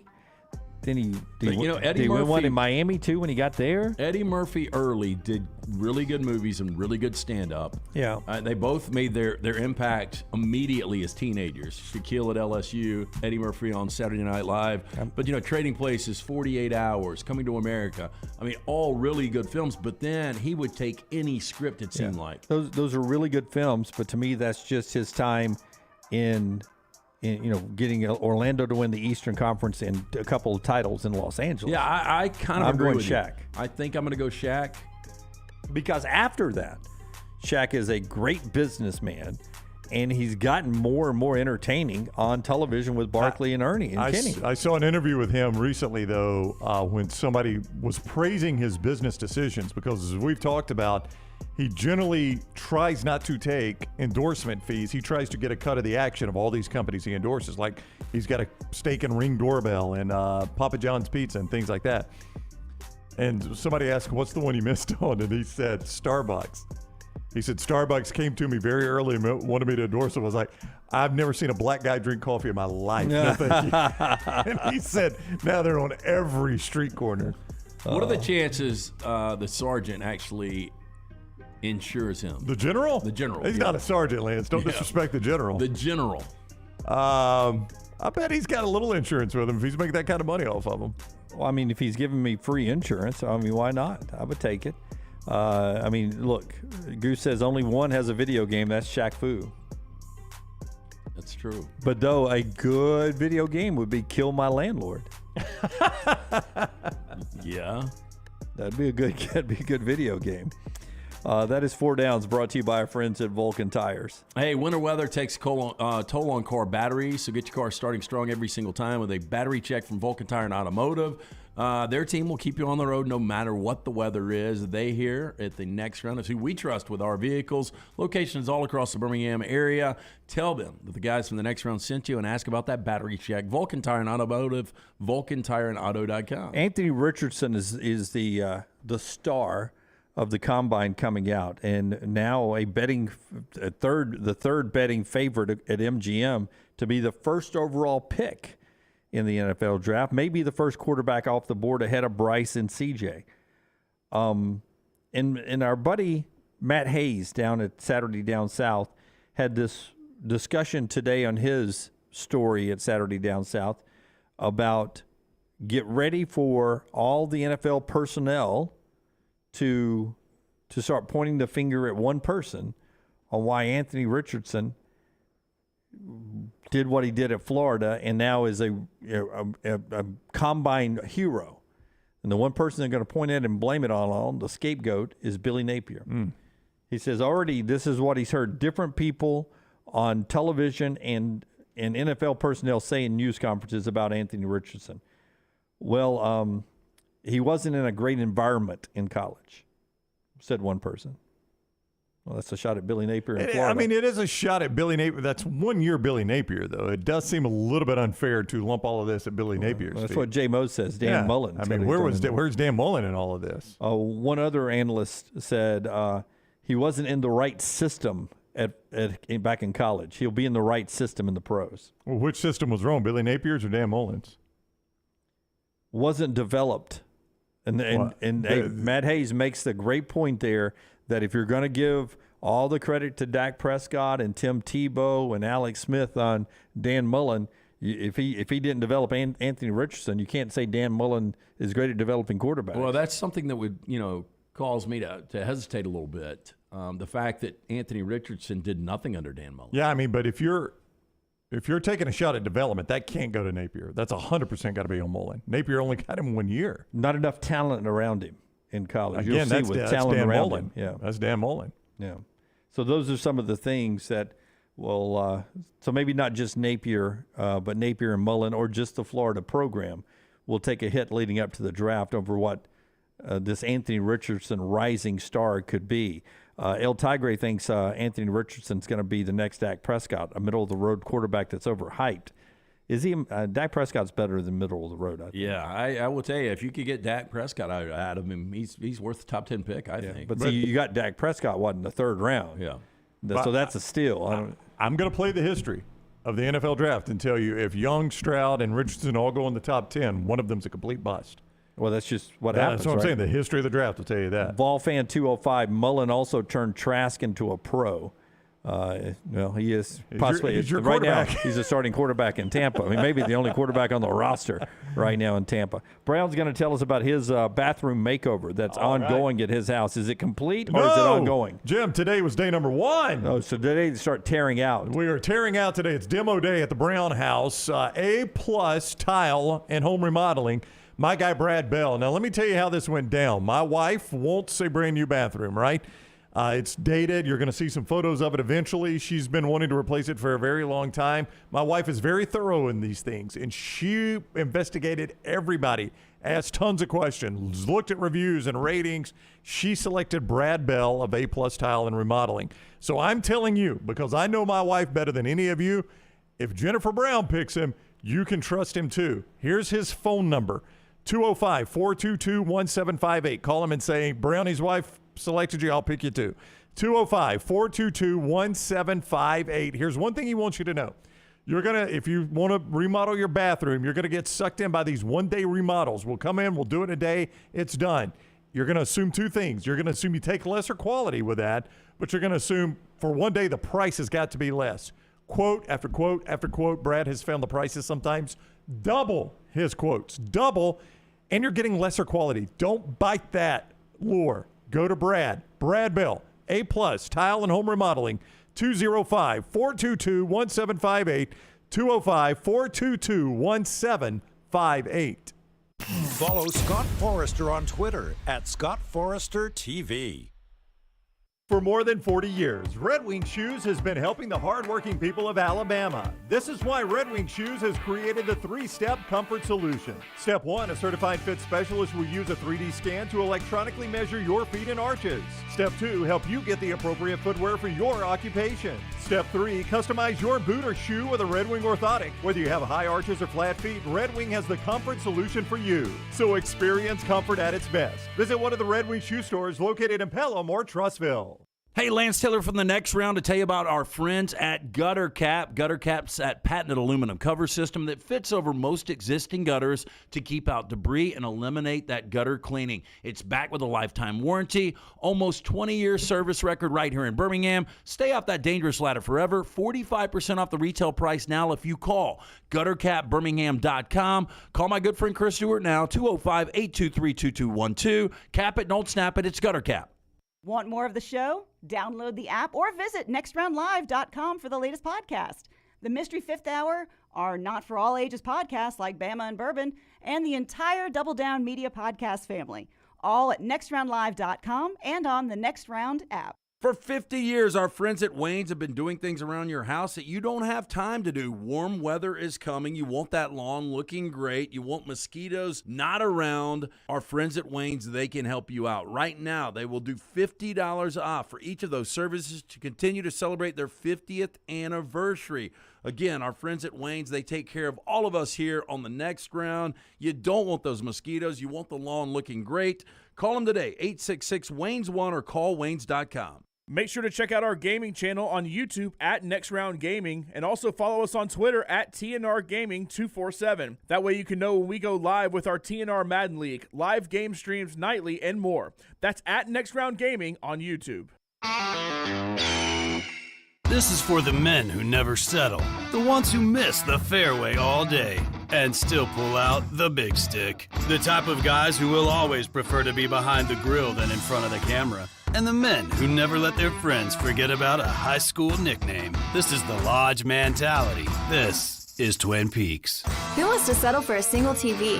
With more TVs, bigger screens, plus our fabulous scenic views, there's more to watch at Twin Peaks. Don't let a roof problem disrupt your football Saturday or Sunday. Call Greg from Pell City and Storm Restoration Roofing. Locally owned at 205-542-3531. Greg wants to give you a free, no-cost inspection. Free, no cost, no obligation, 205-542-3531. He can also pressure wash your metal roofing. It's easy to see why his company's so successful. A-plus rated with the Better Business Bureau, and insurance companies trust him. You should too. 205-542-3531, or just look him up on Facebook, Greg from Pell City.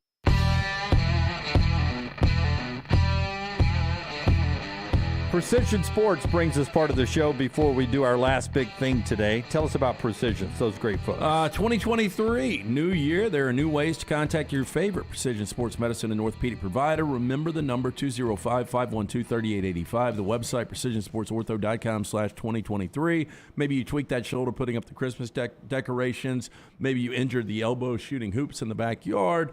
This is the time you need to let 2023 be the year Precision Sports Medicine and Orthopedics gets your life back on track. Orthopedic care better together. Find your provider today. Again, call 205-512-3885 or visit precisionsportsortho.com/2023. Big win by Auburn. Should punch their ticket to the tournament over the weekend. Alabama still a 1 seed, but not the number 1 overall seed, according to Lenardi. The Tide did pick up another commitment for the upcoming 2023 class. 4-star forward Chris Parker picks Alabama over several schools. Alabama's 12th in the national rankings in recruiting in basketball for 2023. The only SEC team ahead of them is that great Kentucky class at number 1. Auburn's really high in the 2024 class already with their commitments. So that's a little basketball recruiting. But our last big thing is a passing of a guy we actually talked about on Friday. It's so strange. When Damon Johnson was in here, he mentioned he's playing in Leonard Skinner right now because Gary Rossington is recovering. And I don't guess I realized his health was in this poor of a state. I know he had some heart issues, but he passed away over the weekend, unfortunately. At 71, and you would think Leonard Skinner, he might be older than that, but 71, I mean, pretty founding young. member, though. Founding member of Leonard Skinner. And he was on the plane. One of 20 that survived the plane crash. And was a guy, he played lead on Tuesday's Gone and played the slide, I think, on Freebird. So two of the more popular, and That Smell was written about him. I learned this over the weekend. I never knew the origin of that song, but apparently Rossington had an unfortunate situation where he had an automobile accident where he had alcohol and drugs in his system, and that was that's what they wrote That Smell about. See, I thought That Smell was about heroin, then I thought it was about a car wreck. It is about a car wreck. I don't know if heroin was involved. I thought That Smell was death. Yeah. I never knew the meaning behind that song, but I read this weekend that was one of the influences in that song. Your favorite Skinner song? Tuesday's Gone. Tuesday's Gone? Simple Man. I like Simple Man. Love Tuesday's Gone. Give Me Back My Bullets. I always like that because it's sort of a middle finger to, the contracts that some of these artists have to get into and the record companies. I like Curtis Lowe. The Ballad of Curtis Lowe, too. I always kind of like that one. Yeah, a lot of good songs, man. A lot of good songs. Thoughts to all of you out there who are big Leonard Skinner fans, and just crazy. We were just talking about Rossington with Damon Johnson on Friday in here, and then he passes away over the weekend. All right, we're back with you Tuesday at 9 a.m. Central Time. Don't forget, on Friday, we're in Nashville at Losers on Broadway, and you can come by and say hi to us as well. If you're on your way as an Alabama fan in to watch the Tide play the first game of the day, swing by Losers on Broadway right across from Bridgestone. You'll be able to come by and say hi to us. We're there 9 to 1 Central Time as the Tide kicks off Friday's slate of the SEC basketball tournament. Until next time, God bless you and God bless America.